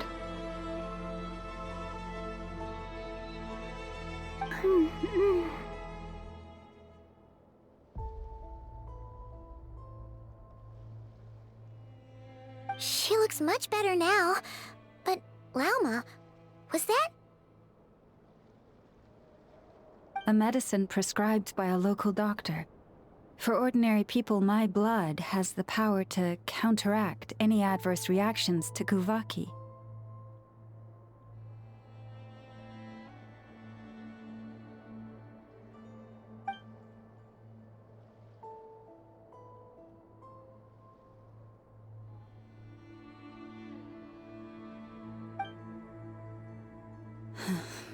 So, now you know another of my little secrets.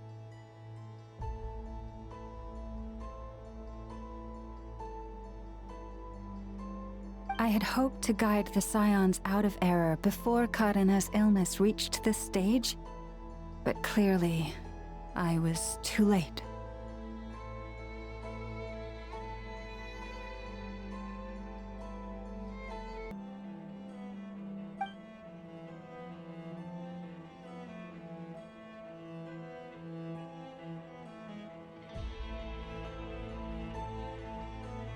My life is as hidden from sight as the far side of the moon.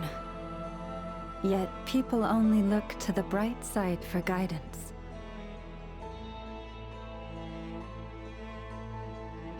If the day ever came when the two sides were reversed, Could they truly accept it?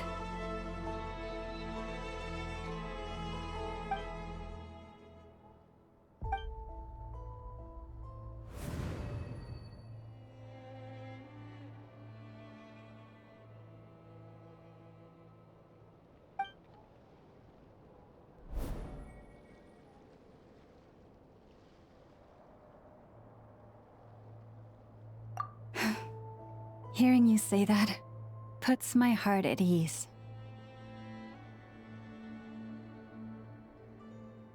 Mm-hmm.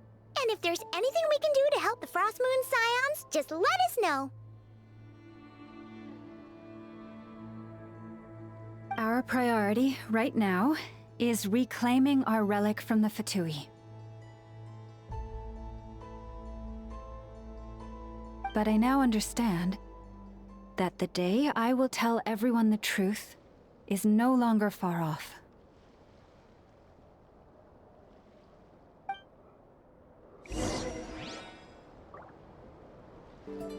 Wow! Paimon would never have guessed Lauma had all that bottled up inside. Hey! Watch your step! Ah! What's wrong? Oh, you scared Paimon. You scared me there too. Almost stepped right into one of my traps. A trap? Why would you leave a trap somewhere like this? Well, it's not like this is a main path. And besides, we Frost Moon Scions would recognize it instantly.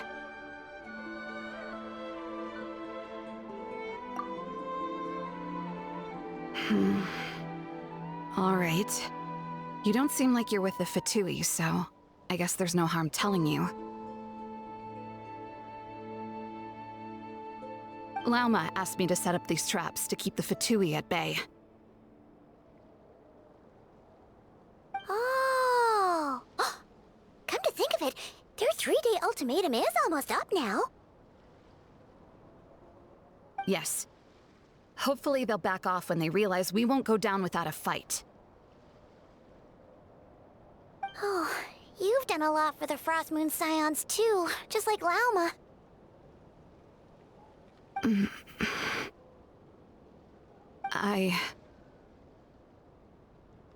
Philomena? It's nothing. I was just wondering if any of this is really worth it. What do you mean? Our people. So many are stubborn, stuck in their ways, clinging to a truth they refuse to even question. Do they really deserve everything Lauma's doing for them?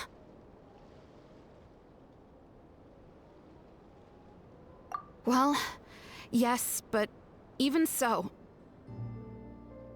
No. I shouldn't be saying this. Just... forget it, okay? Bye. Huh? Why did I say all that? Or really... why am I still doing any of this?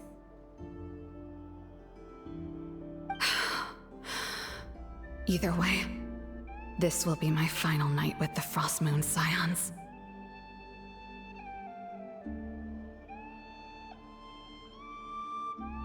Wow, she sure took off fast. So, are we heading back to the flagship for a break, or what?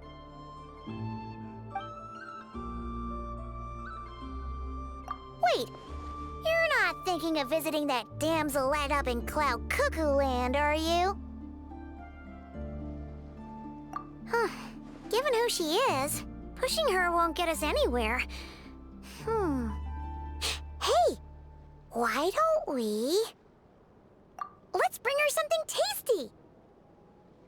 If she doesn't want to talk, we'll have to win her over with food. Hey, no harm in trying. At the very least, it shows we're trying to be friendly. Let's see...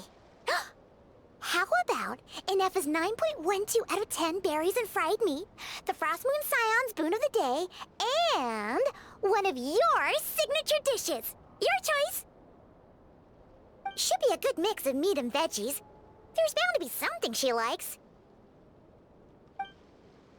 Alright,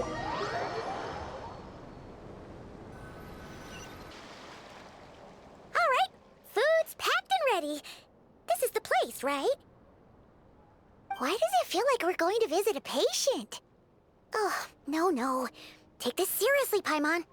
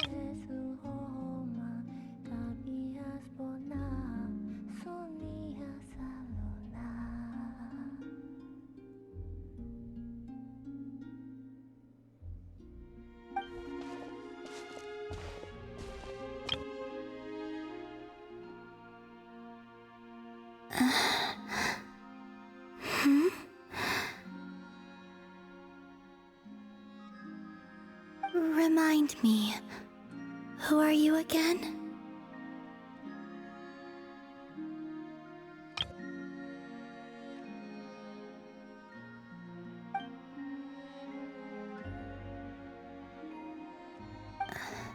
A different one floats by your side today.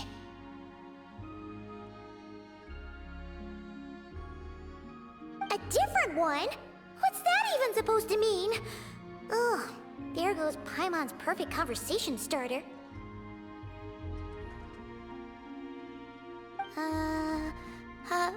Hi there! Paimon is Paimon, and this is the Traveler.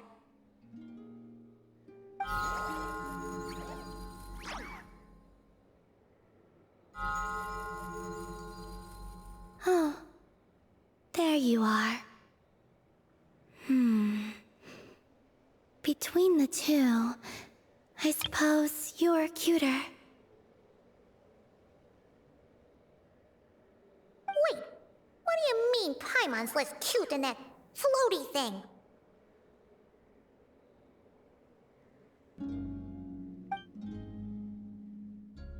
Columbina. What is it?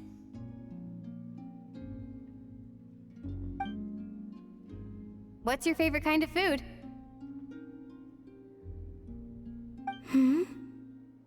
Is this a treat? Or an offering?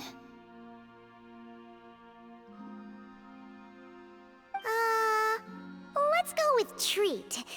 Anyway, this is all the Traveler's cooking, so please, help yourself.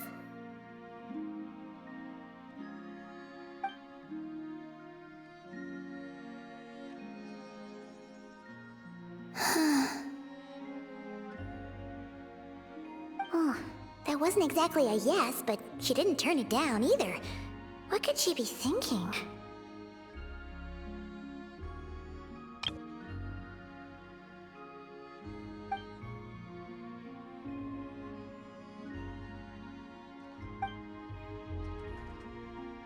So, what do you want to ask?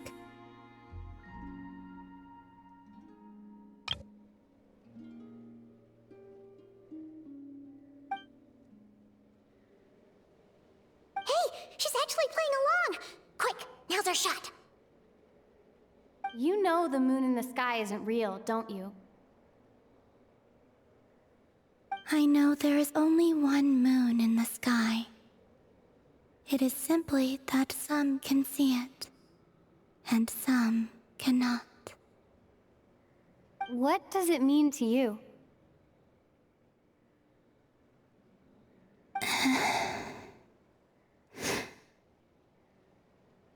The missing prologue.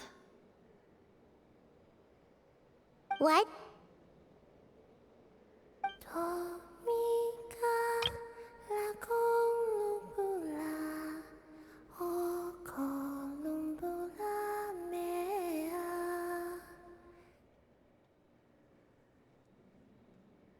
Huh? What does that mean? Isn't she going to explain herself? Can you tell me more about that melody? You were humming it last time too. It must be important to you.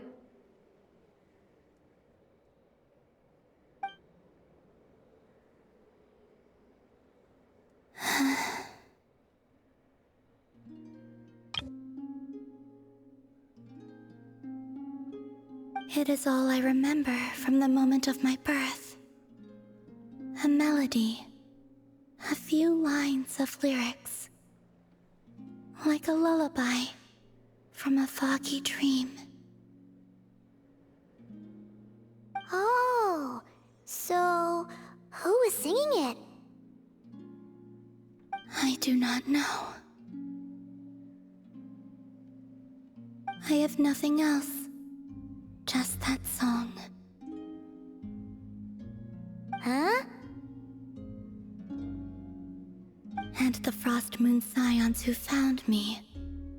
They had nothing either, but hope. Before I even knew what was happening, they were already calling me their goddess. And I had no reason to decline.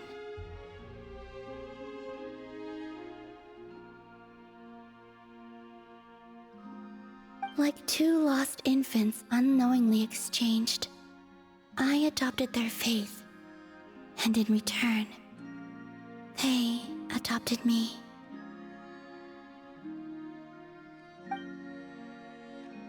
But my adoption drops you into the story halfway through. What came before was scribbled onto the wrong pages, never even bound into the book.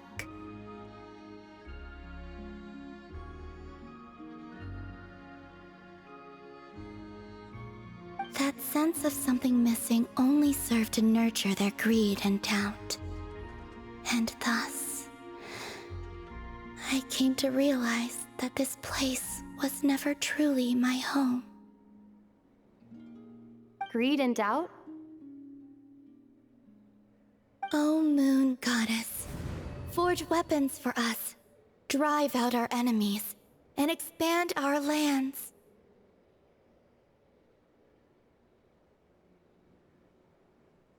O Moon Goddess, heal our wounds, ease our suffering, grant us strength. They asked for everything, and I obliged. Until the day came when no answer could be given.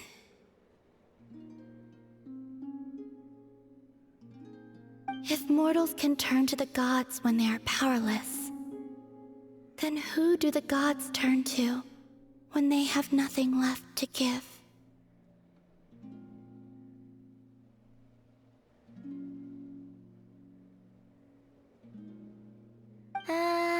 You've got Paimon there.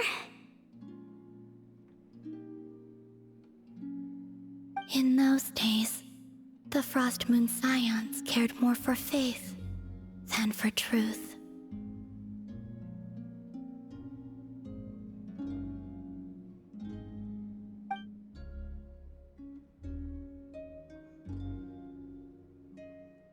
Reality rewrote the sky in words I could not understand. I did not want to read a tampered version, so I simply stopped looking.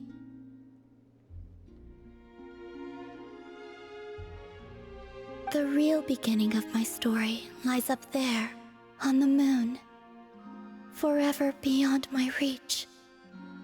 Like a message carved for blind hands, sealed away where no fingers can find it. Huh. So that's how it is.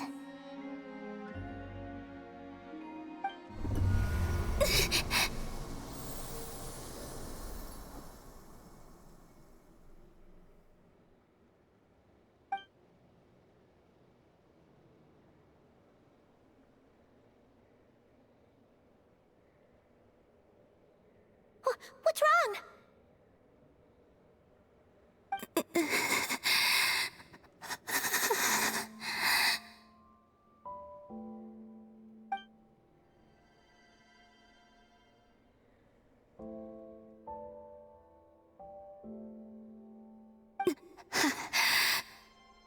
You should go.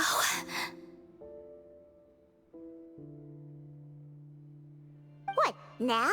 But you really don't look well. Did something just happen? Is there anything we can do to help? No.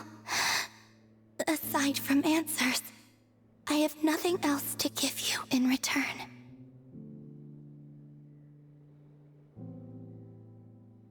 This is the price of running away from home a second time.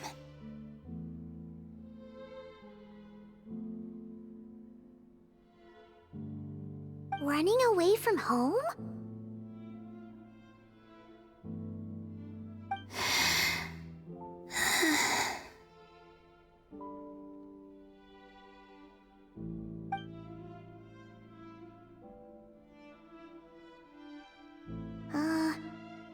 Is she heading towards the food?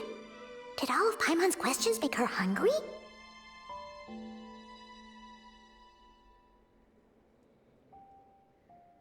Do you still have many questions?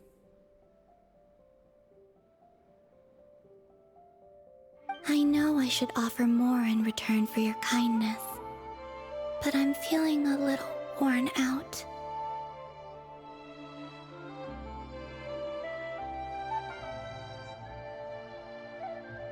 Oh, we're so sorry about that. The Tsaritsa was right. Freedom always comes with a price.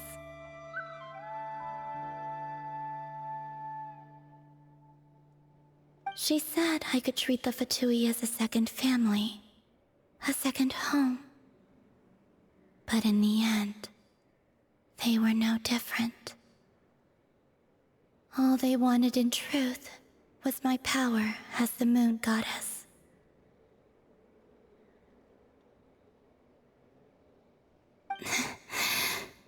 I'd rather not dwell on such unhappy memories.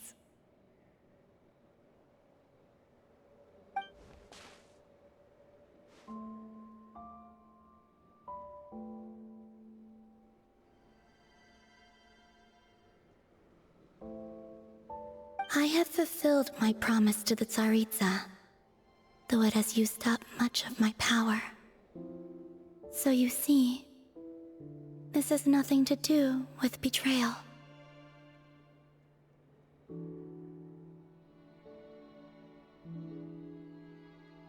So, you're just staying here for now, resting and recovering your strength? Yes. What about these flowers? They have grown in Nodcry for many generations. They're highly sensitive to the ebb and flow of Kuvaki.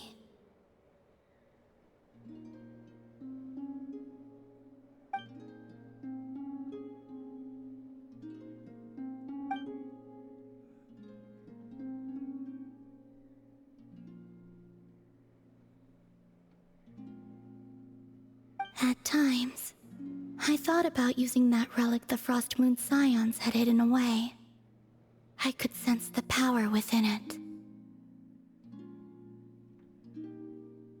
But going out is such a hassle. People might see me, And I promised Lauma I wouldn't show myself to anyone. Besides, I know it's gone now anyway. Really? Lauma asked you to stay in hiding?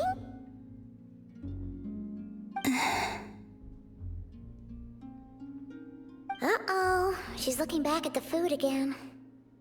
But Paimon's still got some little crumb cookies here. You could have these for dessert if you wanted. Lauma said she wishes to change the Frost Moon Scions, which is why she asked me to stay out of sight.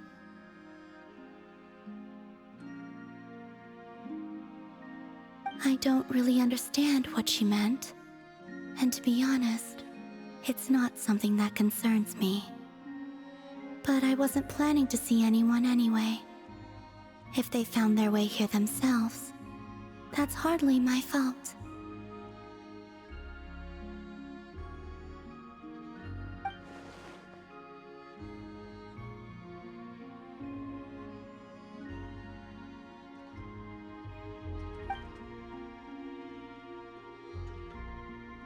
Lauma, the Maiden of the Grove. She is quite unlike any Frost Moon Scion I have ever met before. After hearing my story, she actually apologized for how the Frost Moon Scions treated me back then. She told us she feels like she's been living on the far side of the moon. Is that so? I actually got the opposite impression. She's been keeping her true power hidden away, afraid that people might be dazzled by its brilliance, and that they'd no longer be willing to look her way.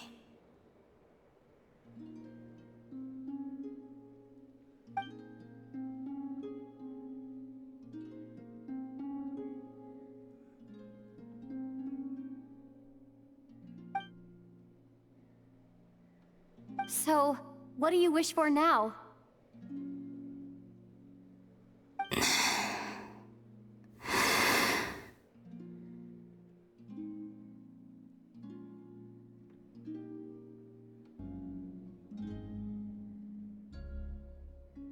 I wish to return to the moon, to the home where my story is written. Right now, that is all I wish for.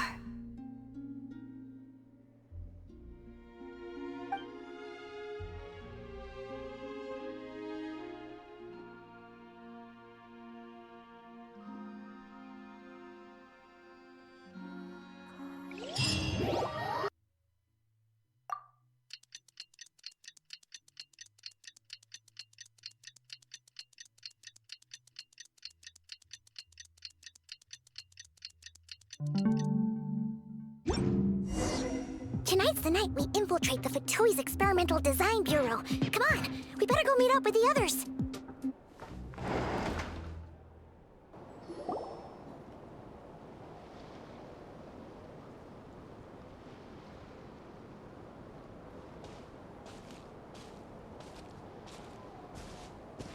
Huh? How come you're here by yourself, Lauma? Where's Yehoda? I haven't seen her.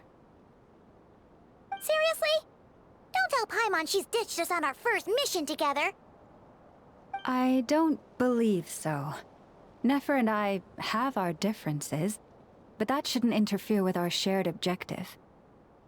Recovering the relic is my duty. But as far as she's concerned, there's plenty to gain here too. In Nodcry, it's common knowledge that the Curatorium has a nose for profit and opportunity. The same way aphids flit from flower to flower in a never-ending quest to make honey. Huh. Sounds like you know her pretty well.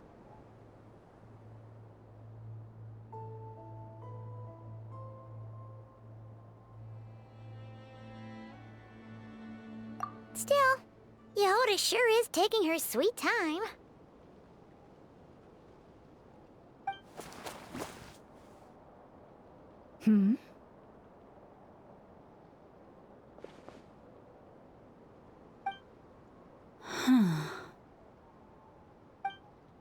I believe we may have misjudged and underestimated Miss Yehoda. Huh? What do you mean? As a former employee of the Curatorium, I'm confident that she possesses both professionalism and integrity in ample measure. Huh?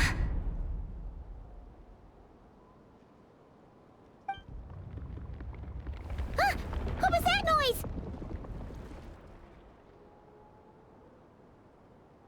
The sound of a wavering conscience, perhaps?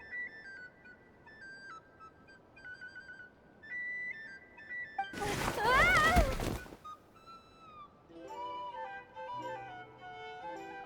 Whoa! Something just fell down.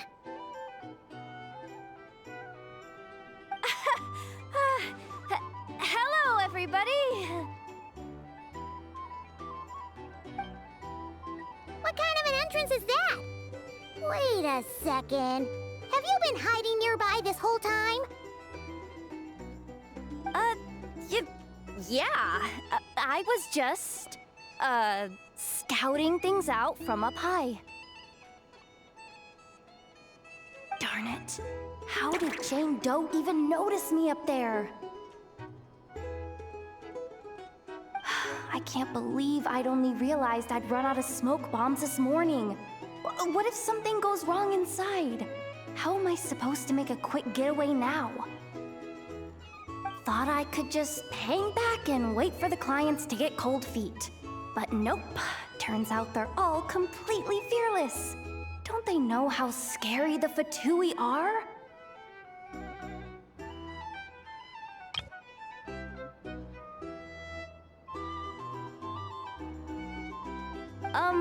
Really sorry, everyone.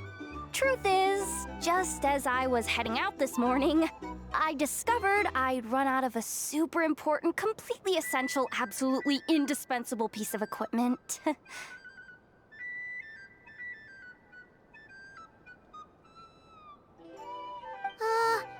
So, what are we gonna do?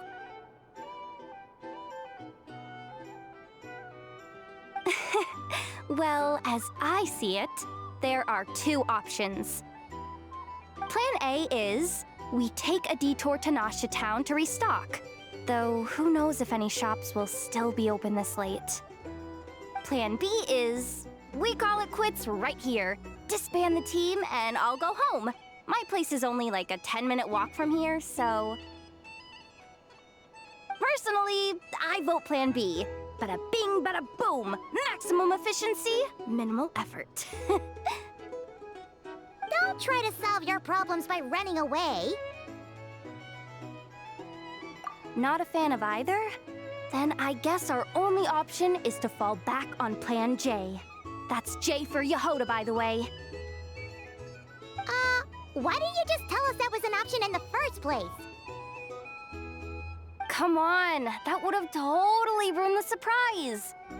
Boss pulls this trick all the time, and it's always the clueless ones who end up praising her to the skies. Feels like you just threw shade at a whole lot of people. I have faith in your professionalism, Yehoda. You don't need those flashy tricks. Your abilities alone are more than enough to earn our respect. Huh. This Jane Doe sure has an eye for talent. Speaking of which, maybe it's time I started calling her something nicer? You really mean that, Jane? I mean, Laumay Doe? I do. I'll tell you what, it's not every day you get to work alongside such considerate clients. I have a feeling we're gonna make a great team.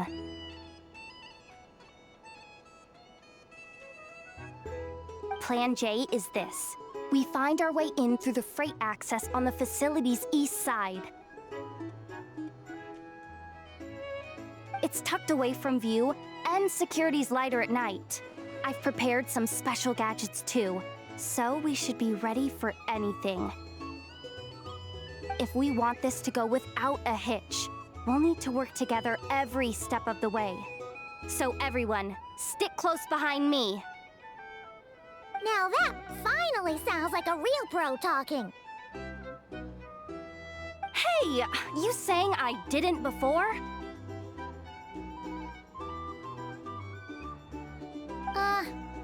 Kinda, yeah. You... Ugh. Never mind. A top-tier treasure hunter like me never lets the naysayers get to her.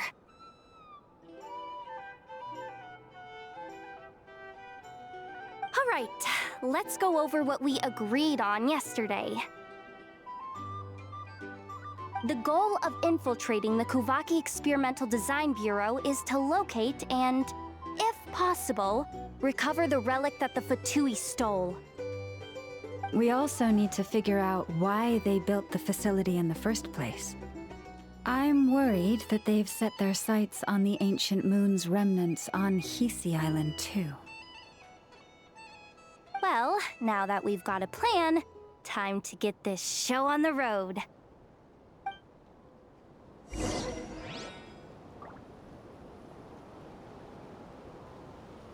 Everyone ready? Yeah? Then, let's move. All right then, let's get this job done.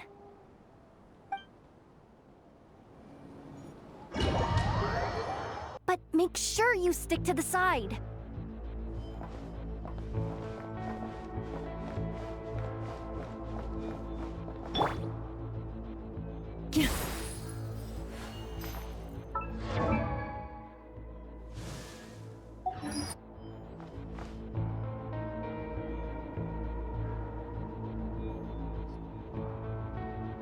Just as I thought. There's a gate controlling access from the outside. Good thing I brought this keycard, huh? Well, technically, I stole it. But no need to tell them that, right? Blame that chump who thought it was a good idea to get wasted at the flagship during work hours. Ooh! Is it top-level clearance? Of course, that goes without saying. Let me read it out loud for you. Fatui Experimental Design Bureau number 183574, maximum clearance, maintenance intern. That doesn't sound very top-level to Paimon. Never underestimate interns. Even the most legendary of thieves started out as rookie pickpockets, you know? Besides, if it wasn't for this person's selfless generosity, we wouldn't be able to just waltz in like this, would we? Feels like you're trying really hard to change the subject. Allow me to teach you the first rule of treasure hunting. First and foremost, use every resource at your disposal.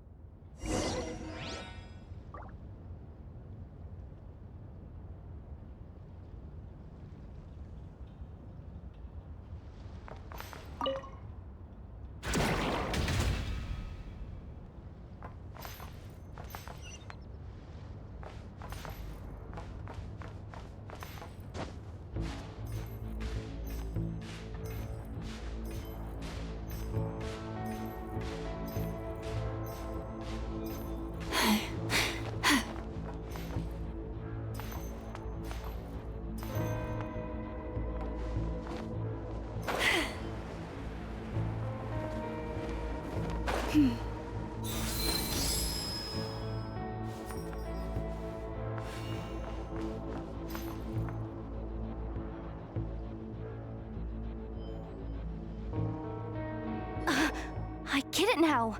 It's like a pair of light bulbs just lit up in my head.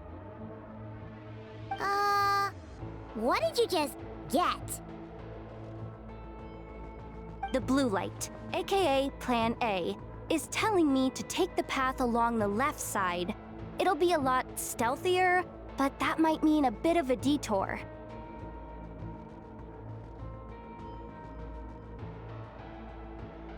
The red light, aka Plan B, is saying, just charge straight in. But that'll mean dealing with, like, a dozen sentry bots already powering up.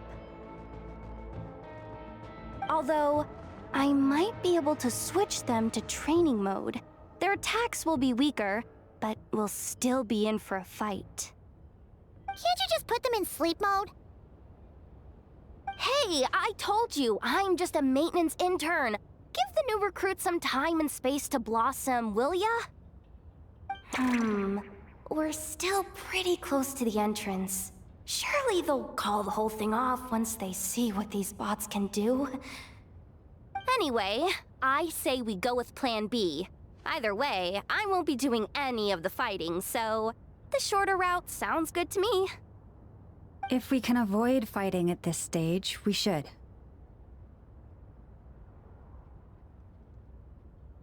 Plan J is to call it a night so we can all make it back to bed before sunrise. After all, the deeper we go, the more dangerous this is gonna get. So we might as well give up while we still can. Well, all right then. Just don't forget, whatever you do, don't let those recon bots spot you. Let's see. No kidding. Anefa told me about something like this before. I can't believe that dumb robot actually helped me out for once. All you gotta do is this, and the recon bots will be reassigned to another position. That way, when it's time to move forward, the path will be clear. Which reminds me, it's about time I taught you the third rule of treasure hunting. Go with the flow. What about the second one? You skipped that one. Huh? Did I? Oh geez, must have gotten muddled again. I mean, the second rule is exactly the same as the first. Guess that's what you meant by going with the flow, huh?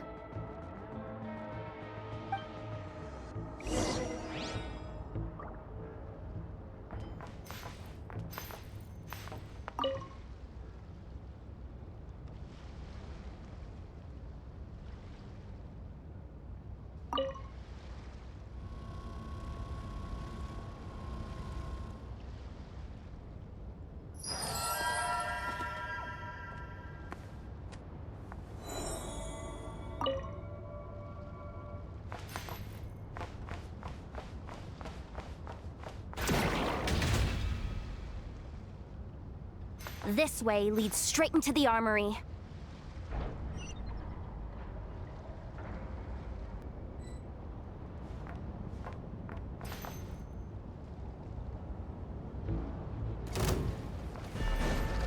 You poor lost. Go!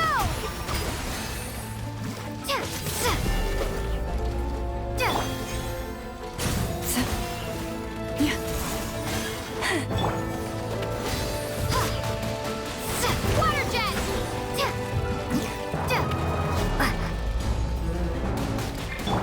For the everlasting forest, receive my blessing.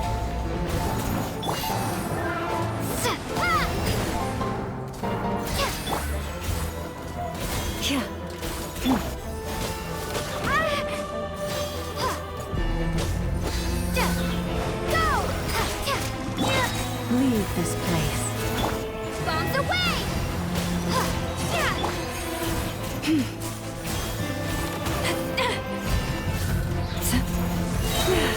With one heart, we pray. Branch into song.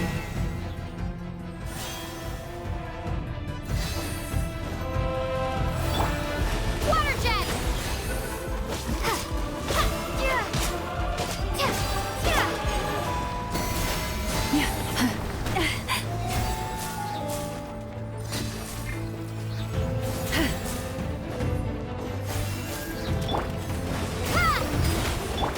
For the lush as the moonlight.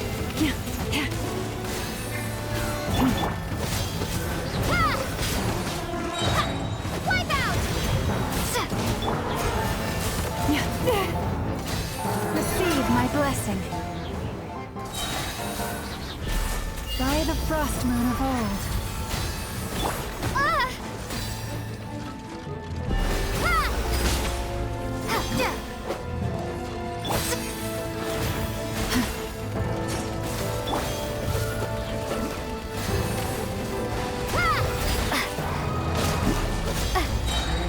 Bombs away! For the everlasting forest.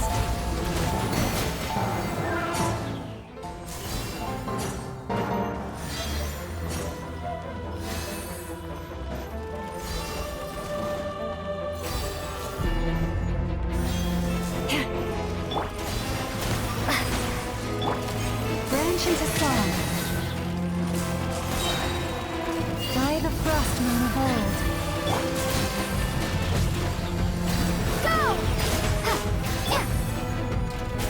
Lush as the moon. Stay your hand.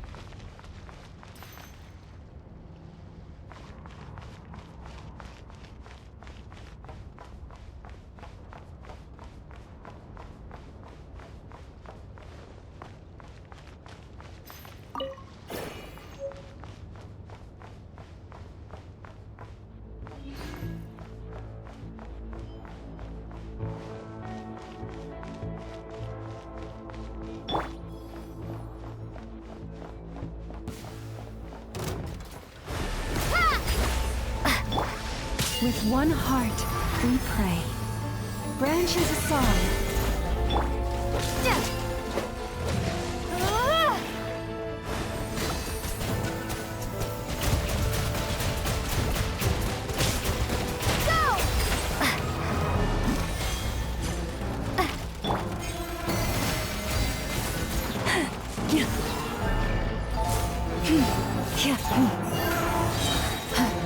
For the everlasting forest. Wipe out!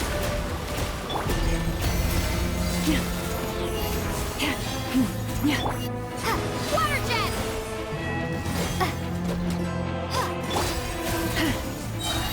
With one heart, we pray.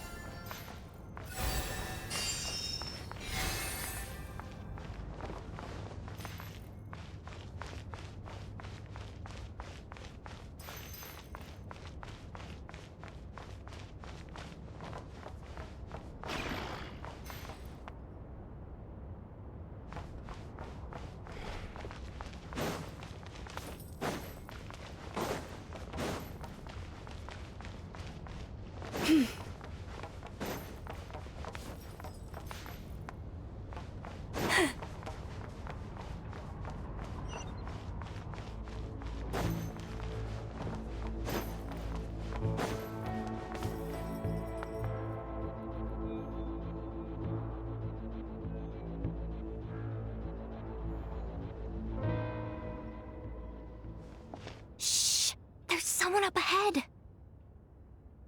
Has the lockdown been initiated? Move it, soldier! The cargo has already been transferred. The lockdown procedure is complete, Commander. That sector is now fully sealed. The night shift. Just our luck. Don't they usually handle deliveries during the daytime? There's not supposed to be anyone here. We've come this far already, and they're really trying their best.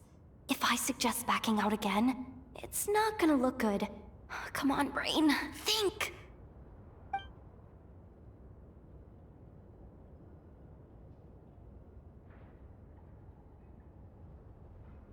Got it! The freight shaft to the upper levels. We might have a shot there.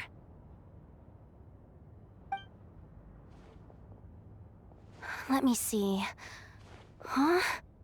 The recon bot in the middle's not responding? A double lock failsafe? We've been outfoxed! Stay calm. Stay calm. One step at a time. Let's just find a way across first.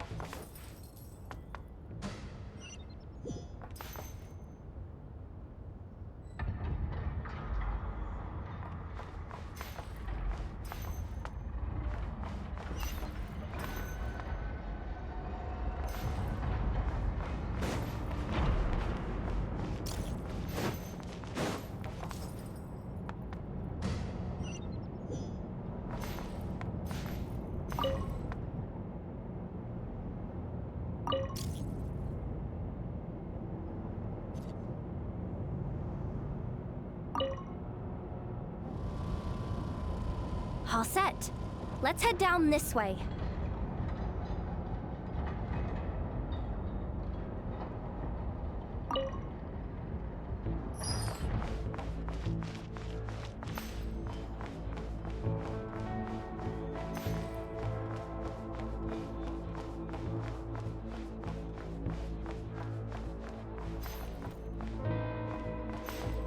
Hey!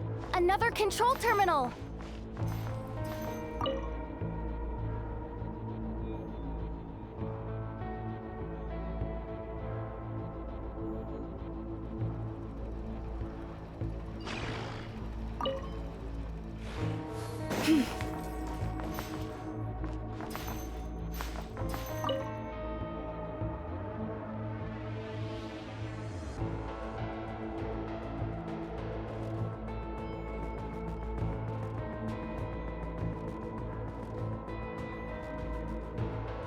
If ever you find that the animals in Nodcry behave in ways you do not understand, just ask me and I will explain.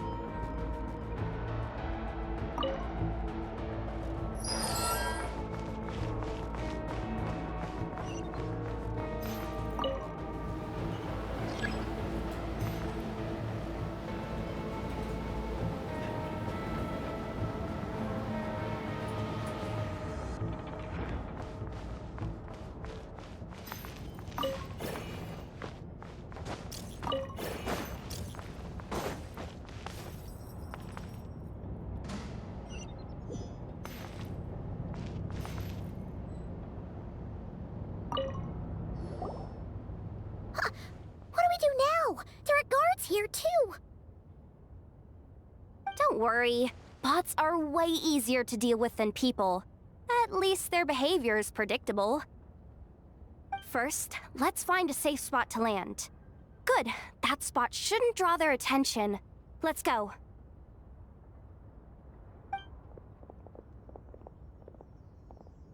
Let me just try something. Maybe I can use the terminal to command them to move out of our way. Security verification? With 10 questions? Are you kidding me?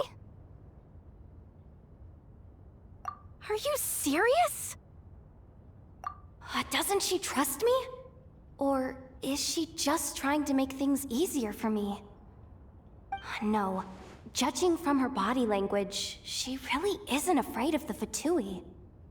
What kind of person is she? And what has she been through? So brave. It's kinda scary. Yehoda? No complaints from me. You go for it. Then let's make this quick.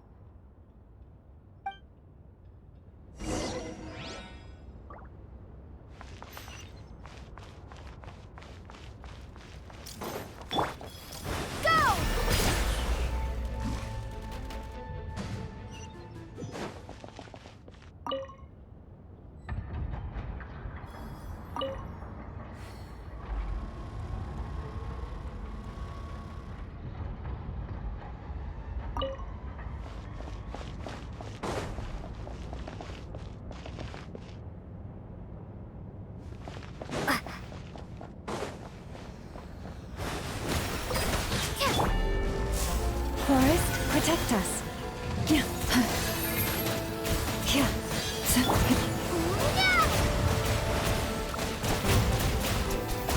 Water jet!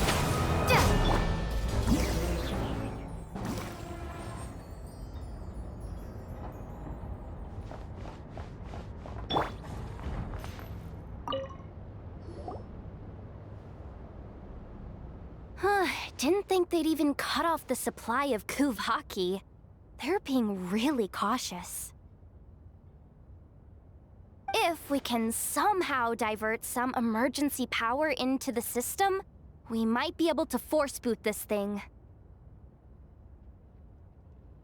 What do you mean by force boot?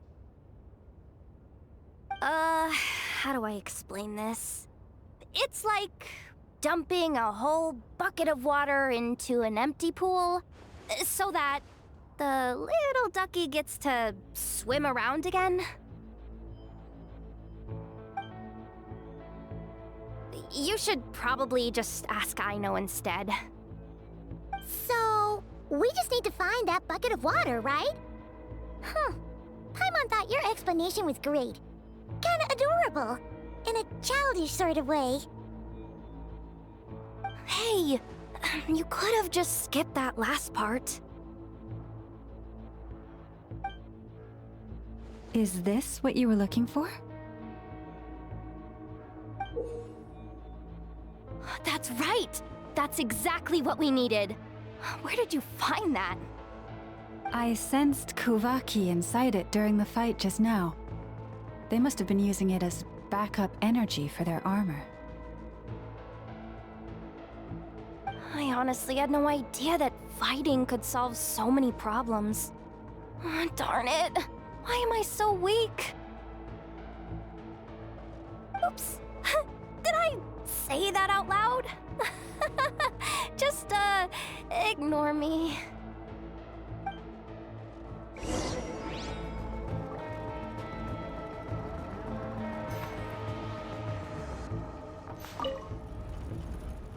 Up and running at last.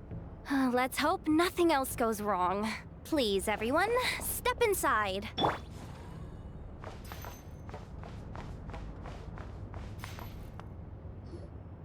Oh, it's so dark in here. Well, it is a cargo crate after all. No point in being picky about lighting at this point. Something sharp and pointy just poked me in the back! Sorry. That was probably just my antlers. It's pretty cramped in here, so I had to crouch down. Oh, having antlers must be inconvenient at times like these.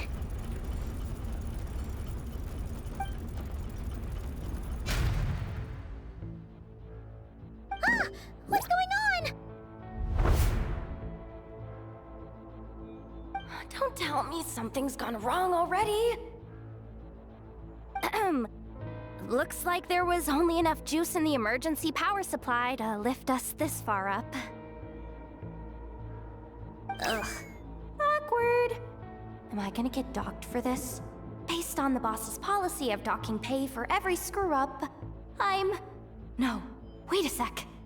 I've already been fired. Doesn't look like it's moving again anytime soon. I think we can get through if we follow the ventilation duct along the outer wall. The entrance has gotta be somewhere.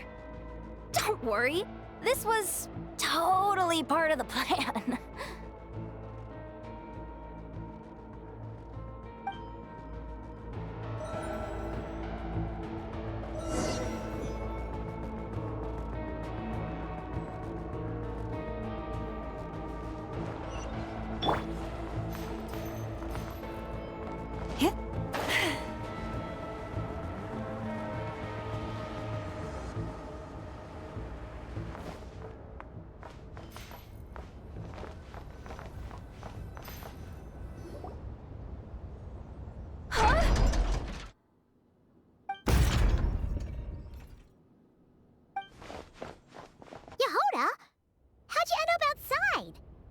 Looks like she slipped out at the very last second, just before the gate shut.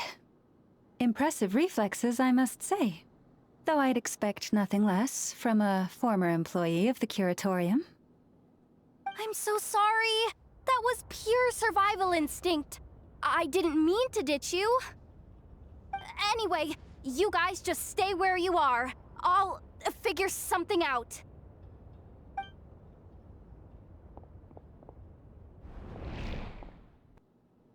Hey, there's a terminal nearby. Hang tight!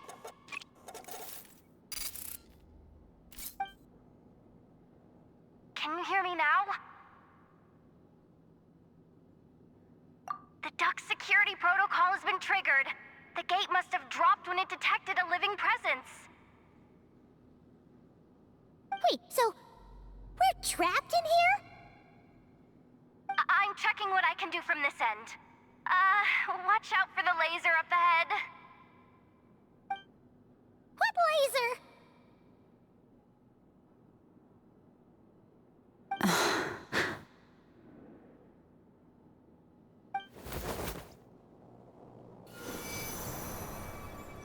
Oh, we see it now. Good thing we didn't move.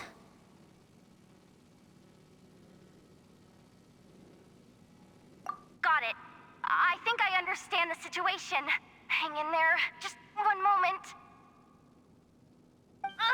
This is killing me, but I think I've got it. I can try adjusting the direction of the Kuvaki flow inside the duct.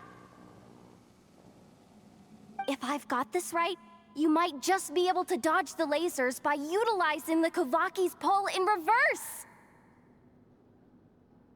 Oh, Paimon thinks she gets what you mean.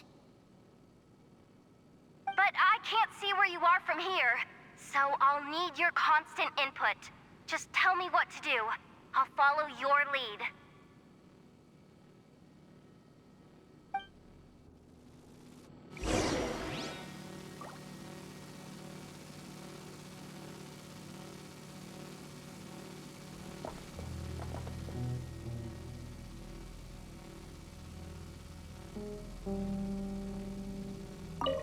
Sure thing.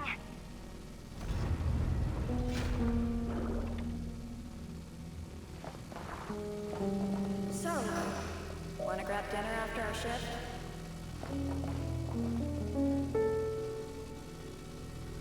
How about the flagship? Too far. And besides, we're not exactly in with the locals.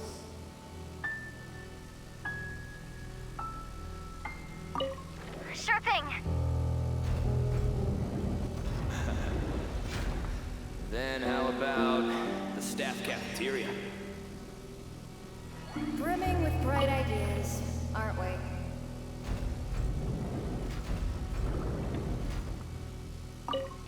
Okay.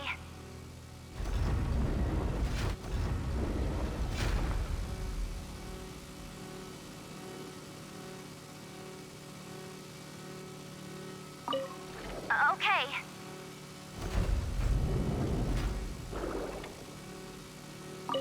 Sure thing.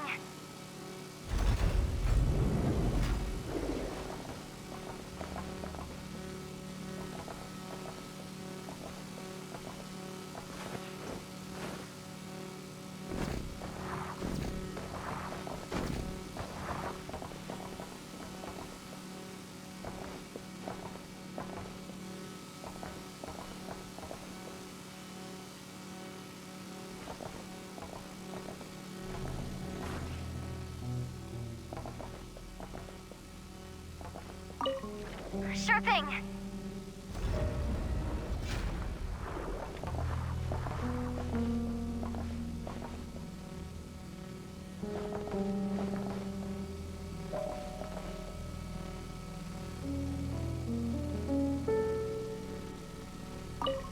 Okay.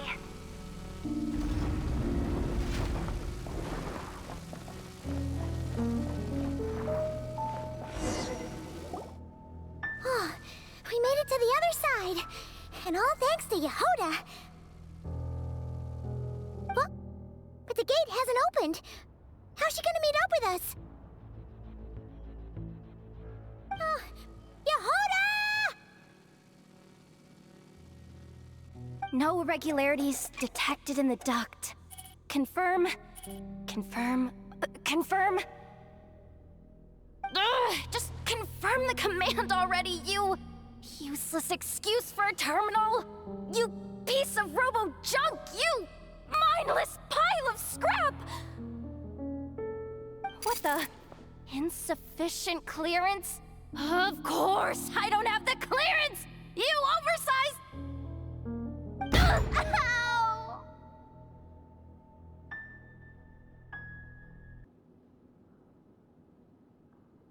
Go with the flow, Yehoda. Go with the flow. If the others make progress, that's great. But you can't bank on it. You've never been one to depend on others. So it's about time you stepped up to the challenge.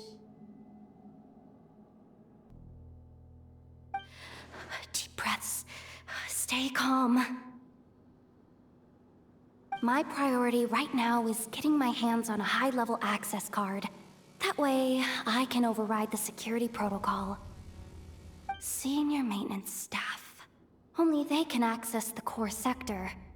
But hey, there's always someone careless enough to hide a spare key under the flower pot by the door. Which means there's a good chance there's a duplicate lying around somewhere in the control room. Even if I can't get into the control room myself, doesn't mean I can't rely on some external help.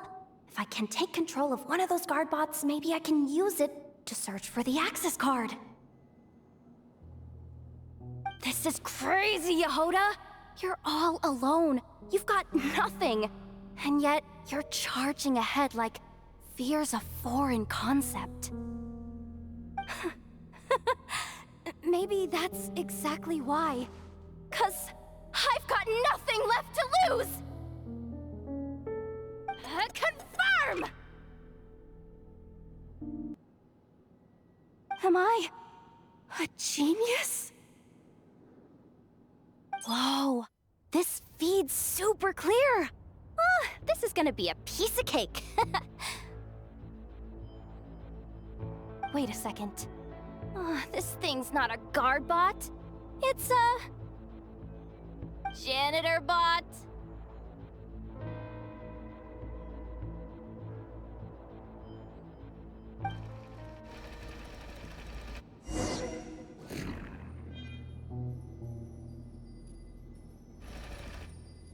You think Marionette even knows what we do down here?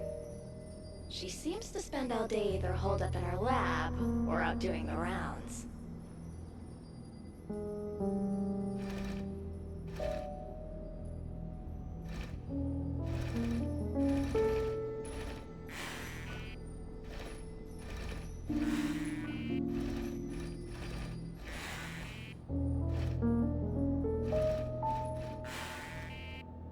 It's still a mess over there. Go clean it up. Why? Planning to skim a little off the top? No, nothing like that. Just wondering if anyone would actually notice if we didn't show up from time to time.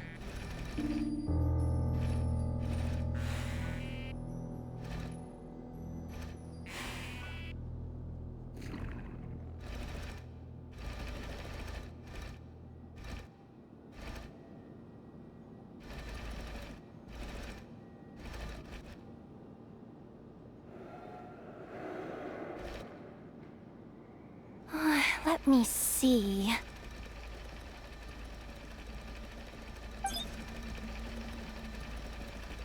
Ah, there it is! Hey! Why'd you stop? You haven't finished sweeping that corner. But, I can see the car from here. Guess I have no choice but to swallow my pride and stay in character for now. Sweep up the crumbs by my feet. Yeah, good luck with that. What are you gonna do when they ask for a progress report?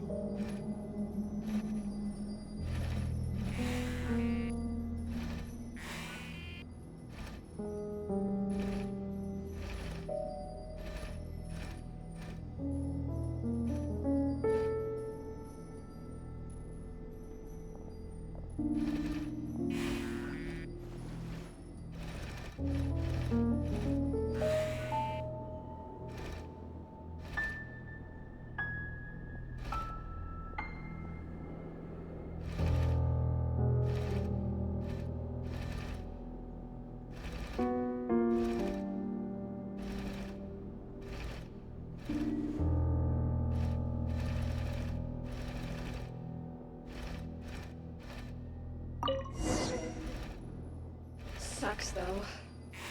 Finally sent somewhere warmer than Snezhnaya, yet we barely get to see the outside world. Gotten rid of the dust behind the door yet?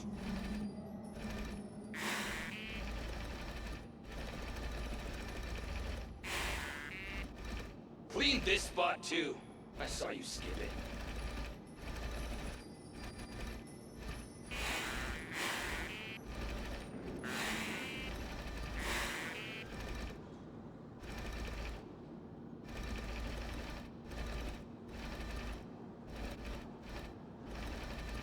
Come on. Where's that bot passage when you need it? There! Oh, the terminal's just ahead.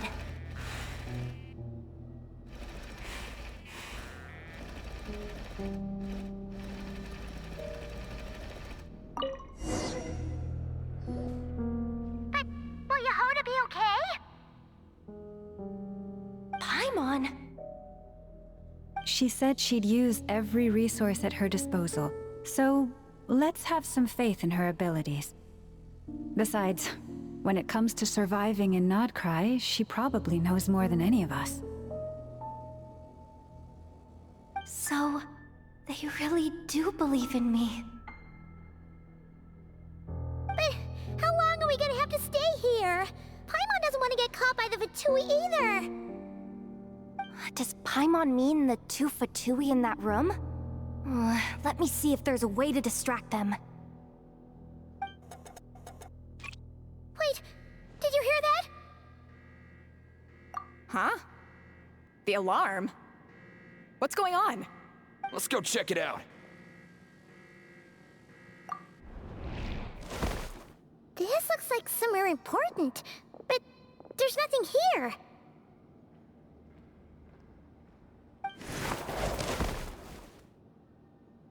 Hey guys! It's me! Yehoda, are you okay? I'm fine. I managed to swipe a high-level access card and triggered an alarm to draw the guards off. But we don't have much time.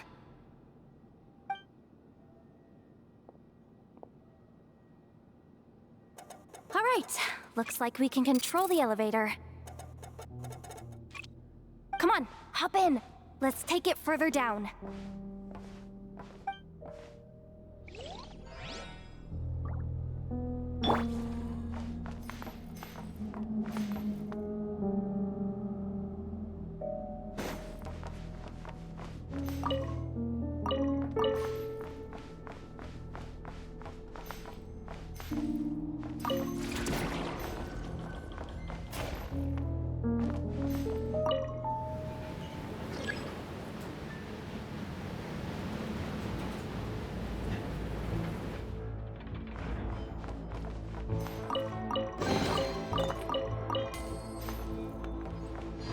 We should be able to use the terminal to move the drawbridge. Here's the access card. I'll keep watch while you handle the controls.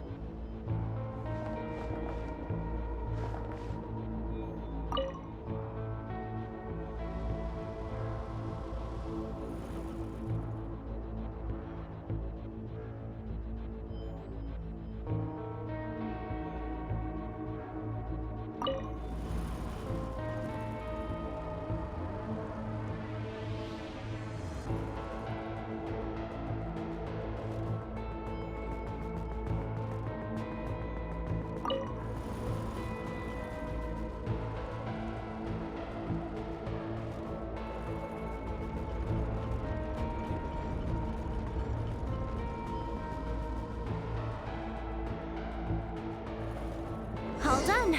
Let's keep moving.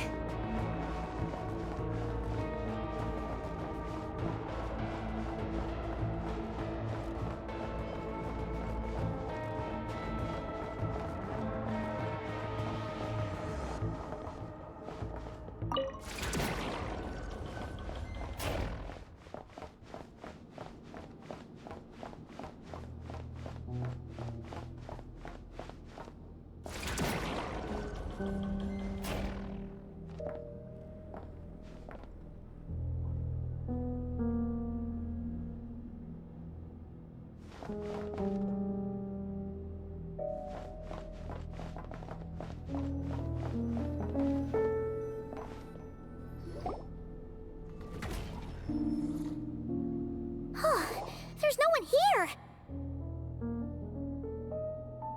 That's good news for us.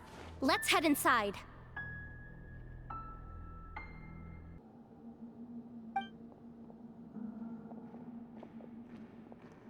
Looks like a rest area for the Fatui Zaprishniki. Huh? The terminal's still on?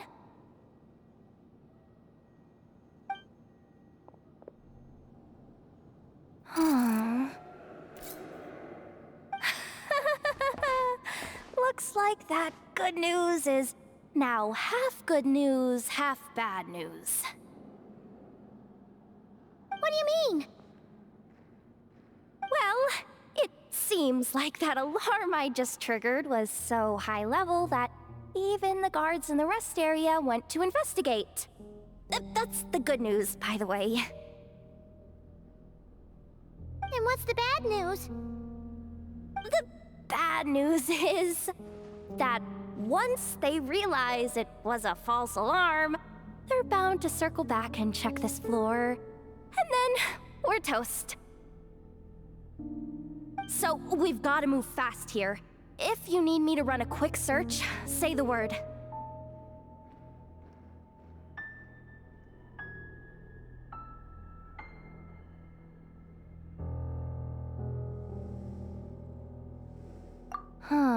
Analysis of Kuvaki extracted from the moon marrow suggests that its energy core bears some close relation to the power of the former three moon sisters.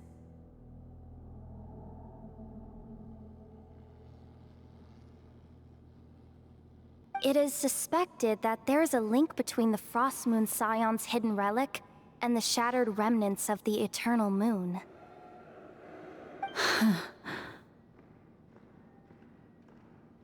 Come on. None of this is important right now. Just tell us where you hid the darn thing. Access denied. You do not have permission to view this data? Even with a high-level access card? Who does have permission then?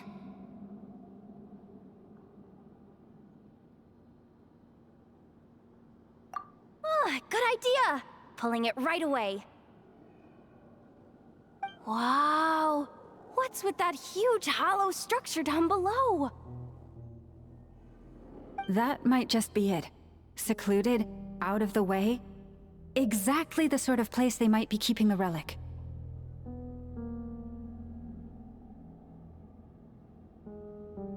"264 pages! What is this? A novel? Can we just skip to the end? I'm flipping through it as we speak. Kuvaki, a weapon. Huh. Seems like the Fatui and Snezhnaya are trying to harness the power of the Light Realm to build some kind of weapon. The target of which is...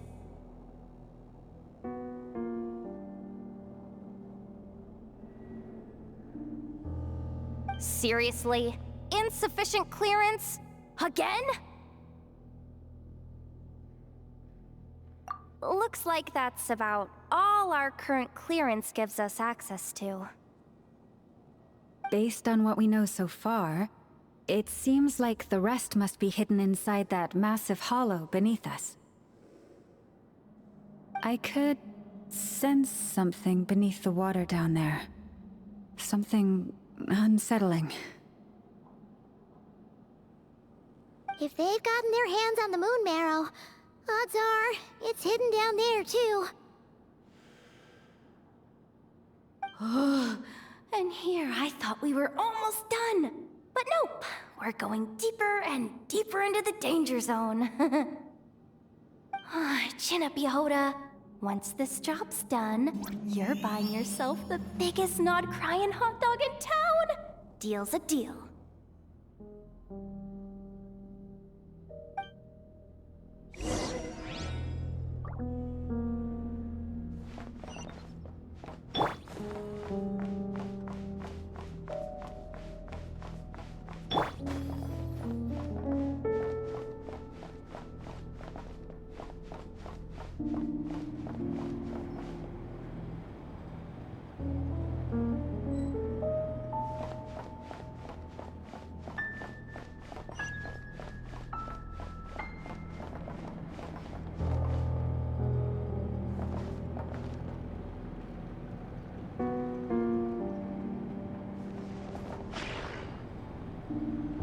Watch out for that defense bot! Ah! It's aiming right at us! You'll have to use Kuvaki to deflect its attacks back the way they came!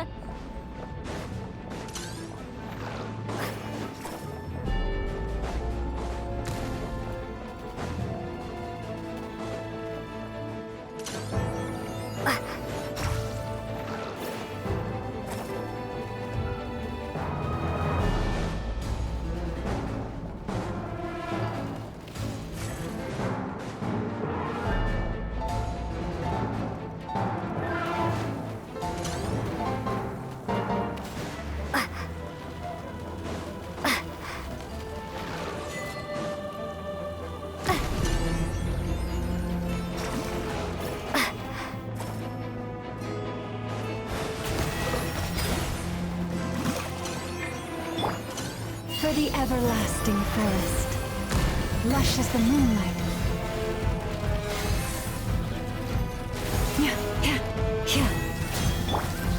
Water jet! Yeah!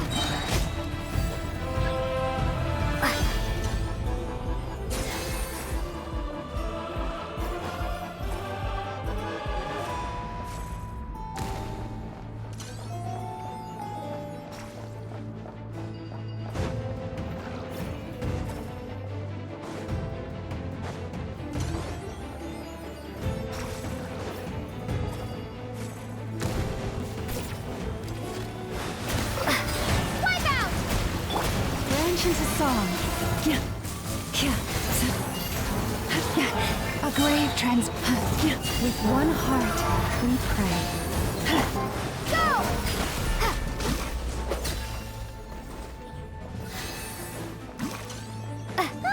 Its attacks are getting faster!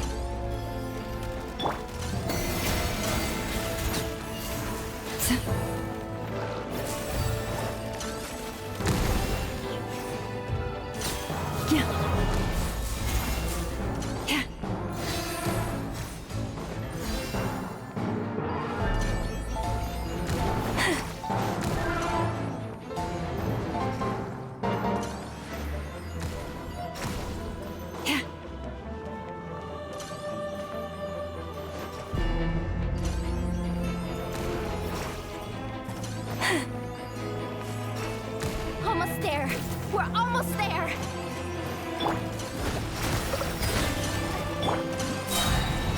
By the frost moon of old.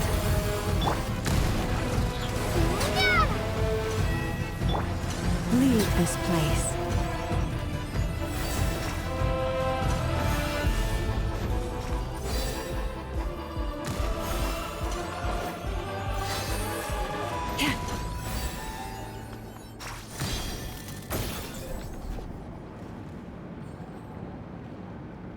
Oh, it's finally down. Quick, let's hurry down to the lower level before we're spotted.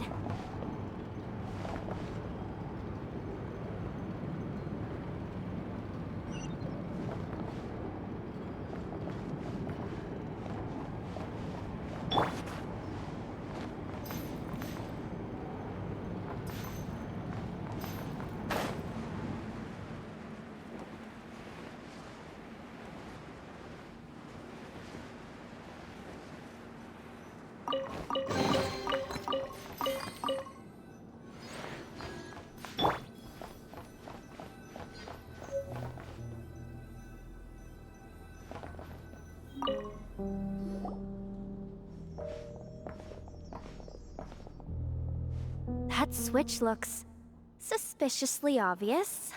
No way I'm pulling that. But you guys, go ahead.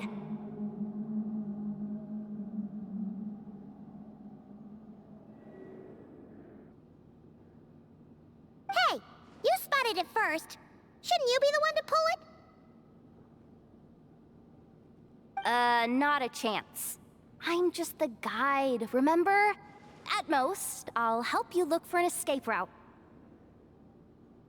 They don't seriously think pulling this thing's gonna lead to treasure, do they? I'd be amazed if it doesn't set off an alarm. Besides, I didn't even bring my smoke bombs. Which reminds me of the actual second rule of treasure hunting. Better safe than sorry.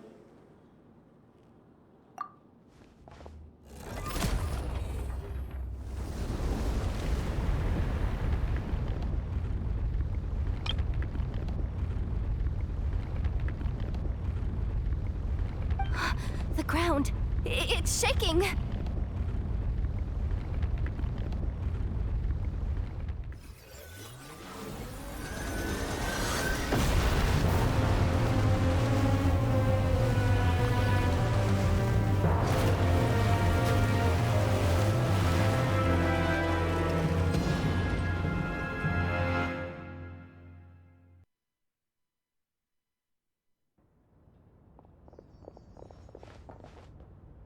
Wait, did the... Surface of the water? Open up? This is bad. This is really bad. I'm getting put on the Fatui's blacklist for sure. Don't worry, Yehoda. You've helped us so much. If they try anything, we'll protect you. Aww. Come on, I was just kidding. I'm tough, okay? Just haven't had the chance to show off my fighting skills yet. Me, afraid of the Fatui? Ugh, not a chance. I suspect the relic is hidden down below. Yehoda, your commission ends here. I am truly grateful for everything you've done for us. You don't need to put yourself in any further danger.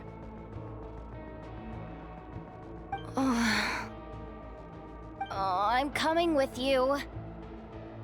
This has nothing to do with the commission, or the danger, or whatever. This has already gotten way out of hand, so I'm coming too. End of story. Aw, she's blushing. Hey! Zip it! Why'd you keep staring? Oh, you looking for a knuckle sandwich or what? Oh, come on, move it already!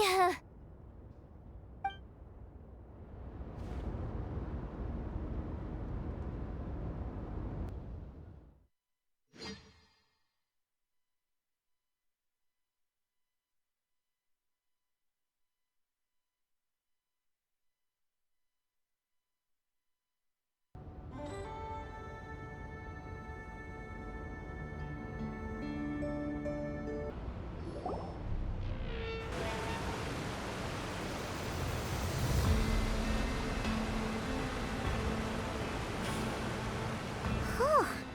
It's really deep down here. What is this place?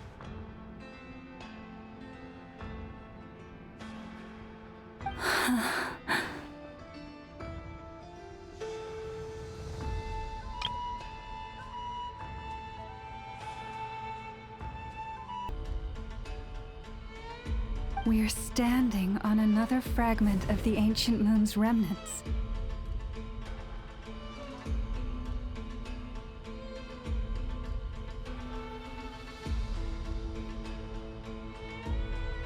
So this was the source of the Kuvaki I sensed earlier.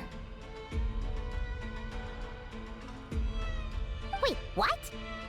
So the Fatui had it hidden underwater this whole time? This gigantic thing?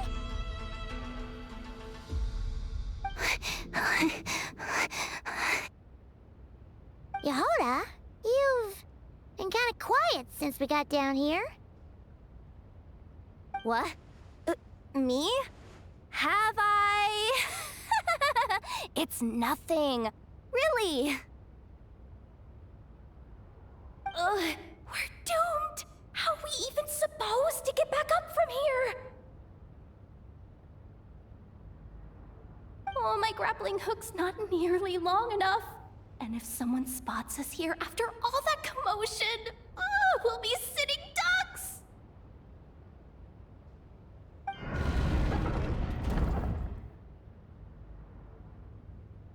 Oh no! That door's opening! Please don't say it's the Fatui! No, please, no! We finally made it here, and we're so close to getting the job done! I didn't risk my neck just to die before I've even had a chance to spend my reward!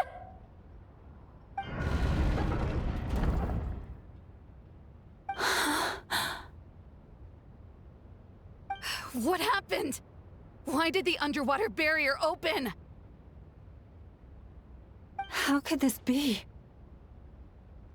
Huh? Lauma? And... you guys...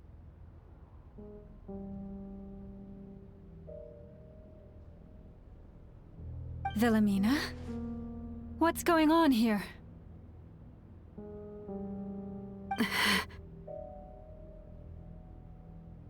Looks like... there's no point trying to hide it anymore. What are you talking about? I thought you might come, but I didn't expect to see you here so soon. Forget it. The moon marrow isn't here. You... joined the Fatui? Yes. When?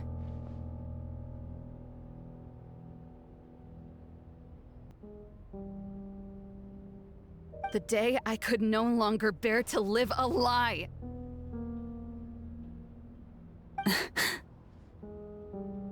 At first, the Fatui wouldn't accept me.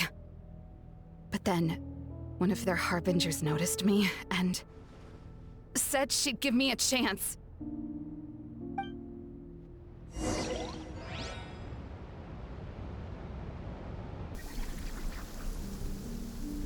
Ugh. Lost them again. That harbinger told me to follow the blonde traveler who might visit the Frost Moon Scions. Easier said than done, though. The animals are on alert at night. If they see me, Llama will catch wind of what I'm doing sooner or later. Am I really doing the right thing? No. It's too late to turn back now. The empty prayers, the stubborn displays of faith like Cappy's today. This isn't the life I want.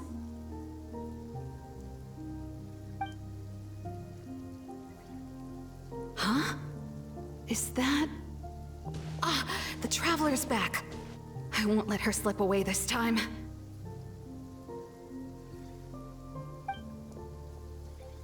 Wait, who's that with her? They look so alike.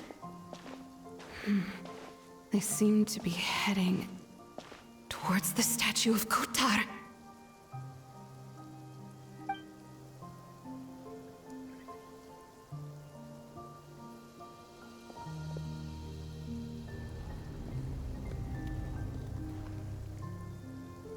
They've opened the secret chamber? But wasn't it meant to be sealed? Wait a second. The Moon Marrow!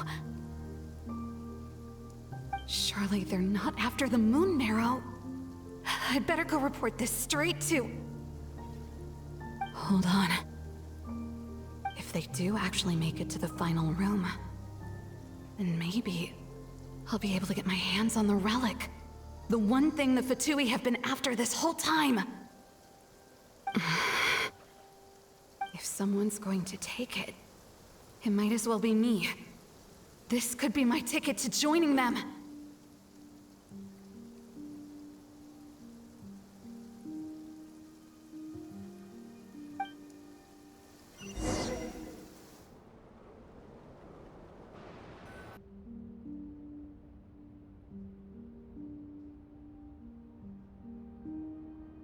Yes.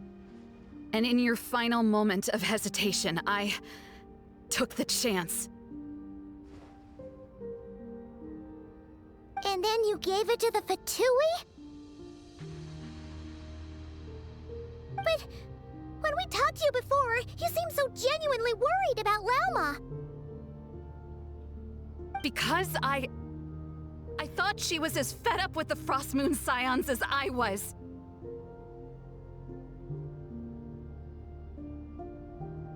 We grew up together, Llama. I know you were chosen to be the next Moon Chanter when you were just a child. They never gave you a choice in that.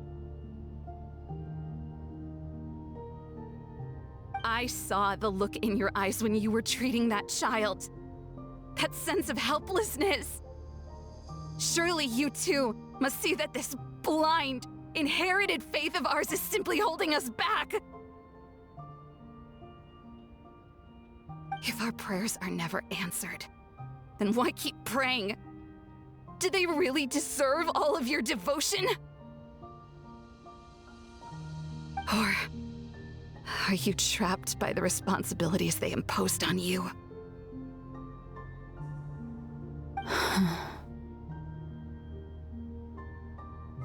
So those are your reasons for wanting to leave the Frost Moon Scions?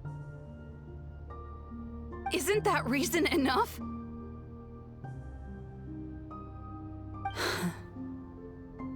When we pray to the moon, we do so to show our gratitude for the life it granted us long ago.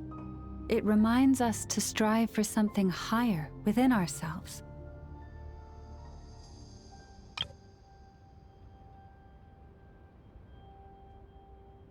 But I know that's not what you want to hear. You're right, Philomena. I have indeed kept secrets from you.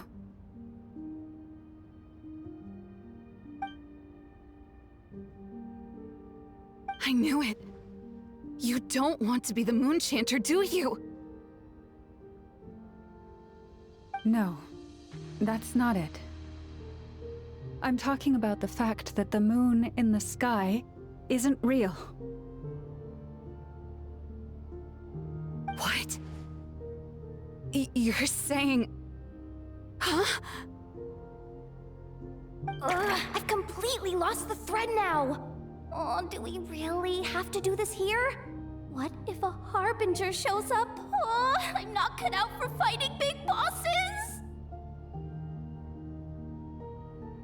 The pain you sensed in me was the pain of hiding this truth.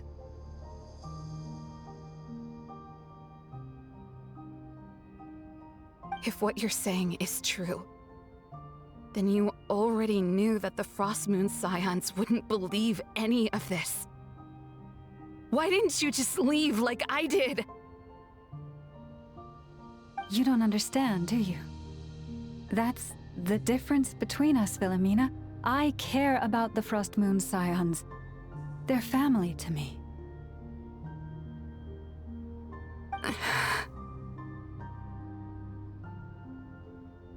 It hurts because I care. And that's why I chose to hide the truth. But now I understand that was a mistake.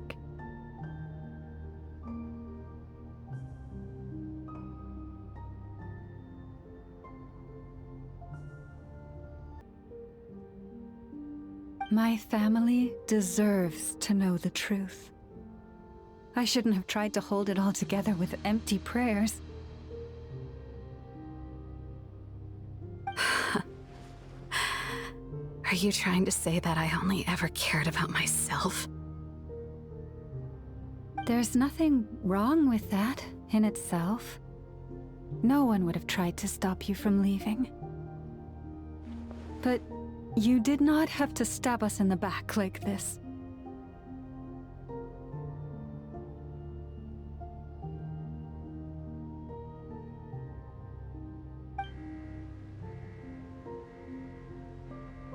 We've been spotted! I knew it. I just knew it. Oh, what now? If a harbinger shows up, I'm out of here. No darned relic is worth dying over. Looks like I misjudged you, Llama. I didn't think you had it in you to stand up to your fate. Turns out, you are a great moon chanter after all. But you were right about one thing.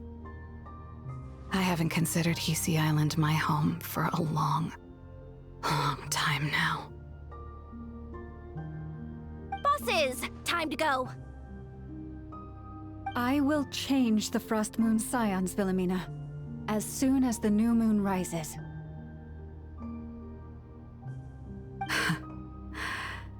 Then I guess I won't be around to see it. Say, Lauma, what happens to those who betray the Frost Moon Scions?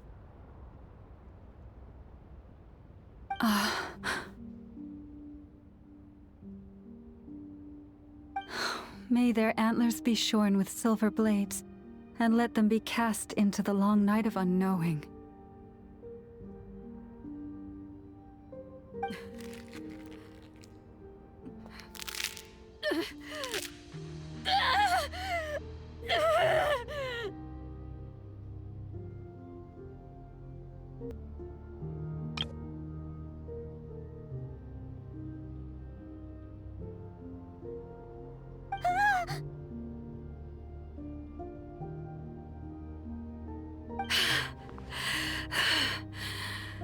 I have honored the ways of the Frost Moon Scions one last time.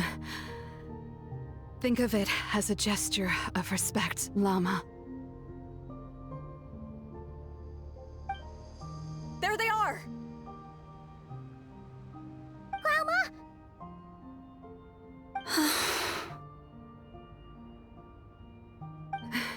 Marionette has the moon marrow. She went to Starsand Shoal. Don't flatter yourself now. I'm not trying to atone.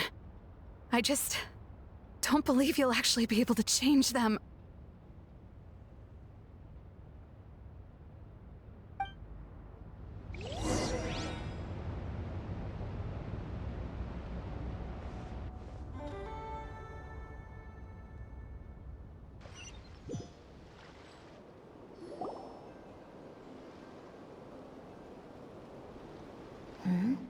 An alarm coming from the Experimental Design Bureau.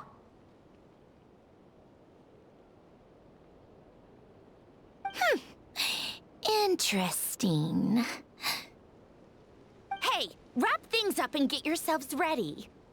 Looks like we might be having some guests.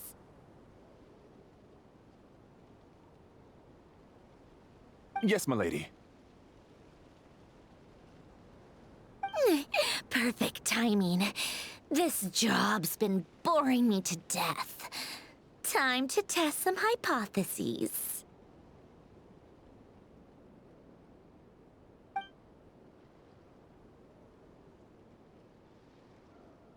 Bosses! I mean, esteemed clients. I mean, generous benefactors. Wait up! Come on! Sure you don't want to consider heading home first and coming back another day? Nasha Town's that way. You are aware that this is the way too.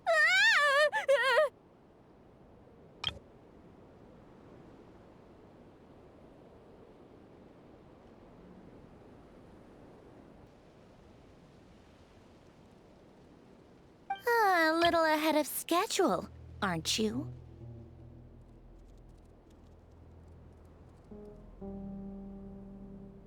Oh no, it really is a harbinger this time. Marionette. So you are here after all. Hand over that relic right now. It belongs to the Frost Moon Scions. You mean that thing your antlered turncoat brought us? I have never much cared for trophies given up without a fight. But watching you tear each other apart over it? Priceless.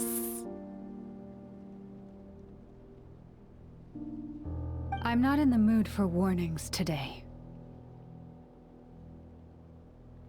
Ooh, how frightening. Had I a Trimble function, I'd have rattled off at least a dozen screws by now. Or perhaps I've just set my sense of humor parameter too high. Were you trying to be funny just now? You don't honestly believe you're a match for me, do you?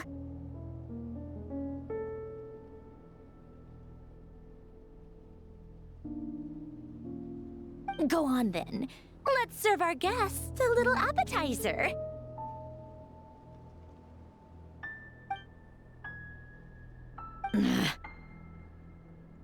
Hey, didn't you hear me? I said let's serve our guests a little... What's going on? Oh no. Watch out. It's the Wild Hunt.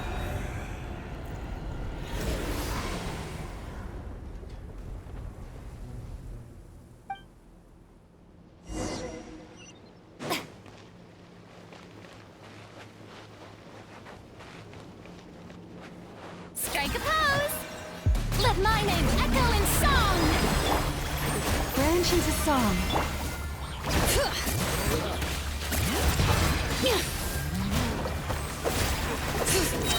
Letting great names echo! Light of the blazing sun!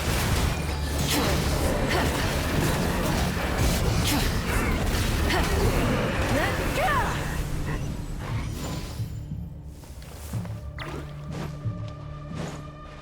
Bring it! With one heart, we pray. Receive my... Pyroclastic surge!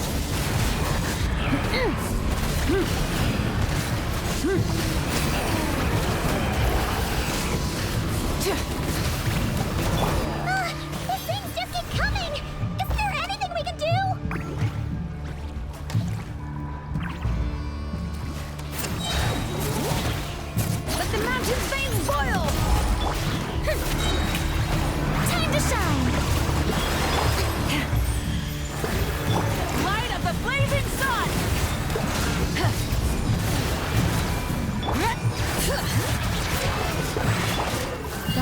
frost moon of old.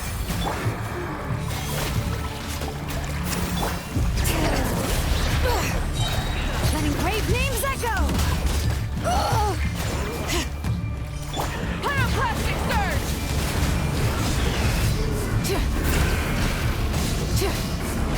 Try and stop me! Yoo-hoo! The ancients of song.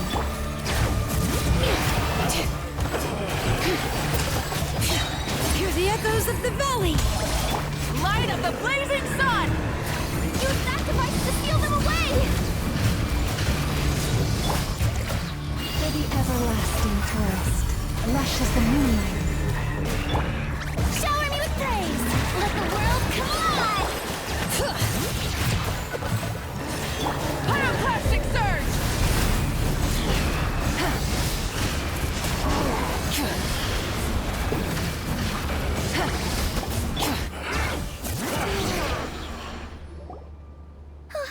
Is that it? Oh, at least that's what the Lightkeeper's handbook says.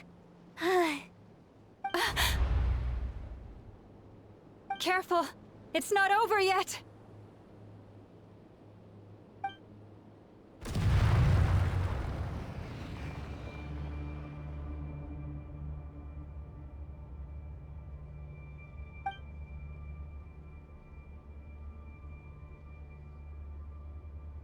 Paimon! Lauma! Yehuda!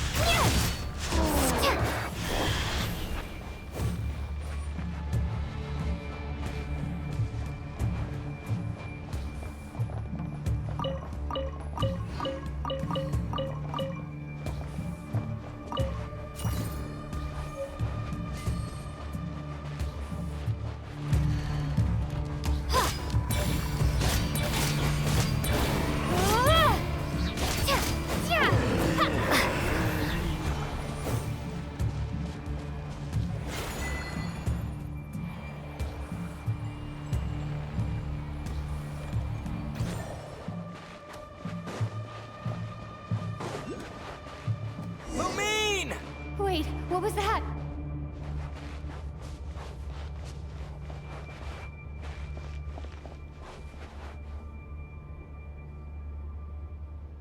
Lumine, over here! Ether! Quick, grab my hand!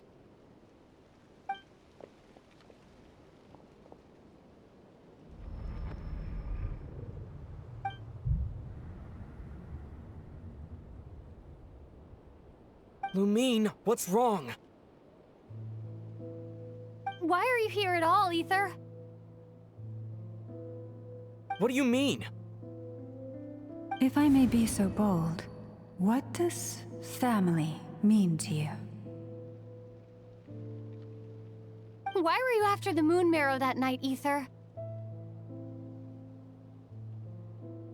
Among those who entered the final chamber, there was either someone with impure intent, or else an abyssal presence. We can talk about that later.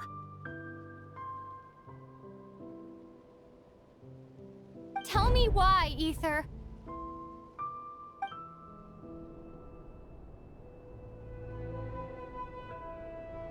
You know, this is only the second time we fought together since the day we both woke up in Tavad. No. Lumine!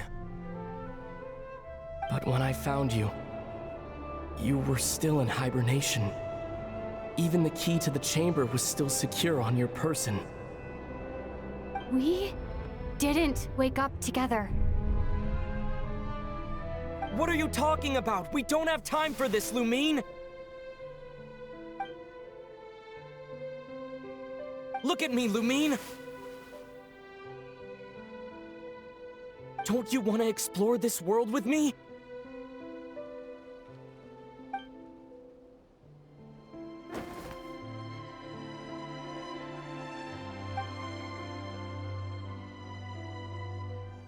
You think I'd lie to my little sis?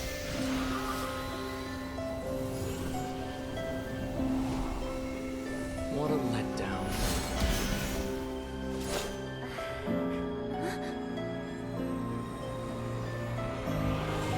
Go get it from me, Lumine.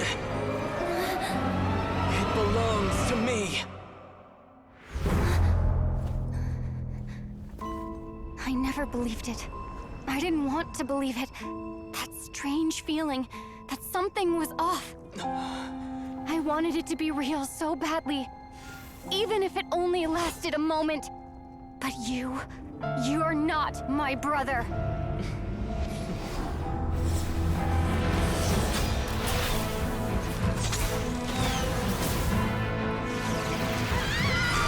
Moon Goddess, please save us! Why is this happening to us? Has this been abandoned? The cold night should be our blessing, yet only confusion and sorrow remain. The truth may yet lie beyond the sky, but must we become lost because of it? Standing before you, as a scion of Hyperborea and the Frost Moon's emissary, I say this.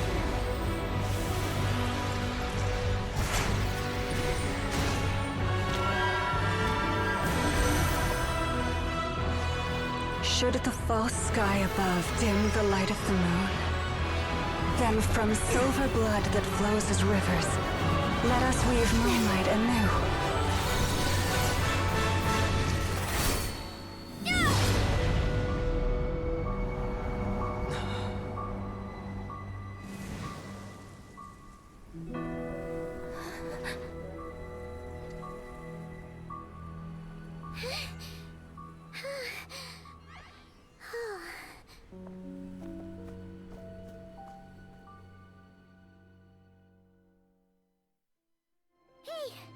Is everyone okay?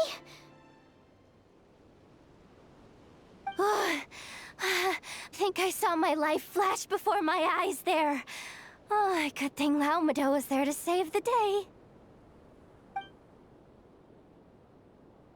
Are you all right, traveler?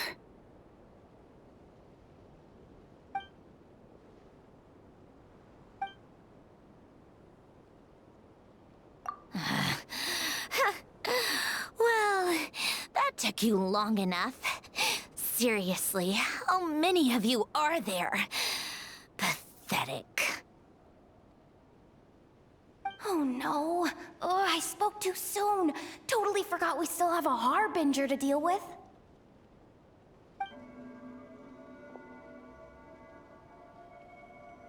Hey, is that the moon marrow? It was hidden inside that big robot of hers all along. But that robot... That's Polonia to you, not just some robot.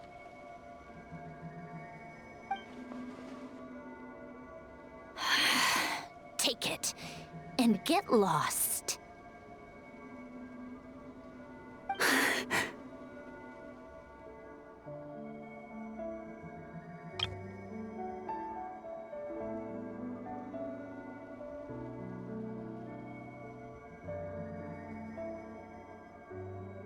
Huh?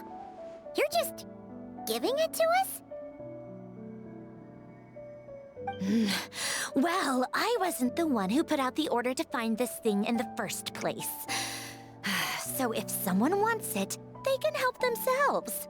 Maybe even choke on it. See if I care.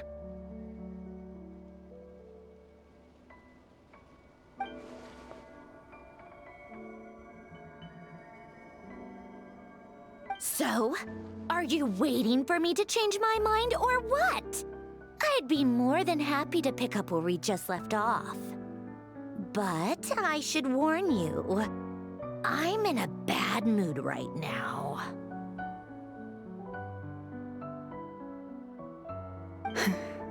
Let's go.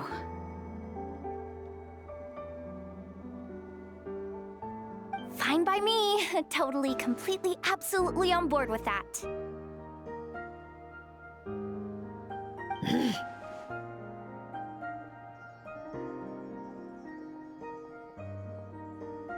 It's finally over.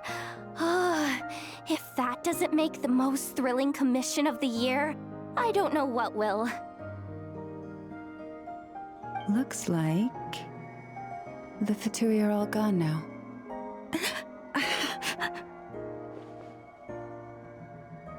Lauma?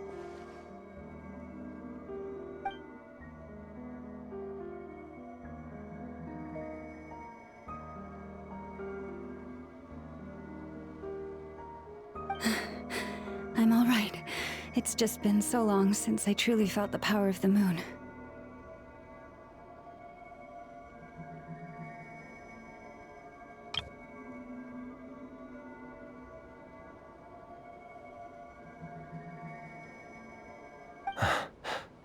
I thought I sensed the wild hunt nearby. Don't tell me you've already taken care of it.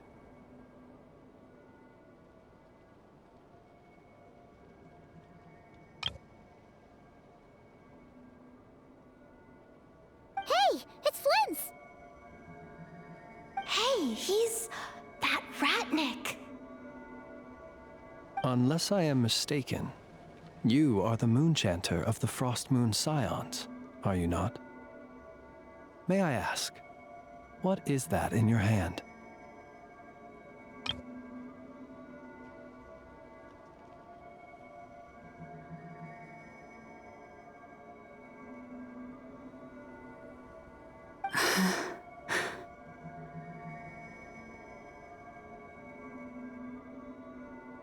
Please, don't get me wrong.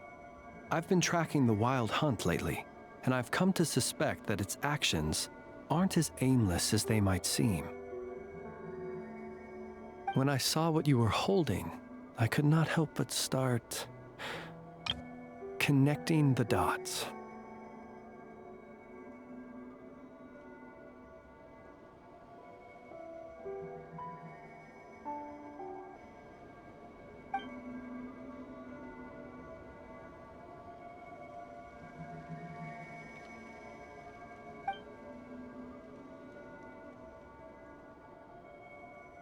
You better be extra careful, Flint.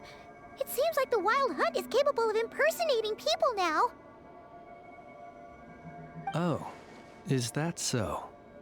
Funny that.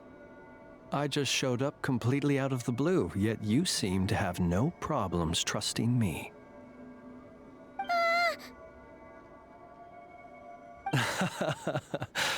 I apologize. I shouldn't be making jokes like that right now. Anyway, I understand. Thank you for the tip-off. It seems that the Wild Hunt has somehow changed in nature. I'll have to report this to HQ right away.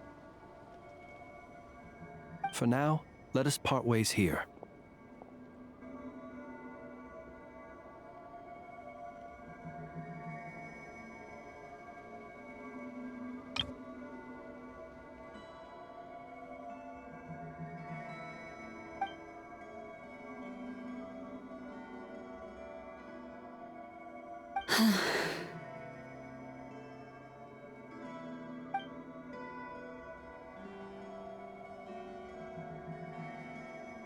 little joke of his just now sure scared the bejeebies out of Paimon. Are all the Red Nikki and Noctri like that? They're usually stationed in remote areas and tend to keep to themselves. So, it's not surprising they end up a little eccentric. No, he's different. Really? How so? The animals. They've told me they're afraid to even go near him.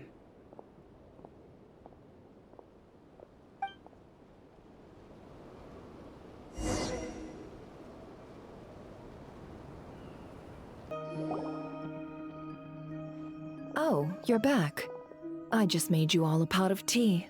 Better drink it while it's hot.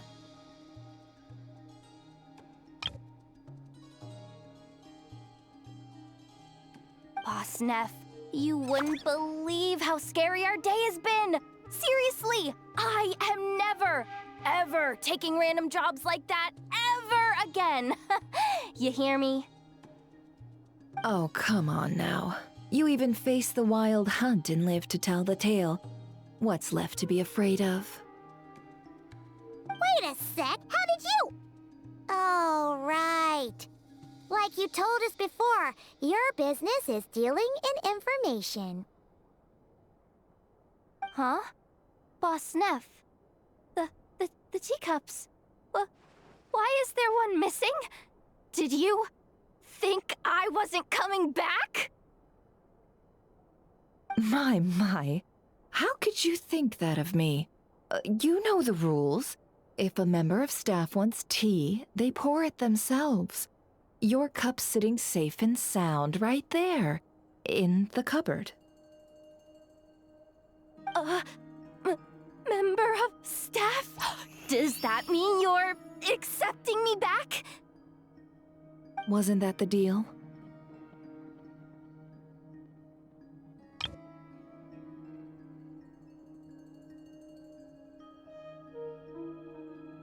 Boss Neff! You're the best boss ever!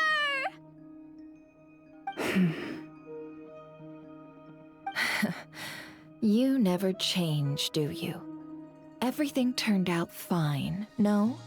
You found exactly what you were looking for. Yet there you are, sulking away as usual. Nefer, that medicine we discussed before, the one for congenital Kuvaki sensitivity, I need you to get it for me. And how do you expect me to find something like that for you in the middle of the night? You'll have to wait till morning, at the very least. I need it right now.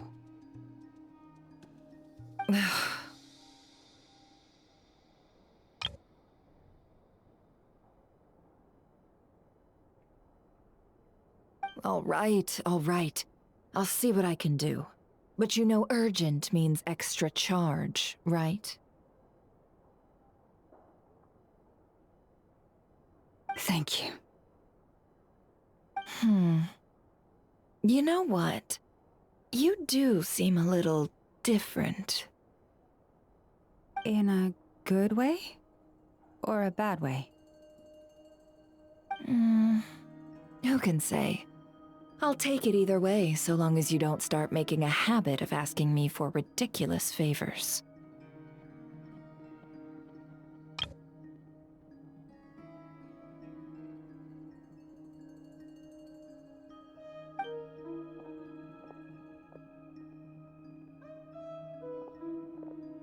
Traveler, Paimon, a lot has happened these past few days.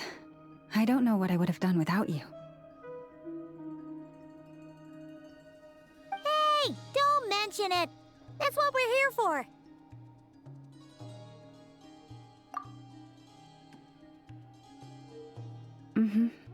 You're right. And tonight, I'm planning on telling them everything. Tonight? Isn't it a bit late already? The moon shines brightly this night. What better time for the Frost Moon Scions to usher in a new dawn for truth?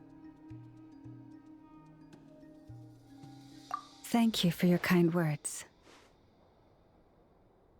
But before I do, there's one more thing we need to deal with. Oh yeah! Now that we have the moon marrow... You'll have to forgive me. I used too much of my strength in the battle earlier. I fear I won't be able to help you uncover the truth of the past. Not right away, at least. That's fine. We're gonna be in Nogcry for a while anyway, so there's no rush, right? Thank you. But there's another problem. How to keep the moon marrow safe now? Huh? Can't we just return it to your secret chamber? The seal has been broken. Even if it were restored, now that the wild hunt has gotten in once, there's no guarantee that it won't happen again. Oh, right. Yeah, that makes sense. Back when the Frost Moon Scion's bloodline still ran strong, in special circumstances, a moon chanter could act as a vessel, safeguarding the relic within their own body. But it is a grueling trial of will and endurance. The moon chanter who did this only lasted 2 days. As for me, I might be able to last 5, at most. Hold on. You'd be using your body as a vessel? Yes. You can think of it like dropping a red-hot ball of iron into a bucket of water. How long the water lasts depends entirely on the bucket's size.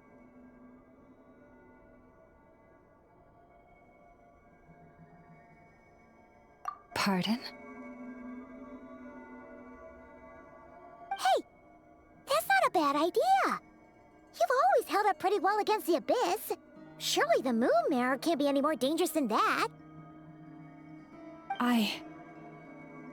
It's not at all that I don't trust you, but it's too risky.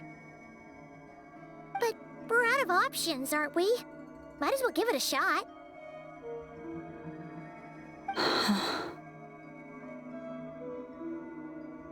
All right.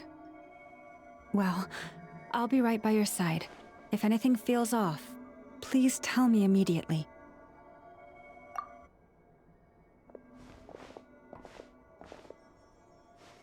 Here, hold it in your hands.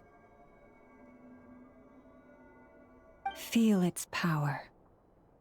Imagine you're a lake, a cluster of stars. Let the moon become a part of you. Whoa! It went into your body! How is that? Are you feeling any discomfort?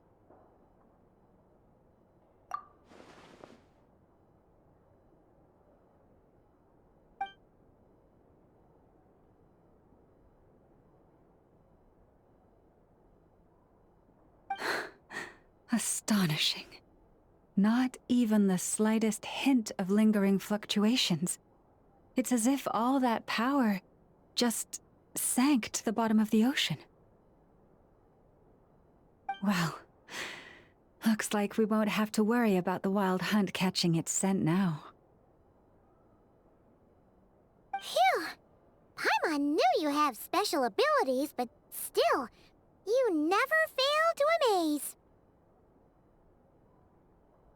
Hmm? Did I miss something just now? Yes, and it was nothing short of a miracle. Not something I'd be interested in then. Anyway, here's the medicine you asked for. This is all I've got for today. I'll have someone send the rest over when we have it. Thank you, Nefer. I really appreciate everything you've done for me. Please stop being so nauseatingly friendly. It's creeping me out. So, What exactly did you all go through during that wild hunt attack? I'd prefer to hear it straight from you.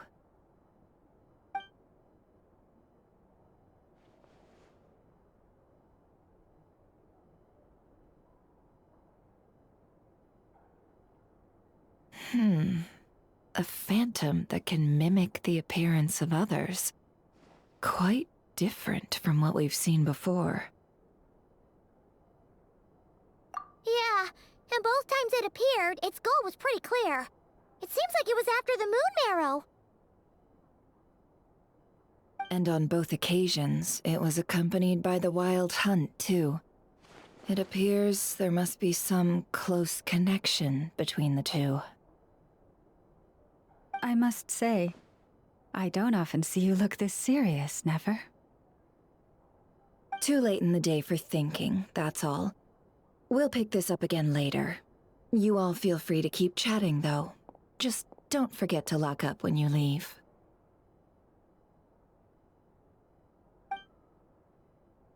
On that note, Traveler, please keep the moon marrow stored within your body for the time being. We'll take it back off your hands as soon as the wild hunt's been taken care of. Once and for all.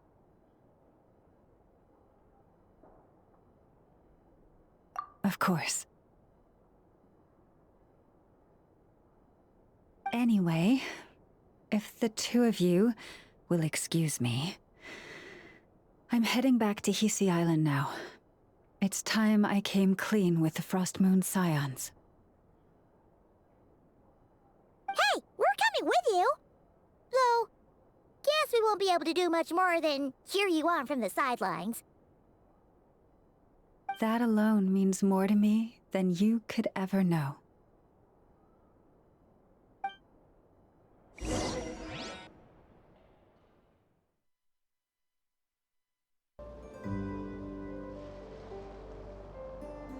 What's going on?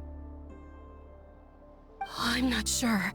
It seems like the Moon Chanter has something important to tell us. I heard the relic's already been retrieved. That's our Lady Laumay, all right.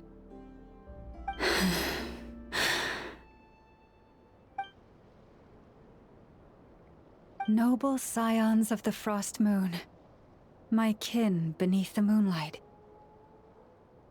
I hereby declare the truth to you.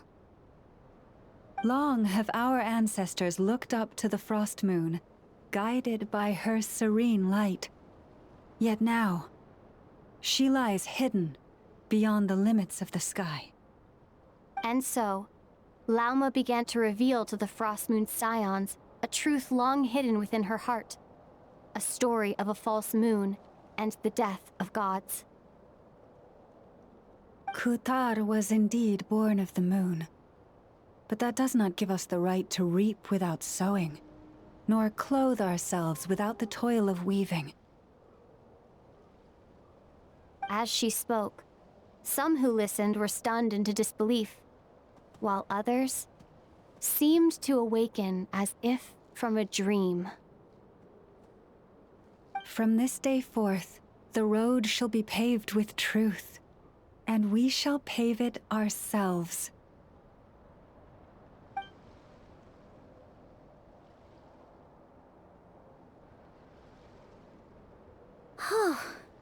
After everything Laumay said last night, Paimon wonders how everyone's adjusting. Still, judging by their reactions at the time, it didn't seem as intense as Paimon might have imagined. Says a lot about how much trust she commands, huh? Hey look! It's Laumay! Welcome, both of you. The animals were most lively this morning. They told me of your coming. Nothing too dramatic happened, did it? No one took it so hard that they went on a binge-eating rampage and ended up cleaning up the whole pantry? Or something? Hey!